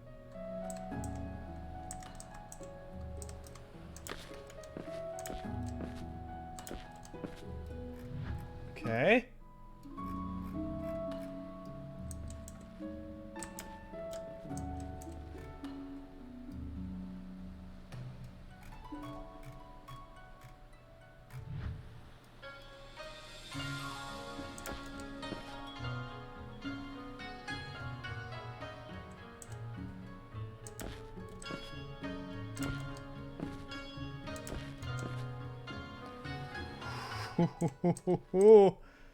Okay.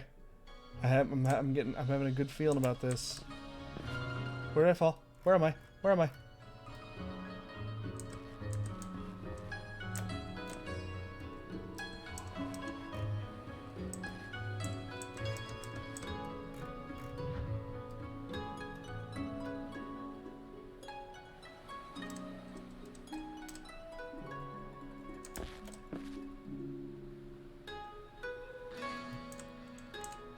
Fucking Christ.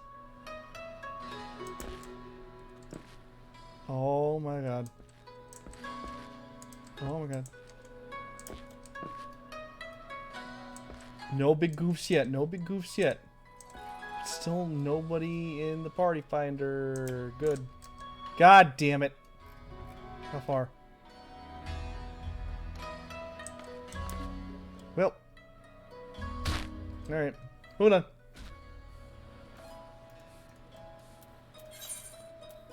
Moving on. Okay, well, anyway, we go in, we fight the dragon, we kill Dragon Xenos, and in his last little I love you, you're my friend speech, he kills himself. He gives himself the old game over. He takes his sword to his throat and goes, what? Kills himself. That's it. That's the end. GG's. Goodbye, Xenos. And with the death of Dragon Xenos, we liberate Alamigo, and the rebellion is successful, and Raubon, you may remember Raubon, the man who lost his arm in that little fight, that little kerfuffle when the little Princess Potato died. Raubon and Lise, they end up taking over, and they are in charge of Alamigo. They take it over. They win the day. And then you have the post-patch setup.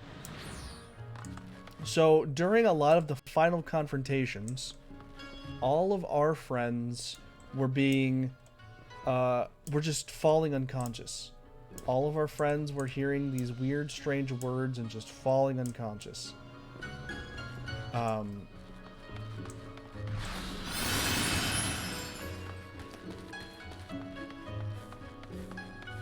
I had fallen.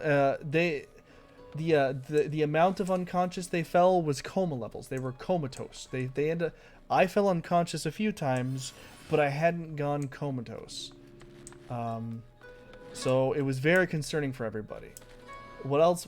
The other thing we set up post-patch was a character by the name of Emmett Selk, who is the granddad of Xenos and the builder of Garlemald, and one of the last Asians that we have to fight. It sets him up pretty good. Good old Emmett Selk.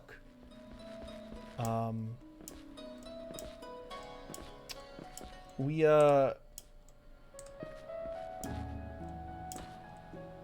do a lot of do's, we do a lot of don'ts. We do a lot of do's, we do a lot of don'ts, and then lucky me. So what ends up happening is we start getting some strange readings from the Crystal Tower. And I haven't talked about the Crystal Tower this entire time because I am dumb. That's the easiest way to put it. I'm just dumb. I'm dumb. And I forgot to. So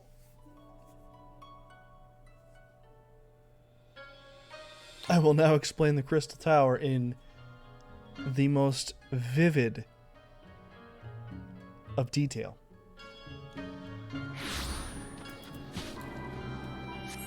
I hope you're ready.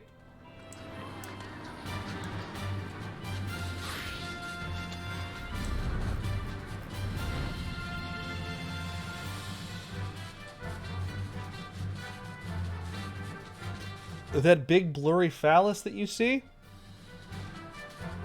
That's the Crystal Tower.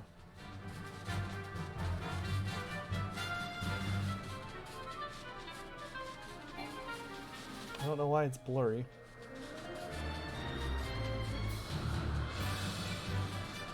A little confusing. Oh shit, I'm running into barriers. I can't go anywhere. Damn it. I'm just gonna go ahead and wander on in and show you guys the Crystal Tower.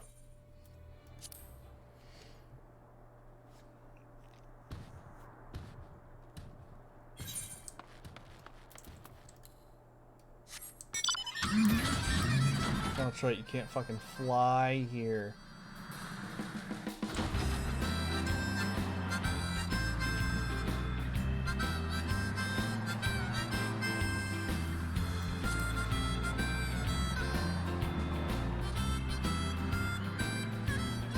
So, I don't know why it's so blurry. there is the Crystal Tower. The Crystal Tower is a big ether sponge, essentially.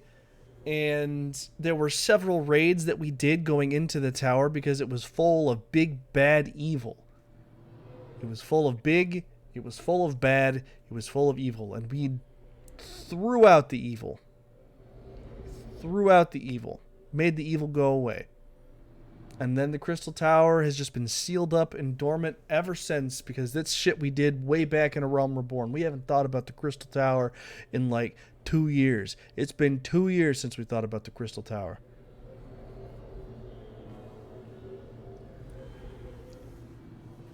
Yeah, we kept the big and the bad. You gotta keep some. Threw out the evil, kept the big and the bad. So, Alamigo's ours. We get some enemy setups. We learn about Emmett Selk. We learn about, the Empire doing their dastardly things. We learn that the Empire is developing basically mustard gas. And we are left with the threat of mustard gas. Then, all of a sudden,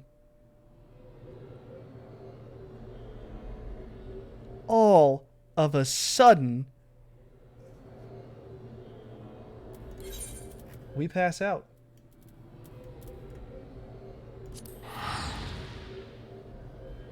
And this time, we are successfully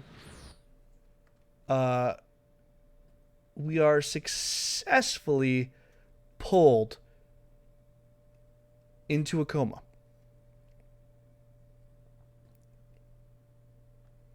And this is where we get into Shadowbringers, which I'm going to play the trailer shortly. I just want to...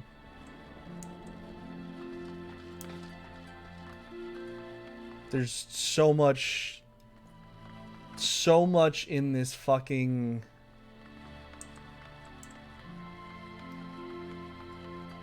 in this expansion. Chills all around, man. This such a good story. We get pulled into a coma, and we appear. I'm just gonna go ahead and try and replicate it, and we appear in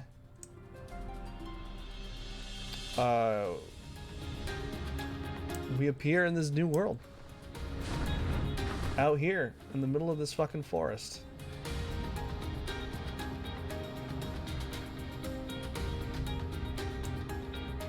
We are pulled through. Pulled through. About right where this man's standing. Pulled through. We are introduced. Hey, look, it's the Crystal Tower. And we are introduced to this brand new world. We've just been fucking thrown in here. I'm gonna go ahead and play the Shadowbringers trailer, which is so good.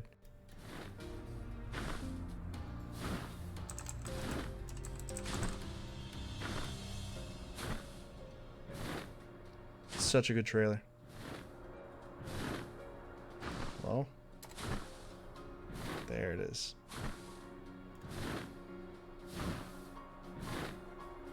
There it is. Go ahead. I'm going to go ahead and bring this over here. I'm going to bring this over here.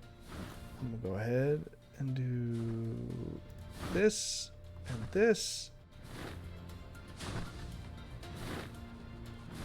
God damn it. Hold on. I forgot to fucking mute the game again. I'm smart. Big smart. So we come back over here. I'm just going to go ahead and do that. Go ahead and bring my stuff back up. There we go.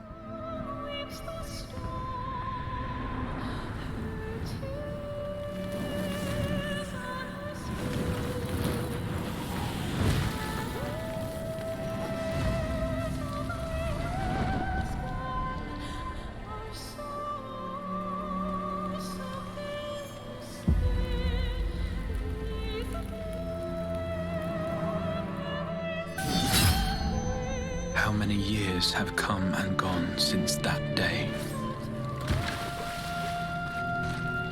Now y'all know who that is. That's Big Bad Xenos. How many years have I waited for this moment?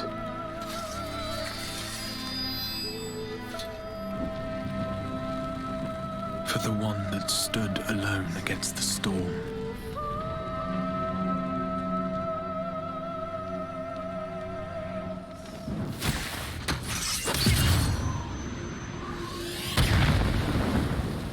For the one they called.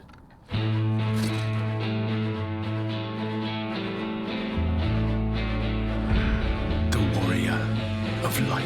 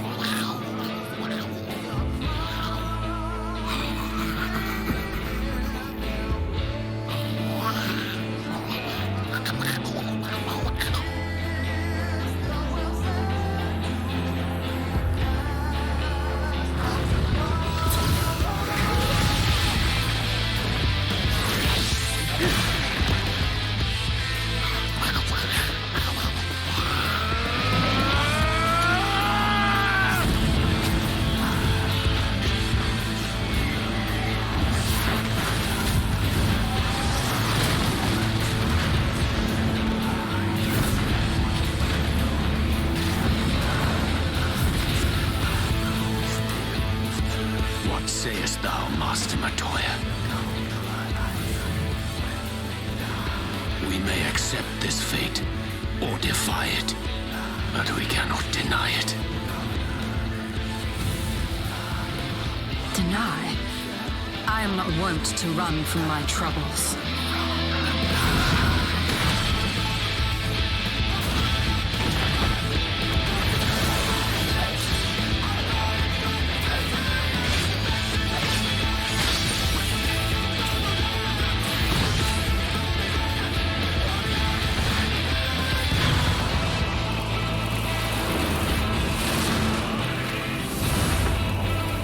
Until our friend returns, I will hold the line.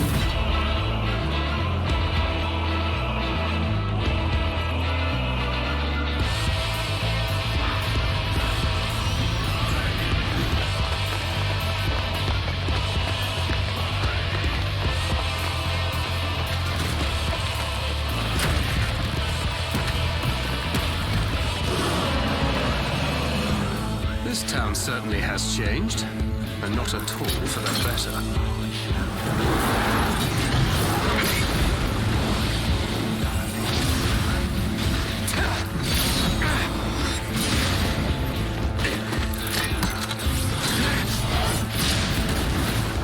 This is the expansion where they introduced Squall Job. I promise you, Infilia.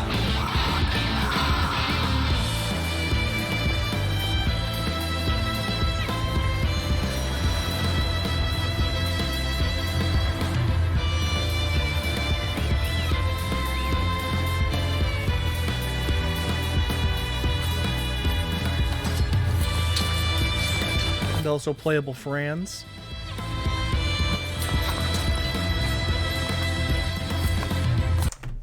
Oh god, I fucking soiled it.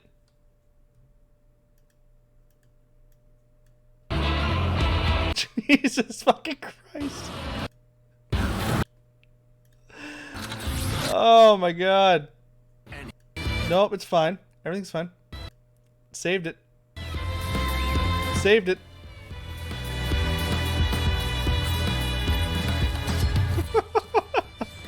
Jesus fucking Christ. Apparently so. Started thinking about Fran and her cake, dude. Started thinking about that shit, and I was like,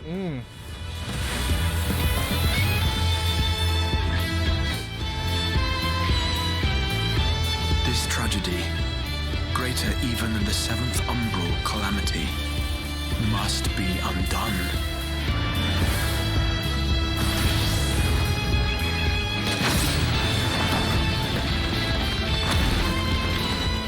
If history must be unwritten, let it be unwritten.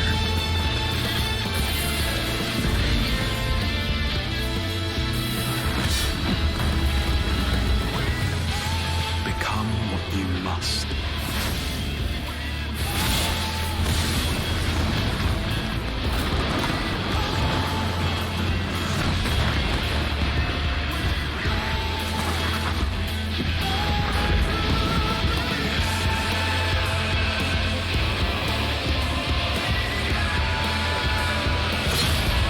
Become the warrior of darkness.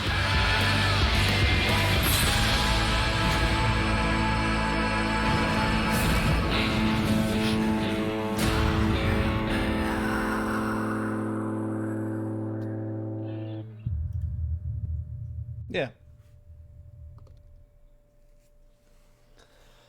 So that was the fucking Shadowbringer trailer.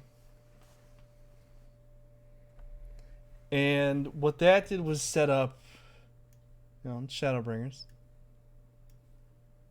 Like, to me, that's, out of all the trailers, that's like the best one.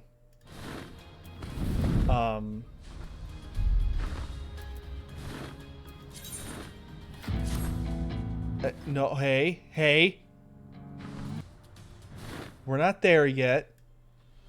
We don't play that trailer yet. So this one will be a lot easier for me to explain because I just recently went through it all. So I'll kind of know,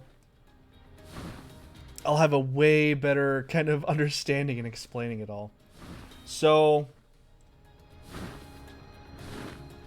we were pulled to another world called the First. And we are told that this is the First. And I've beaten the game, so the entire sky box is different. But when you first come into this world, besides these beautiful pink trees, they're purple. I'm dumb. Shut up. But besides these beautiful purple trees, you realize that the sky is like, it's always light. There's always light. And when you fly, you make your way here, you make your way in here, and you meet with the Crystal Exarch, who is the guy that has been trying to pull you specifically into this world, but kept missing. So he pulled all of your friends first, and then you beat Stormblood, and then finally he gets it right and pulls you into this world. And the Crystal Exarch explains that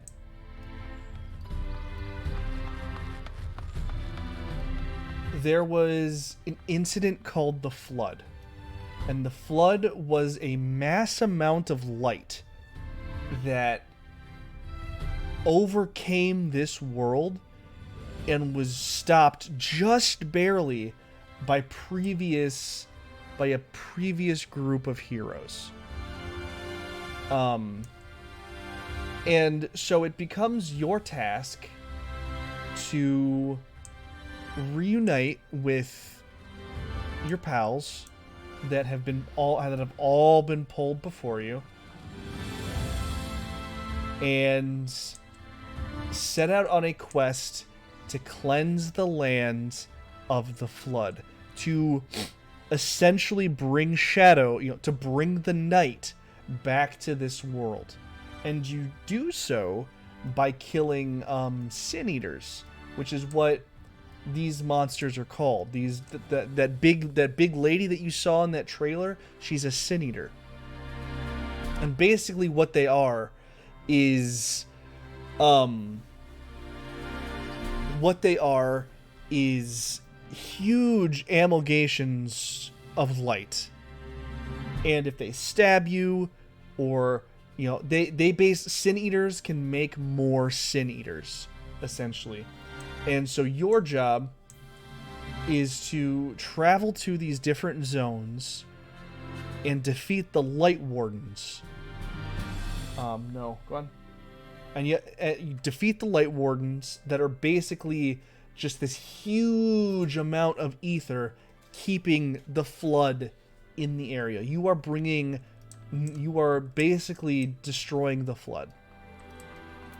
I'm trying to remember where exactly the flood is so I can show it to you.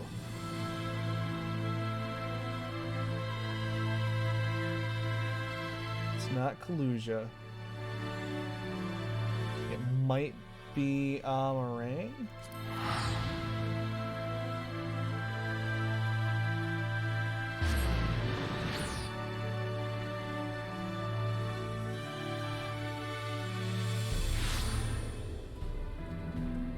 Okay. But I don't know if I'm actually... Okay, so this is the flood. Right here. I'm glad it's still here. I'm glad I'm actually able to show you. This is the flood. This is an No, get down. Go on. This is an overabundance of light, consuming everything in its path. And one small group of heroes stopped it. And this is where the flood was stopped. This right here is where the flood was stopped. And like the worlds in this place are fucking beautiful. So this is where the flood was stopped.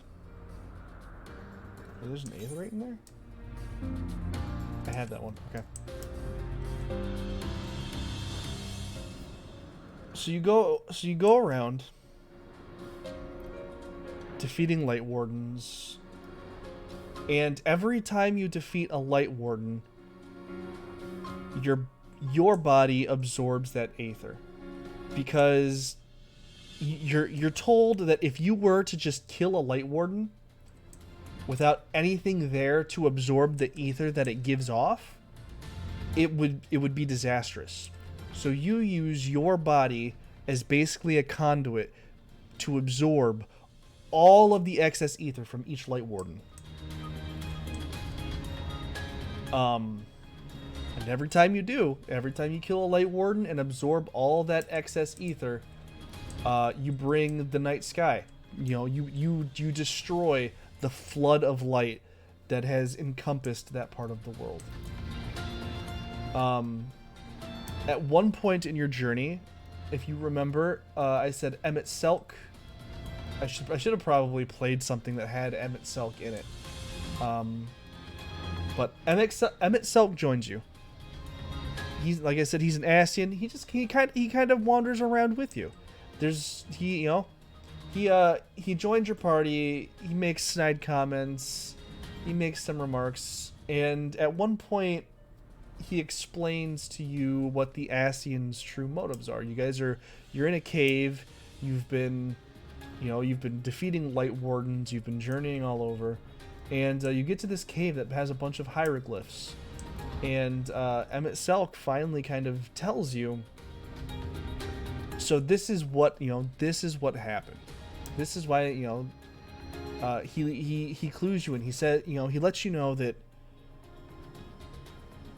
his world was besieged by a calamity. And what they did was half of their people gave up their life to summon a primal. The primal Zodiarch. And in doing so, another half of their people didn't quite agree with the Zodiarch, and they gave up their lives to make Hydaelyn. Hydaelyn being the crystal that talks to you sometimes. What the fuck are you doing? So then you have those two opposing forces, Hydaelyn and Zodiarch. And when Hydaelyn defeated Zodiark, you learned that it split all of the worlds, because that's what Hydaelyn does. So your world is literally a fractured, the world that we were just in, Eorzea, you learn, is a fractured reflection of the actual world. Which is why, like, there's crazy shit, there's floating rocks, there's all kinds of stupid shit. And this world is known as the First. And Emmett Selk's goal, as is the goal of all the Ascians,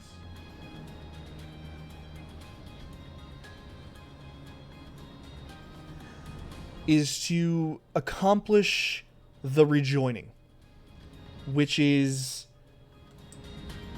every calamity that has happened to other worlds rejoins it.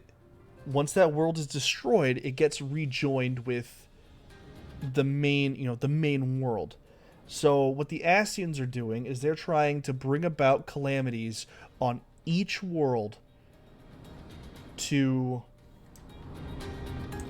rejoin the world into one and bring back Zodiark.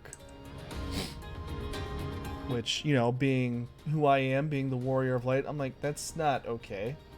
But then you also learn, you're a reflection. You're that's why you're a reflection of somebody else. You're not really your own person. Every single person is a reflection of other people. And then the world that we're on here, this is basically the first reflection in, like a succession of reflected worlds. Oh my god. I'm gonna kill him. Not really. So he clues you in. He lets you know that that's the goal. And obviously it's like, oh, we're not going to let that happen. We're going to stop the calamities and stuff like that. But he's privy to the knowledge.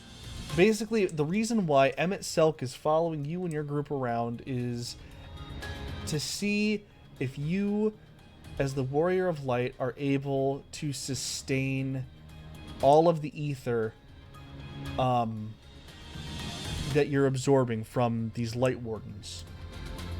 And if not, he's going to use you as the calamity. He's going to use you as the calamity that brings about the end of the First. That brings about the end of this world.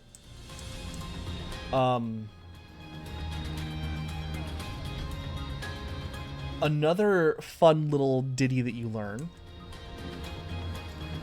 is that if you remember the Warriors of Darkness that we ran into at the end of Heavensward, those were actually the Warriors of Light from this world. They were the Warriors of Light from the First.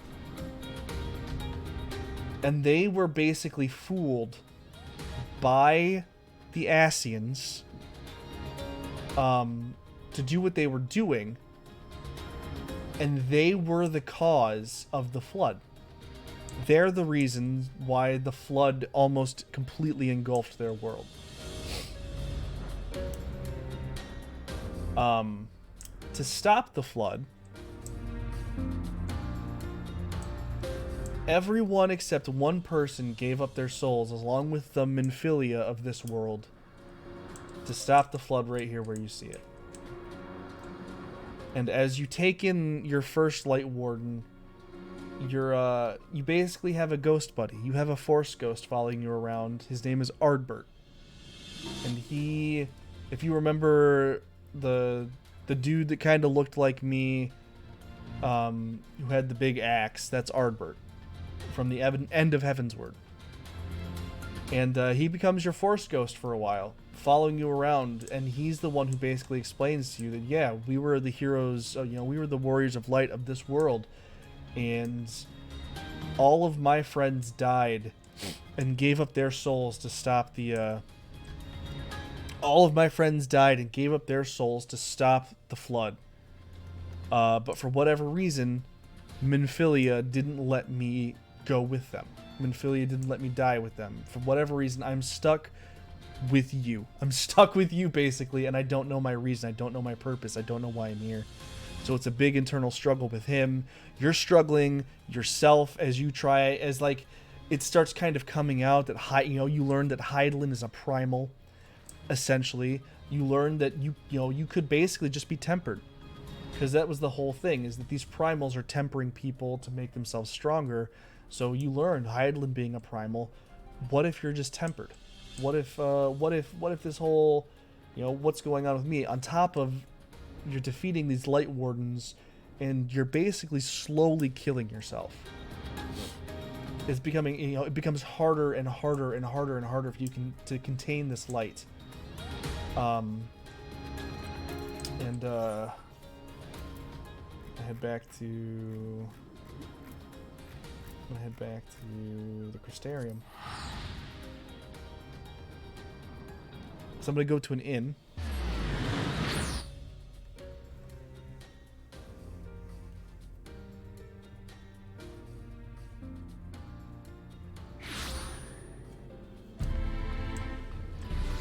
Let's see if I can go to an inn anyway. I'm trying to remember where exactly the inn is here. I think.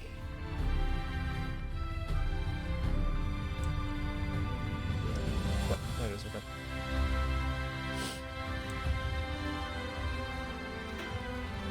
So in Yulmore, there's this big fat dude named Vothri. And Vothri is basically the Vothri is who created the Sin Eaters. And I'm gonna go ahead and show you Vothri. Let's see if I can find some moments. Like the writing in this expansion it's so fucking good.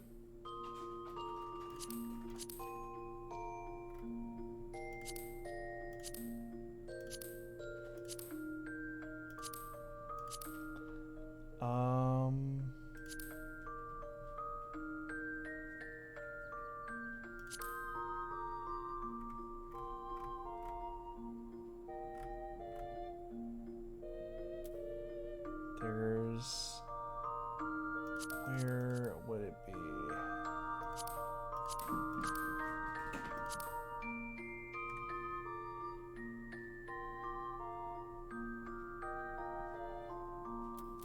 I think this is your first introduction to Lord Vothri.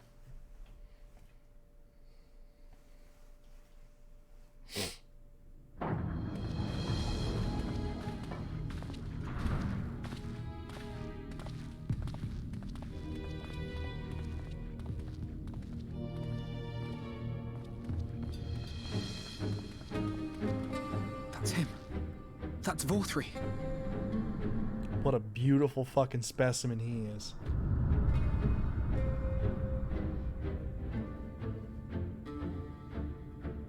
Absolutely gorgeous.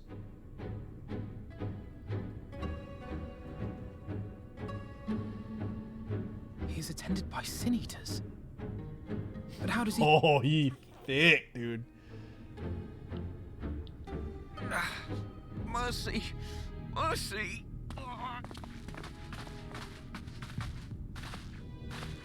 By the 12.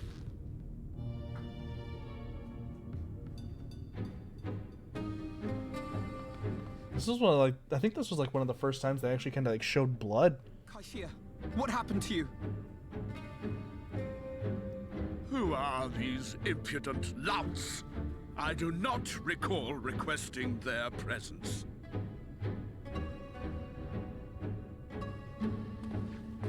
Lord Vothri, what is the meaning of this? Why is this poor man bleeding to death on your floor?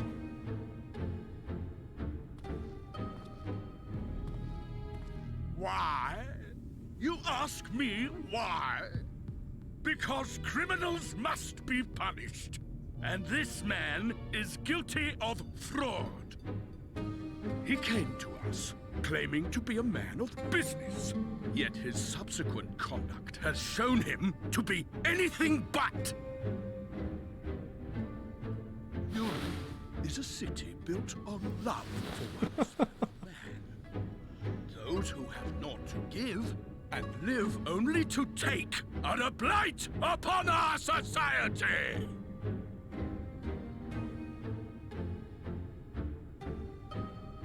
To atone for this crime, I ordered that he fling himself from the balcony. So fucking juicy, dude. Had the temerity to weep. Please, my lord, anything but that.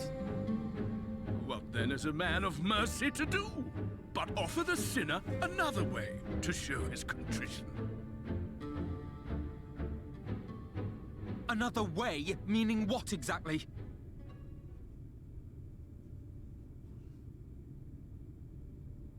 Sin eaters are part of Yulmor's society, but they must be fed with ether. Living ether.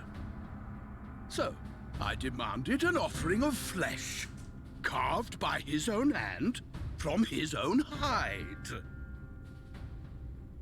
And still, he could not do as I asked. A wholly unsatisfactory performance. In this cutscene, if you see the outside bits, you can see the flood of light in the sky. But his actions were driven only by desire to share in your paradise. That you would cast him out, I could almost accept. But to humiliate him thus, to demand his very life? Is this truly the way of Yulmor?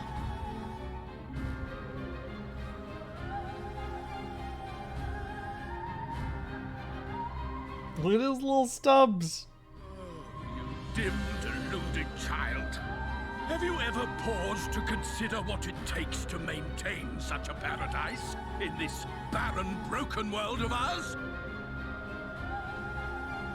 The guarantee of safety and stability. The knowledge that if one only abides by He's got a face titty. one has naught to fear. I alone can offer these things, for I alone can command the Sin Eaters. And thus am I alone the voice of justice, and any who oppose me, villains to be punished.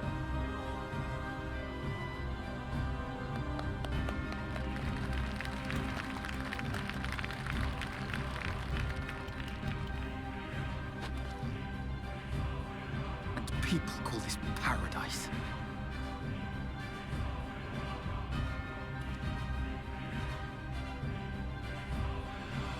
You were granted a place in my city for a particular skill. What was it? Painting. Oh, an artiste! Then you shall paint a picture for me of Yulmor. If I find your art pleasing, then I may excuse this display of insolence.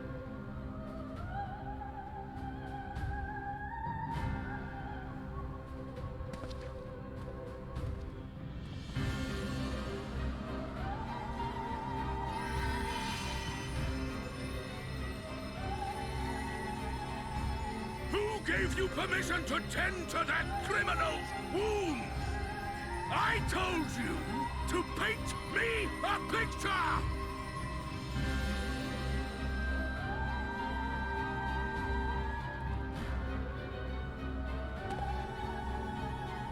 What you need is a mirror, not a painting.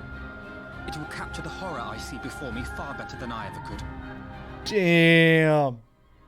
Burn. Can you walk?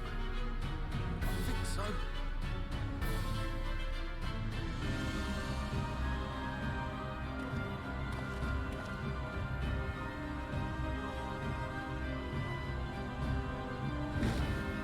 Did that little worm just insult me?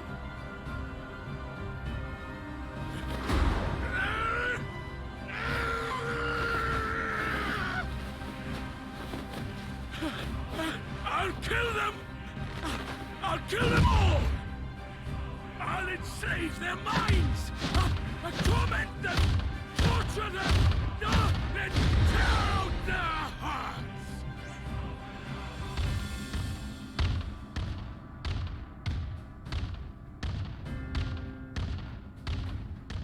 And that was Emmett itself, just chilling there in the back. So yeah, that's your first introduction to Vothri, who is basically the Lord of the Sin Eaters.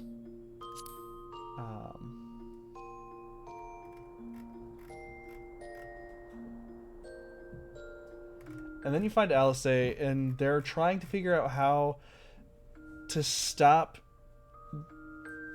like, the Light Warden spread. One of the people that they're taking care of wanders off, and this person that because the passage of time in the first is years, basically. So as people got pulled, they were there for longer amounts of time. So people have made friends. People have, made these connections and shit. So she ended up making friends with someone, and she's trying to cure people afflicted with this state where they're slowly turning into those sin eaters, those white beings that you're seeing. And this was I ended up trying to find Alice first, because you get the option to go for either Alphino or Alice. And I went for Alice first, and this was the first cutscene. This was my first fucking. But he surely can't have gone far. This cutscene was like, what the fuck? If we don't find him soon, you can be sure they will.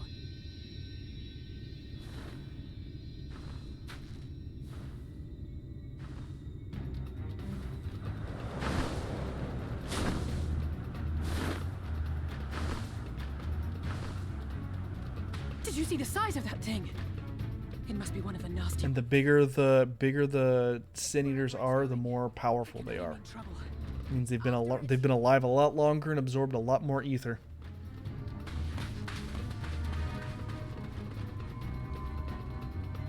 So that's how you can tell which ones the dangerous ones are.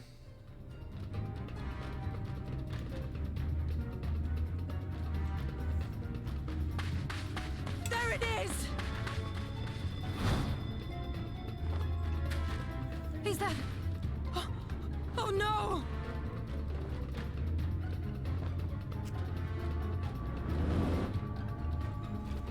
Ulrich!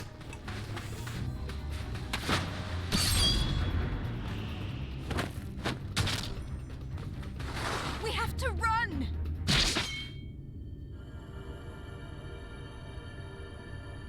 What's going on? Tesleen! No!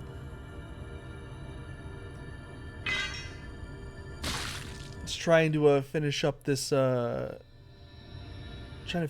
recap of Final Fantasy XIV, since I won't be able to play it all tomorrow and the expansion drops We all deserve happiness, wherever Friday. we can find it.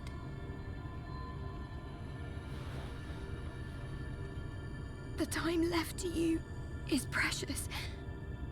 No one should die in pain. What are you doing, my cock? Yeah, this is the MMO. Mother, I...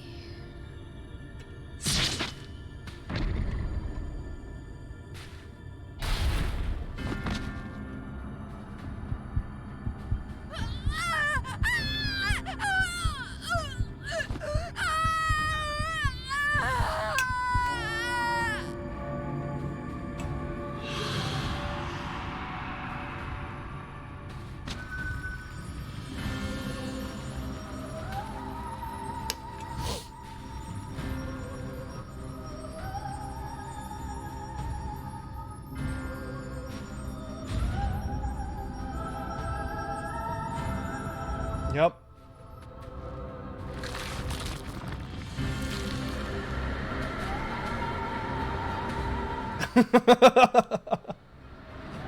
Yeah, dude.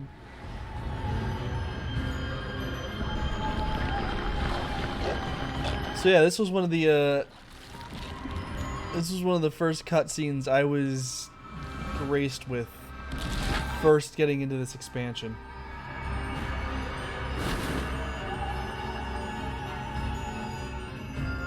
Watching someone's close fucking friend get stabbed and turn into that.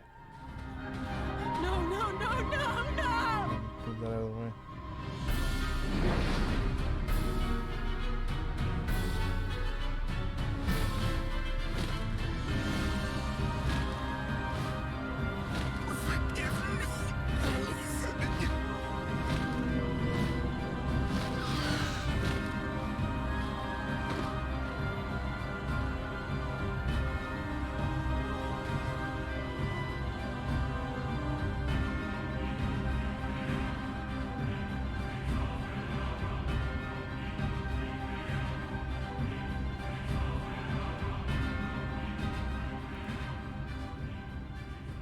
Yeah, dude.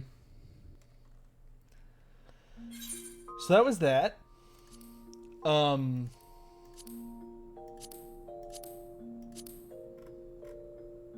Fairy Kingdom. He's Castle.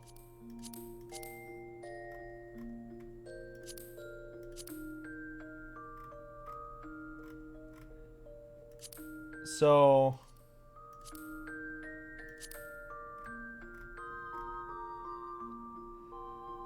eventually you defeat all the Light Wardens.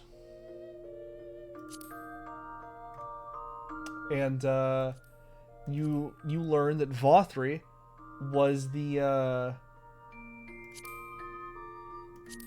you learn that Vothri is the you know, he's the dude behind the Sin Eaters.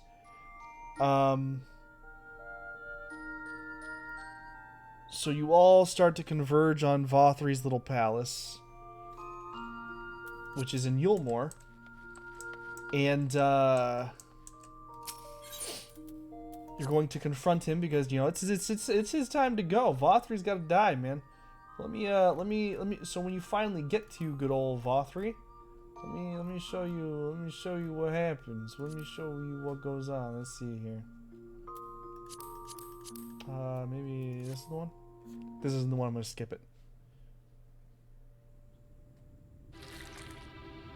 So yeah, so you come up and you're about to fucking confront this dude.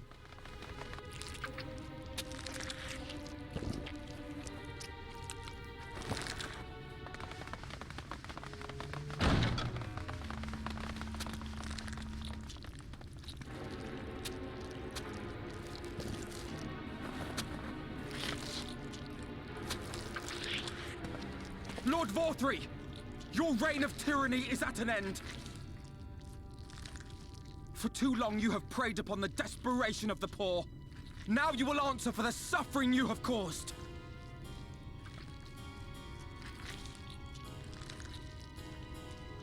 And if you harbor even a shred of remorse, I beseech you to use your powers to redress the balance. For the future of all in Norvrent.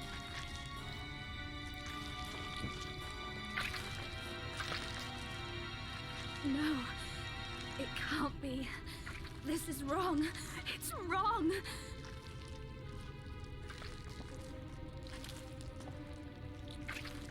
The Warden, it's not just a Sin Eater. It's a man. So she was imbued with Minfilia's powers. But then her and Minfilia came to terms of agreement and kind of separated. Cute. Remorse? For the future of all? I mean, maybe. Justice but mine. Probably. No future but mine. No will but mine. It is preordained. I was born to deliver this wretched world. Mm. Me? Unseated? No.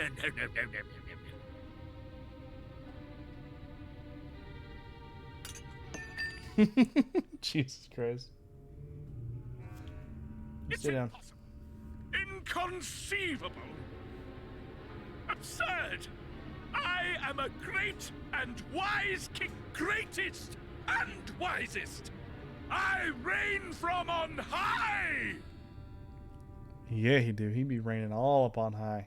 I will not be brought low by maggots like you! Ah!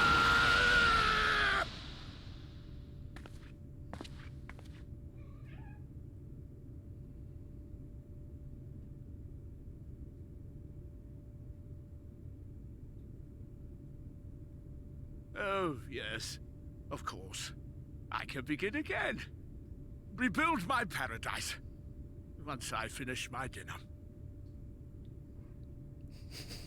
Once he finishes his dinner.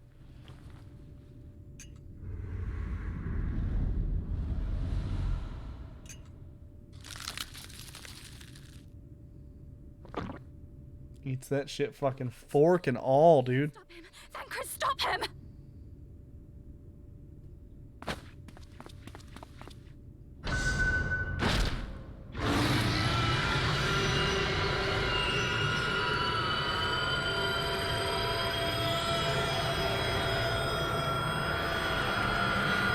Yep.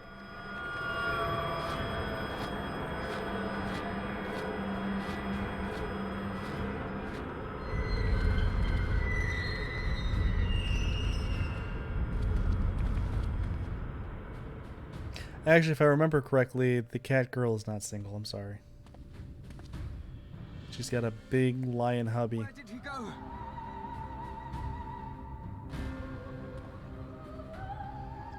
So yeah. Homeboy. Yeah, dude, they are. So homeboy's face titty opens and he flies right on out. He just fucking goes. He just fucking flies right on out. And I'll show you where he actually ends up flying to. It's whoop. He flies to, I believe it's Ilmeg.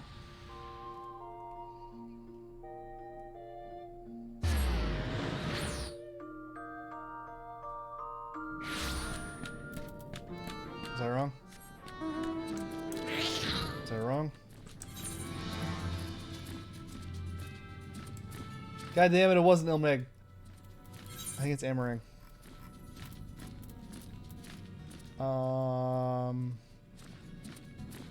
No, it's not Amarang. I was just there. I think it's Kaluja.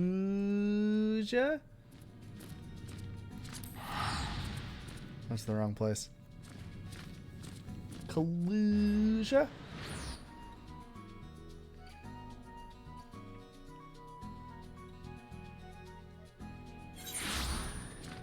Ah, so I was right. So homeboy. So we get after he flies away, because that's the city that he was ruling over. So his little wings fly him out, and he comes all the fucking way over here and flies up over to this mountain, and the mountain raises up into the sky, and he creates a little palace up in the rocks. So we build a giant stone titan that works off a bunch of ether to grab the mountain. And then there's a whole dungeon where we run up the titan, up its arms, into the mountain, through his palace, and then we fight him. And it turns out he's actually really handsome. Vothri is a handsome man.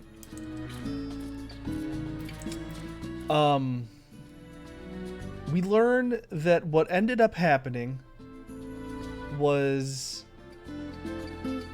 Emmett Selk imbued a young child, him, Vothri, with the power to control Sin Eaters, to create and control Sin Eaters, so that way his parents would always be feared and stay in control. I forget what they were trying to stay in control of, but it was Emmett Selk's plan to basically force the calamity by keeping,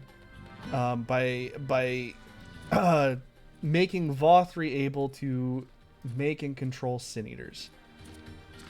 And with that, you know, after we defeat Vothri, we absorb his light. We're overloaded. We start fucking dying. So the Crystal Exarch comes, and the Crystal Exarch's plan was to absorb all of the light from our body and die, which was supposed to send all of us home back to our world. Since now that all the light wardens are gone, all the light, the flood has been vanquished. We saved the first, right? We saved the world. But before the Crystal Exarch can successfully steal all the light out of my body, Emmett Selk shows up and shoots him in the back, and then kidnaps him. And so I'm left struggling to maintain my physical form. So then we travel to... So Emmett Selk is like, alright, I challenge you. Bring your husk to me and we'll bring about the calamity of this world. And so we bring my not husk of a body to him. Where is... We use the power of a giant pixie whale to blow a giant air bubble in the middle of the ocean to come down here to so when you first come down here, this whole thing is blurred out. It's all blurred out. And it doesn't unblur until you actually go through some of the story quests to reveal the city. And it's really fucking cool. But basically, yeah, you come under the ocean to Rapture. Basically. And you learn that this entire creation is of Emmett Selk's doing. It's his complete reimagining, because he was the constructor of the Ascians. He built Garlemald. He gave Garlemald everything that they needed. And he completely reconstructed this entire city. And this entire city is the Ascians. It's a complete visual reconstruction of the Ascians world. And you confront Emmett Selk, and he's disappointed in you because you're not a husk and nobody's dead.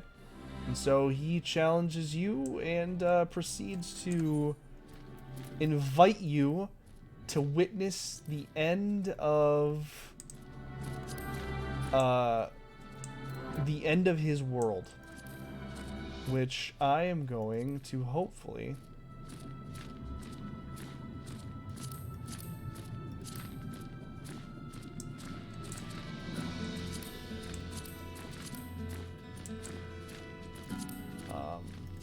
show you.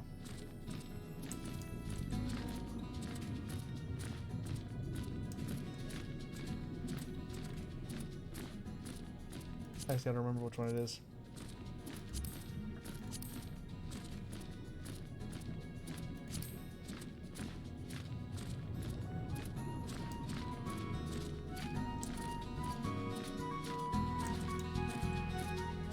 I just gotta remember which one is the story.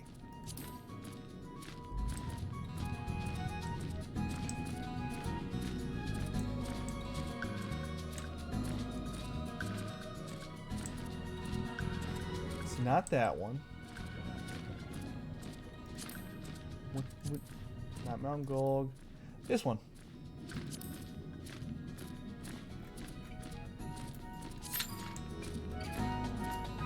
So hopefully we get into this one. Hey.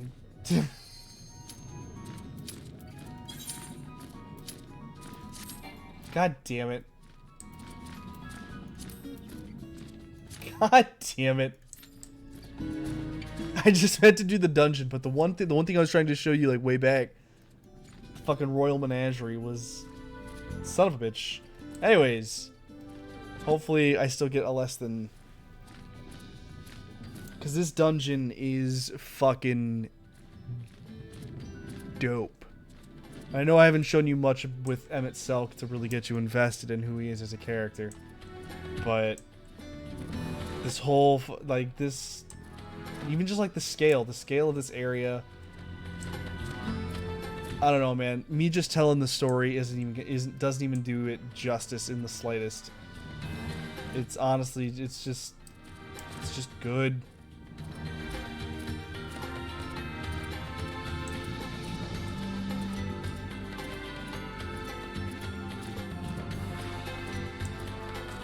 Because so many things that they had been alluding to, from A Realm Reborn throughout Heavensward, with the little nuggets that they give you in Stormblood, everything that they've been planting, like, all just kind of comes to fucking fruition in this expansion, and the storytelling is phenomenal.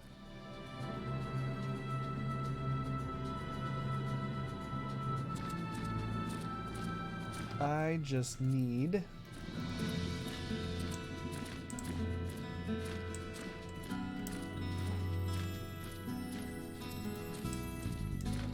but yeah, no, just the scale of the fucking zones that they do now. It's great. It's great. It's great. Let me go back to the crystal. So what have you been up to, my cock? What have you been doing, man? It's been a while.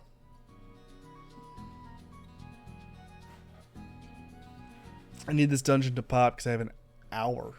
I have an hour left to get through all of this.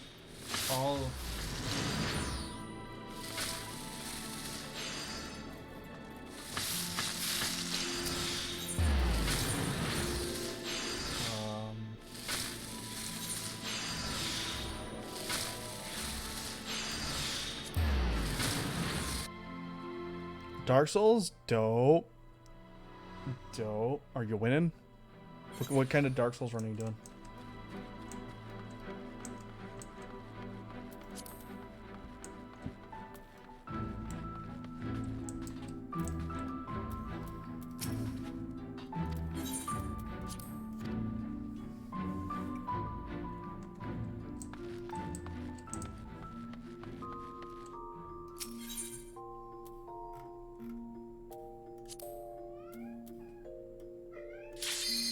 Hey, here we go.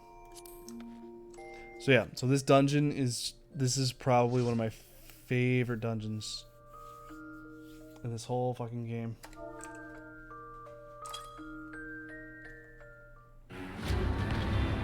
And this basically showcases the destruction of Emmett Selk's world.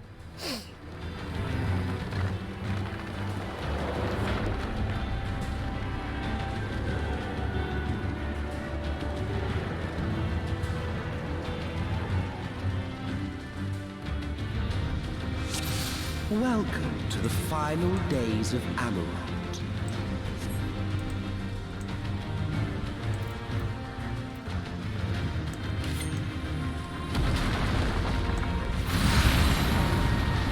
It's just fucking chaos everywhere. Our star began to fray, and the unchecked energies of creation begat malformed beasts.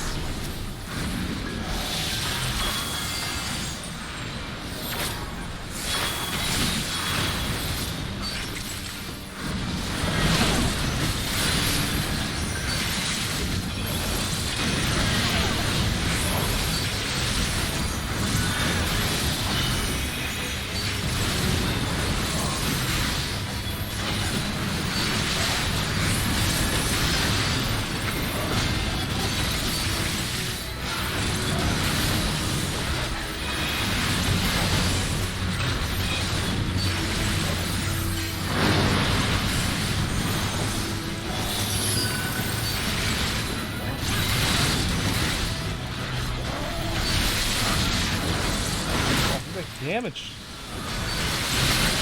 The tank's not tanking.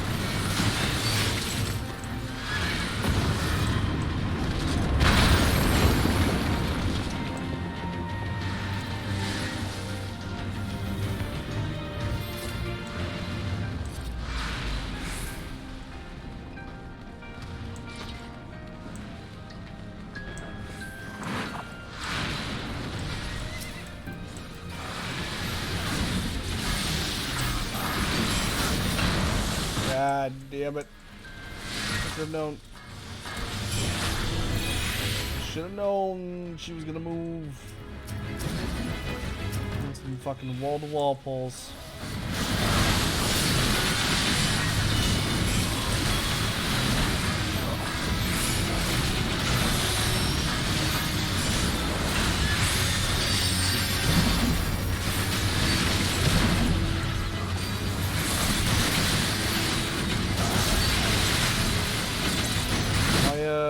Why are you trying to get good on PC? Thought I asked it, and then I realized I didn't.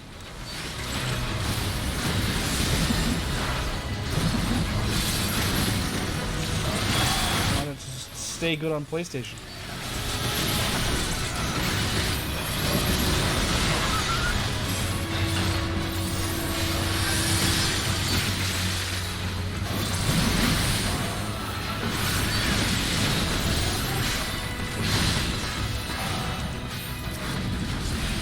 God damn it. Just as prayer gives rise to bridals, our dread may manifest our deepest fears. Look at this cutie pie.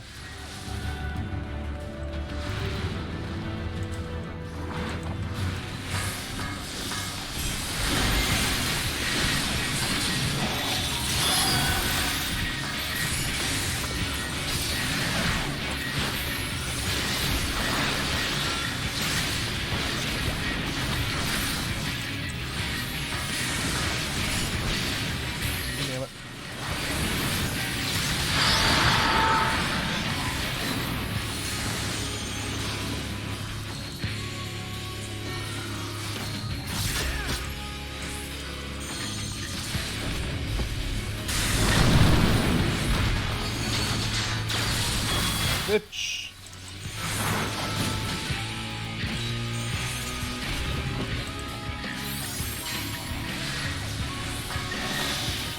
Is it a range? Why did we choose this one?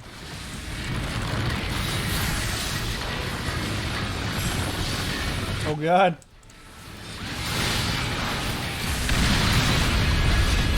I'm getting the please log out messages.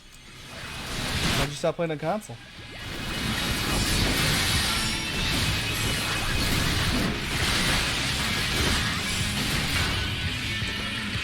Why did...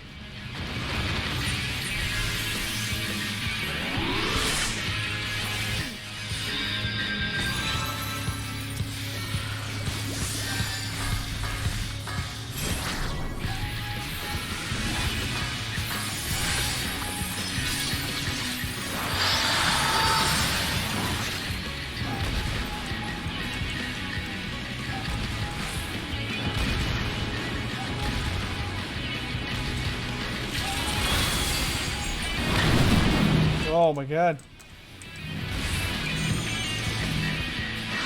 There's so much happening.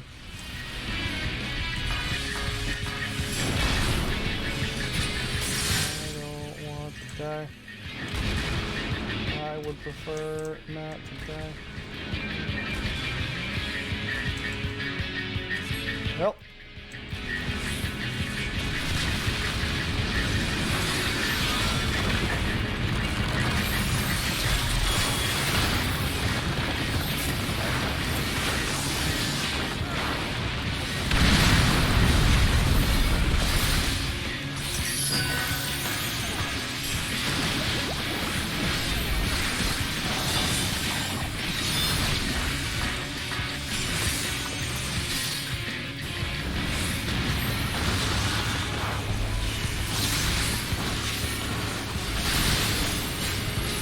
Done the fucking little bunching. You're talking just like mods and stuff, or just in general you can do more on PC?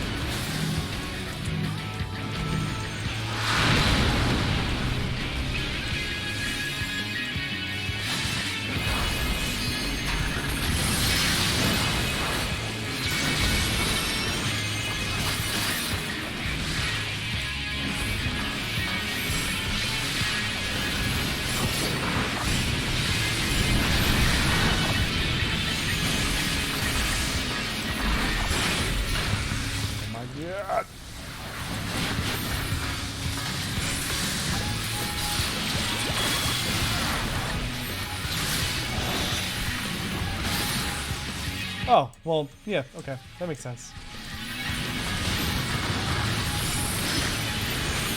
I feel you. There is a lot more you can do on PC. Especially stuff like that. You can, you know, you got one screen open. You know, you got your two screens going. Oh, you watching me?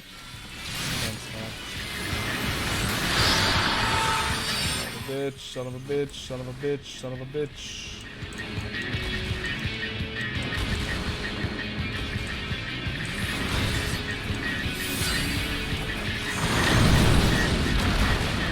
Bitch, son of a bitch, son of a bitch.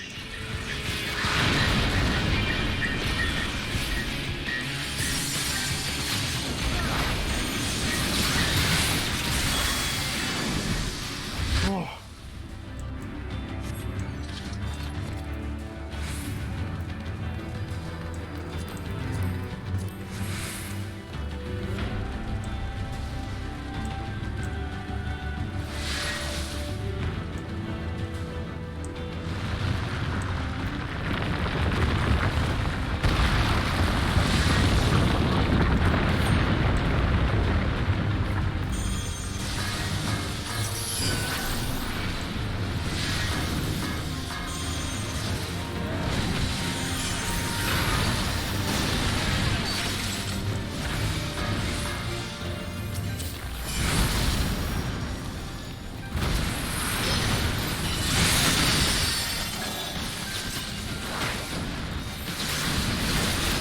Tell my cats are doing something stupid. Even being stupid.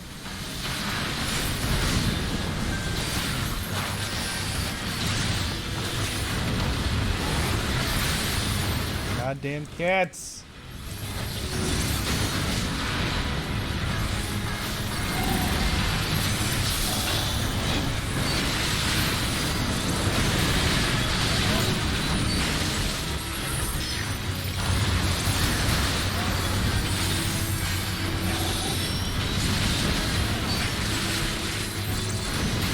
Bigger hands so I can like a different mouse, so that way like I can use like mouse buttons instead of clicking, because I have tiny little hands.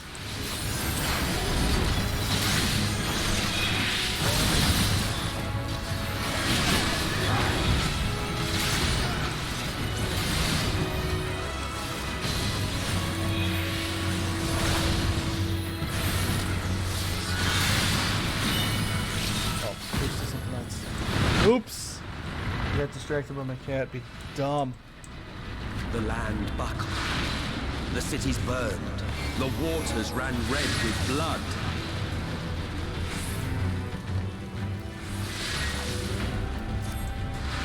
Ooh, look at that big guy.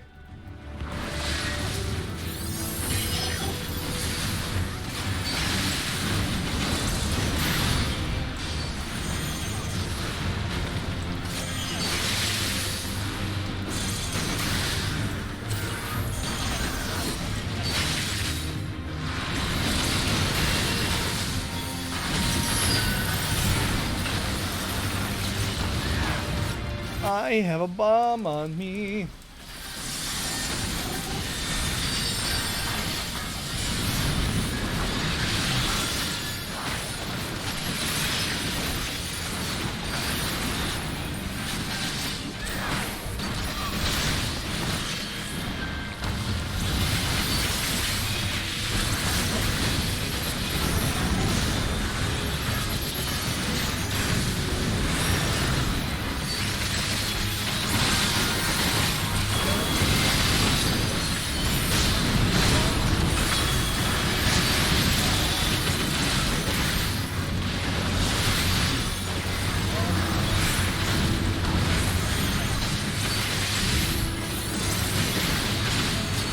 God.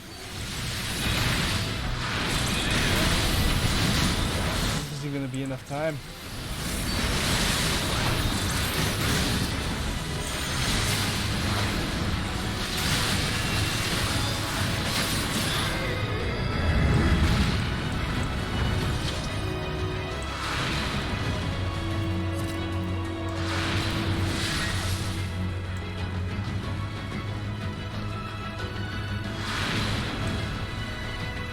Alright, dude.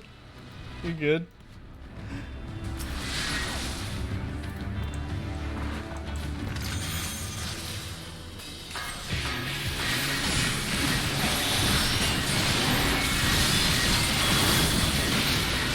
We deliver. God damn.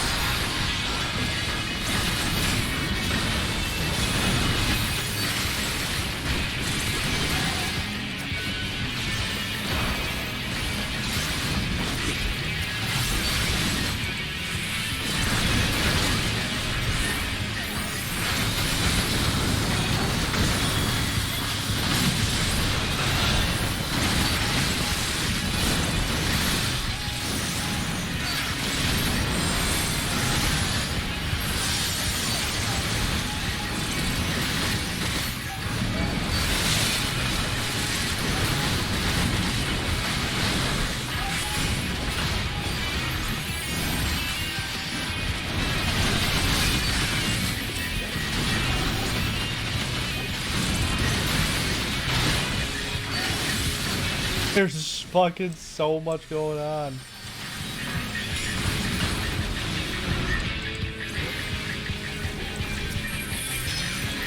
God damn.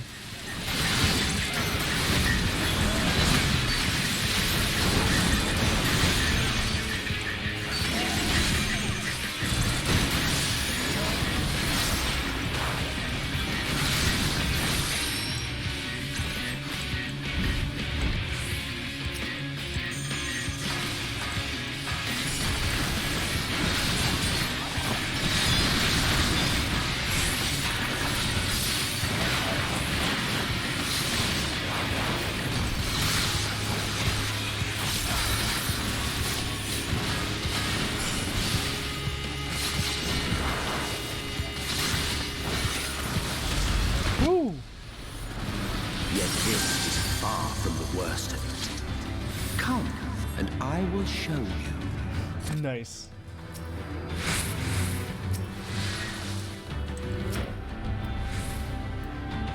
Last little stretch of this dungeon. Here we go. A little further, and you will see the end of a world.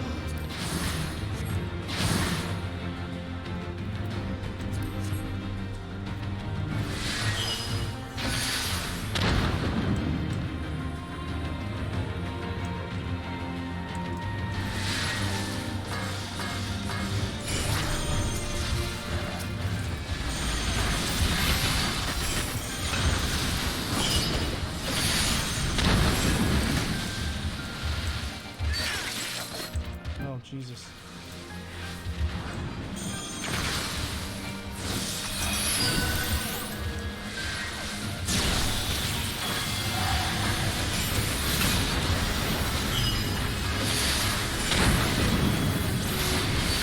Okay.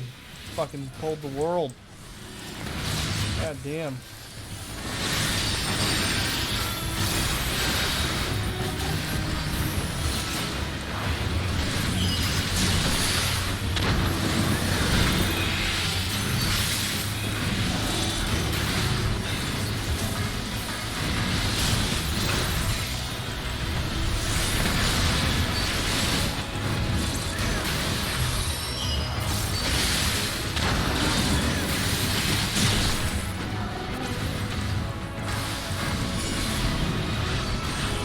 Jesus.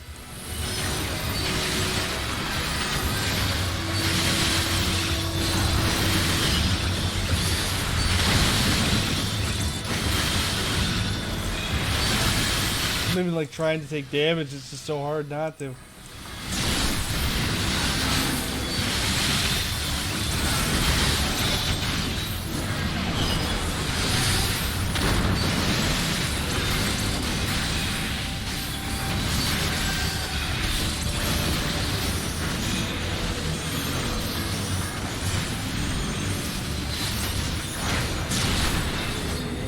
The star was frozen. We saw we had to read its laws anew. Woo!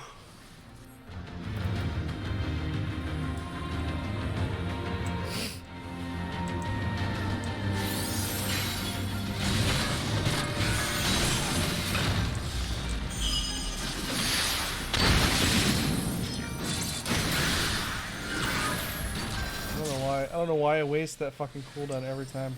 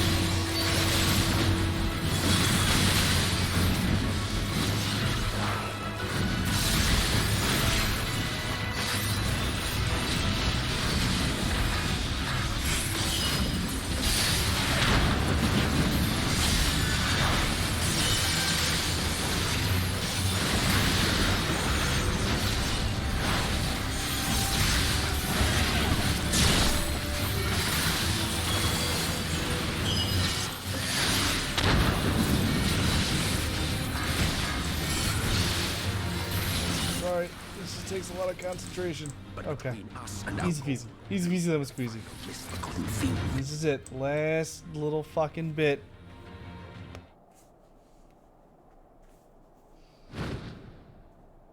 To fight this big giant fucking asshole.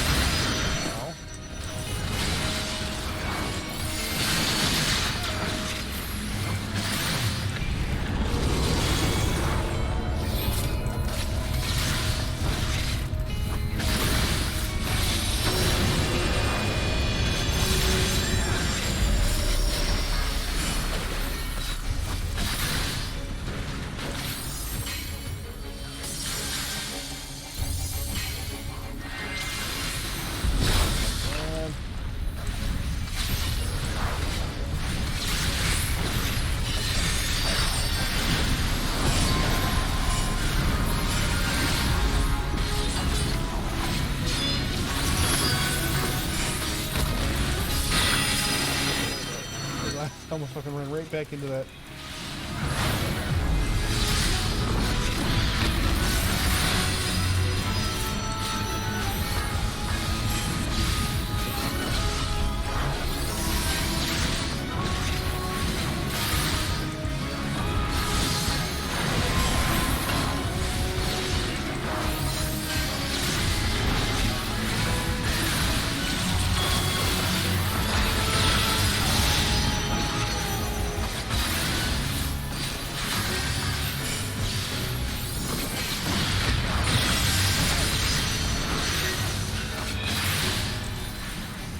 How does this thing still have so much fucking health?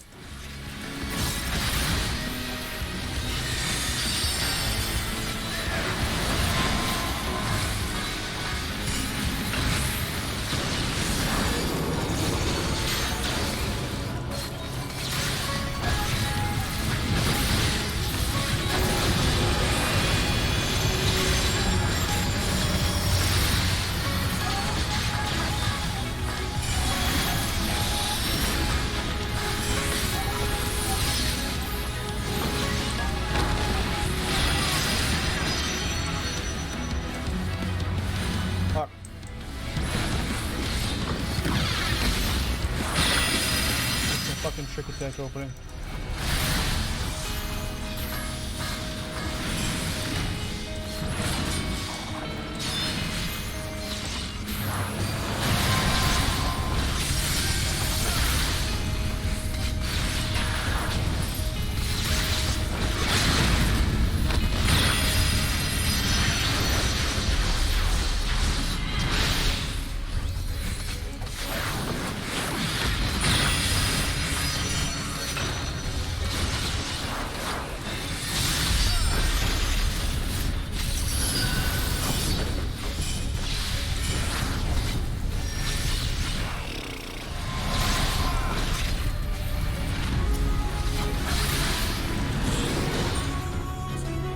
God damn.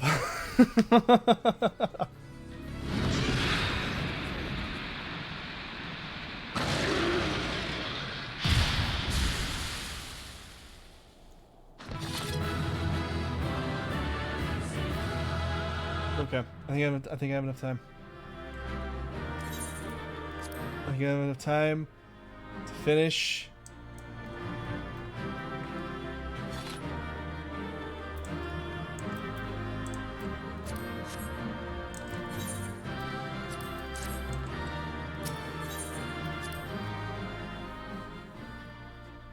All right, so I have to pee.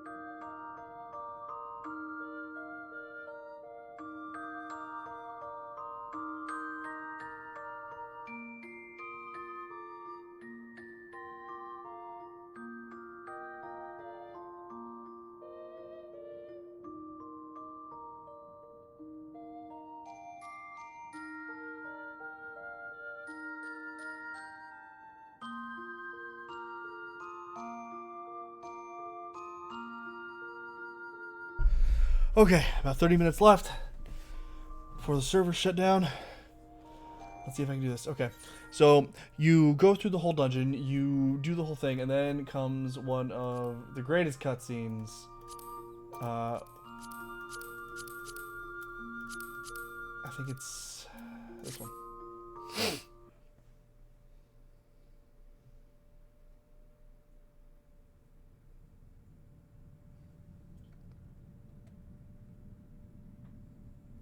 Nope. Not that one.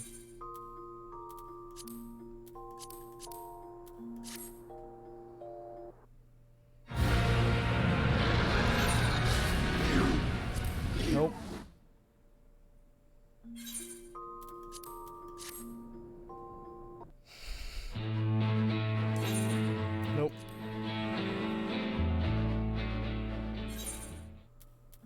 It's really cutscene 2? Okay. That's fine. So if you remember, your body is full of light and failing you. That's the big thing here. And you just beat that fucking riddle.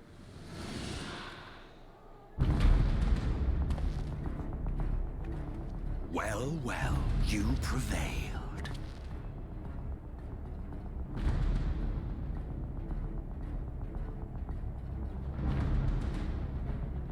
Nevertheless,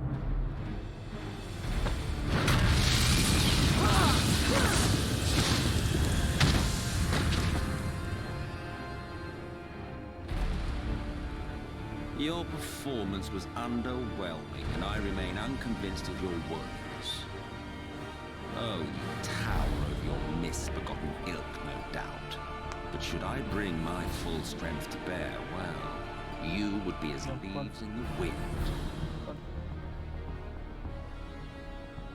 The gulf between us is a reflection of the disparity between the world as it was and what it has become.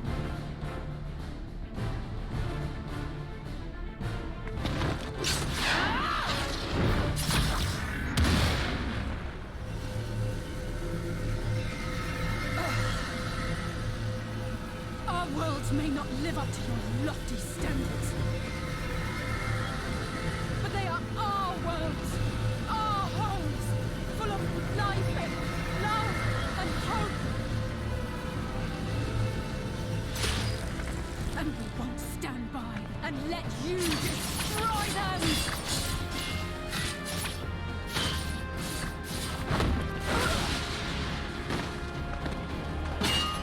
Alizé! You are a mistake. For we who have known perfection, the shattered source and these shards are ghastly mockeries of the true world. The ephemeral lives you exalt are pale imitations, utterly devoid of meaning.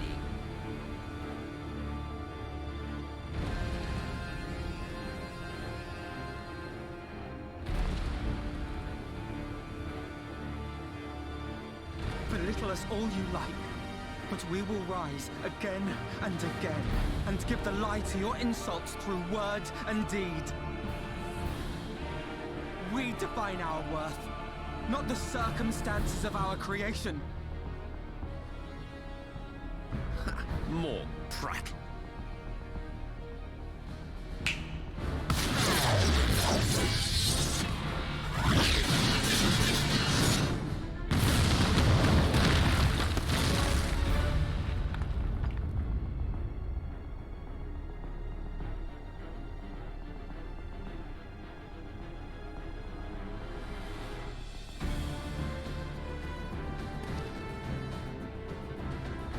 Fool, who are you? No one, nothing. Once I have reclaimed my heritage, my first act will be to expunge your stain from history's weave.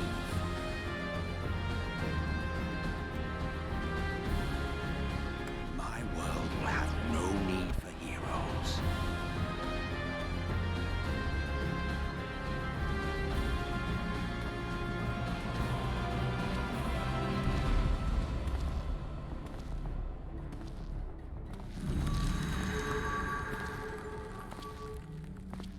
Still fighting the good fight.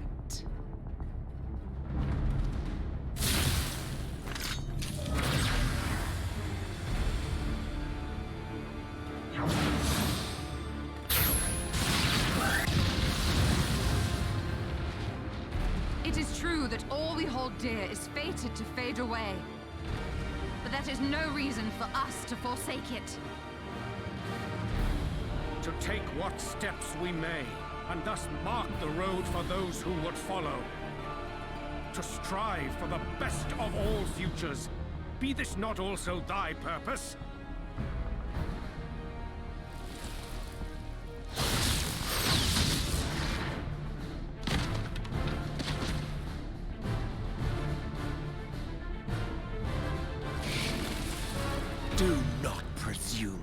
speak of my future.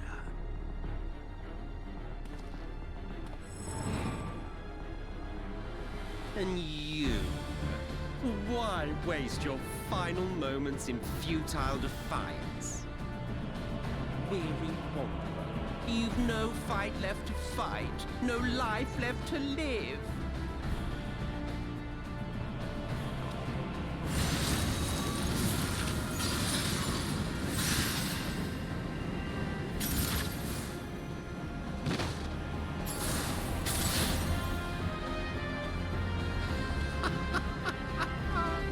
You see, the light will not be denied. Surrender to your fate, and let the transformation take you. Rise up in madness and fury.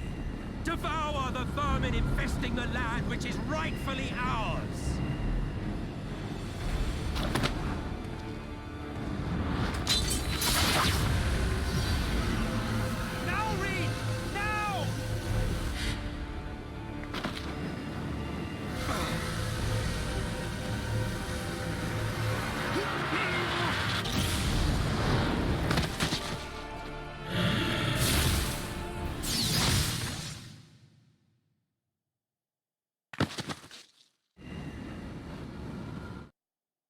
Fight it.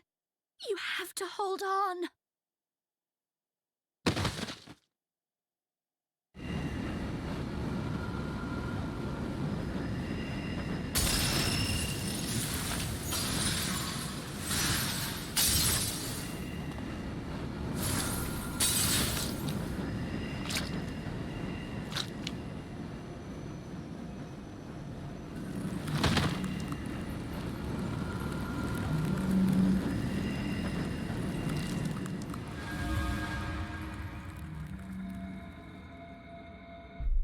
Shit's getting real.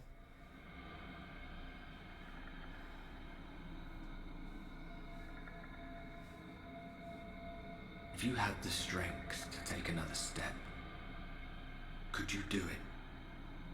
Could you save our worlds?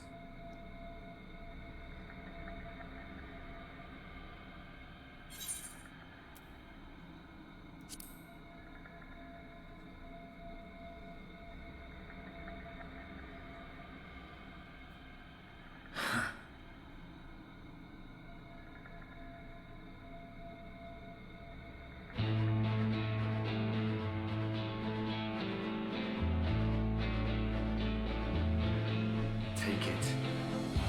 We fight as one.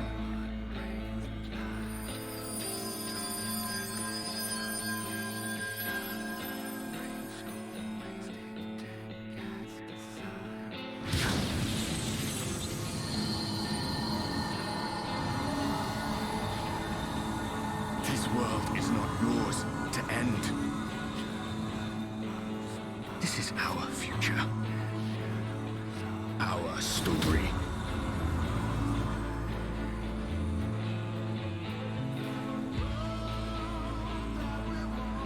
No, it can't be.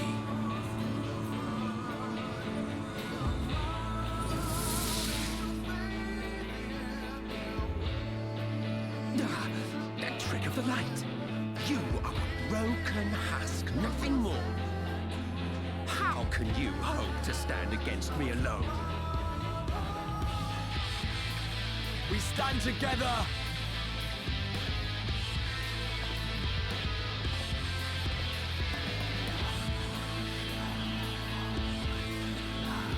How?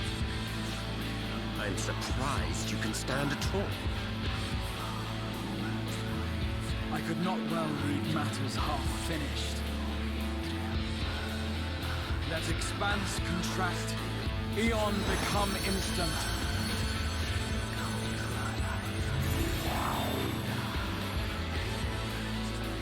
Champions from beyond the rift, heed my call!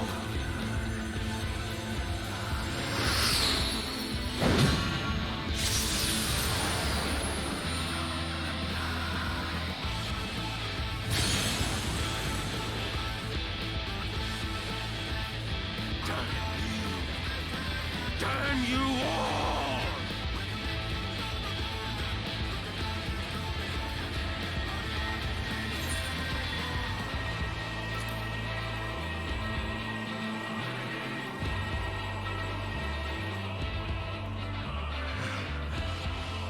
Very well. Let us proceed to your final judgment. The victor shall write the tale, and the vanquished become its villain.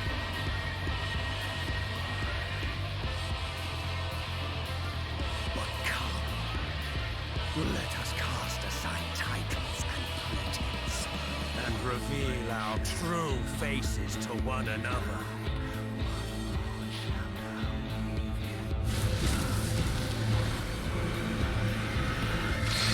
I am Hades, he who shall awaken our brethren from their dark slumber.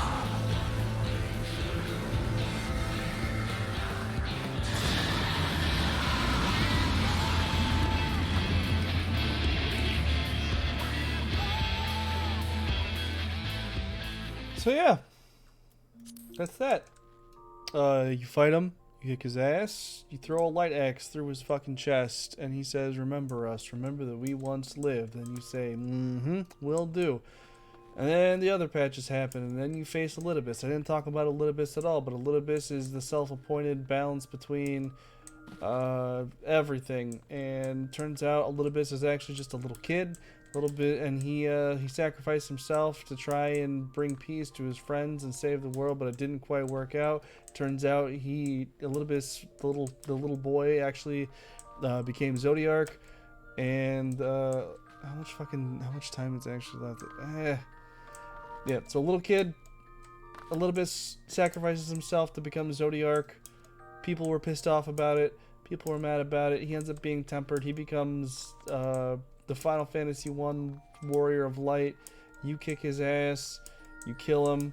He reverts back to his little kid form. He says some really sad stuff. It makes you feel a lot of feelings. You know what? Just play the game. Just play the game and experience the story and feel good. I am excited, and I'm going to play Endwalker, and it's going to be a good time. So with that, I am going with the entire story. Oh, no, not the entire story. But so after you kill Elidibus, because you kill Elidibus, because of course you do, you kill him. Guess what? Xenos was alive the whole time. Oh no, Xenos was alive, and he's actually got supernatural powers. And you find out that Zodiark is actually on the moon, and they start creating these meat generators that are generating power and sending it to the moon. And so guess what? That's why it's called Endwalker, because this is the end of a fucking 10-year story in the making. Everything is coming to a head. Heidelin, Zodiark, it's the end of the main fucking story, and on to a new story. So with all that, I think what I'm gonna do is I'm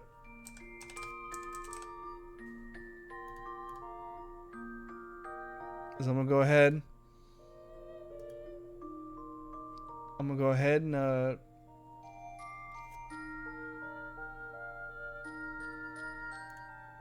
what am I trying to do here? Hold on.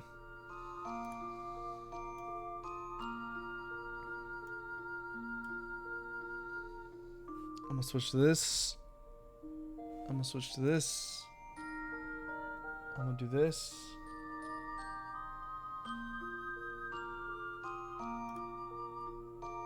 I'm gonna do this.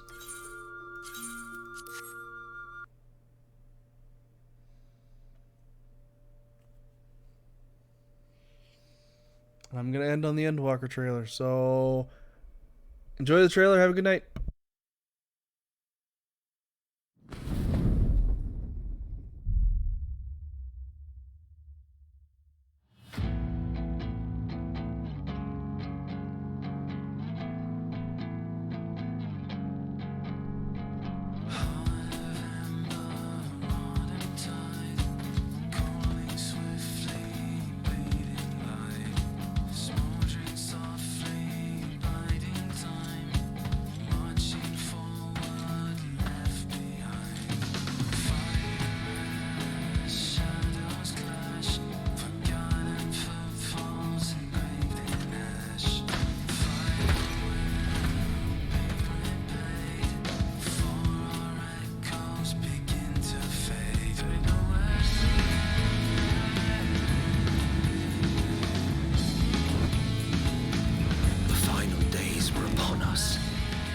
fabric of the star had begun to fray, its lands rent by tooth and claw.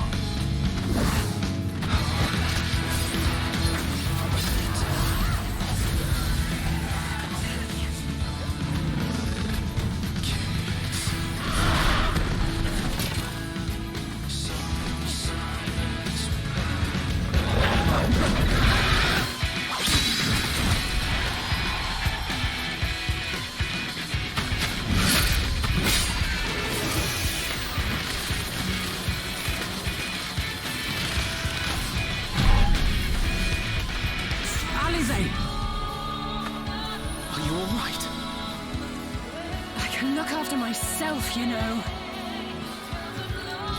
And I've had enough of this rubbish. Come on!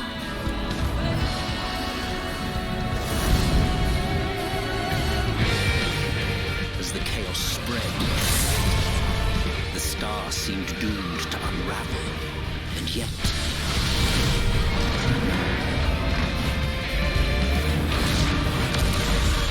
there were those who stood in defiance of that fate.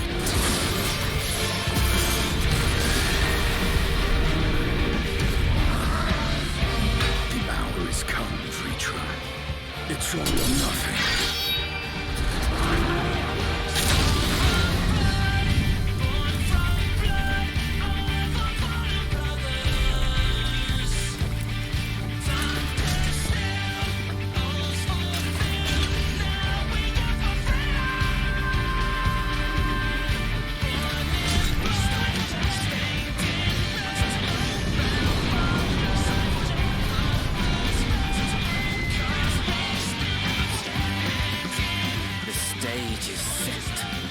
Will our heroes deign to play their part?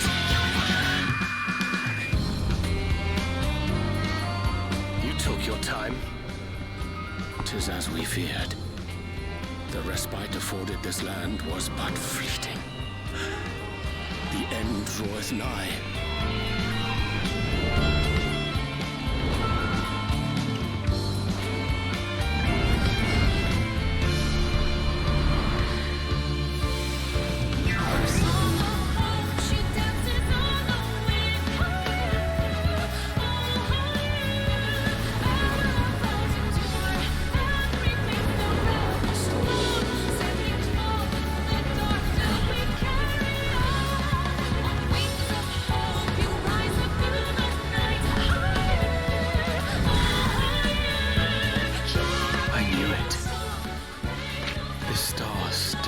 Secrets to tell.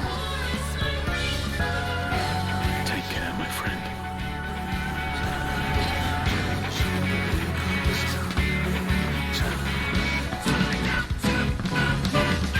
So, Charlian would keep its counsel while the world is lost to ruin? It would. Come what may, we shall live on.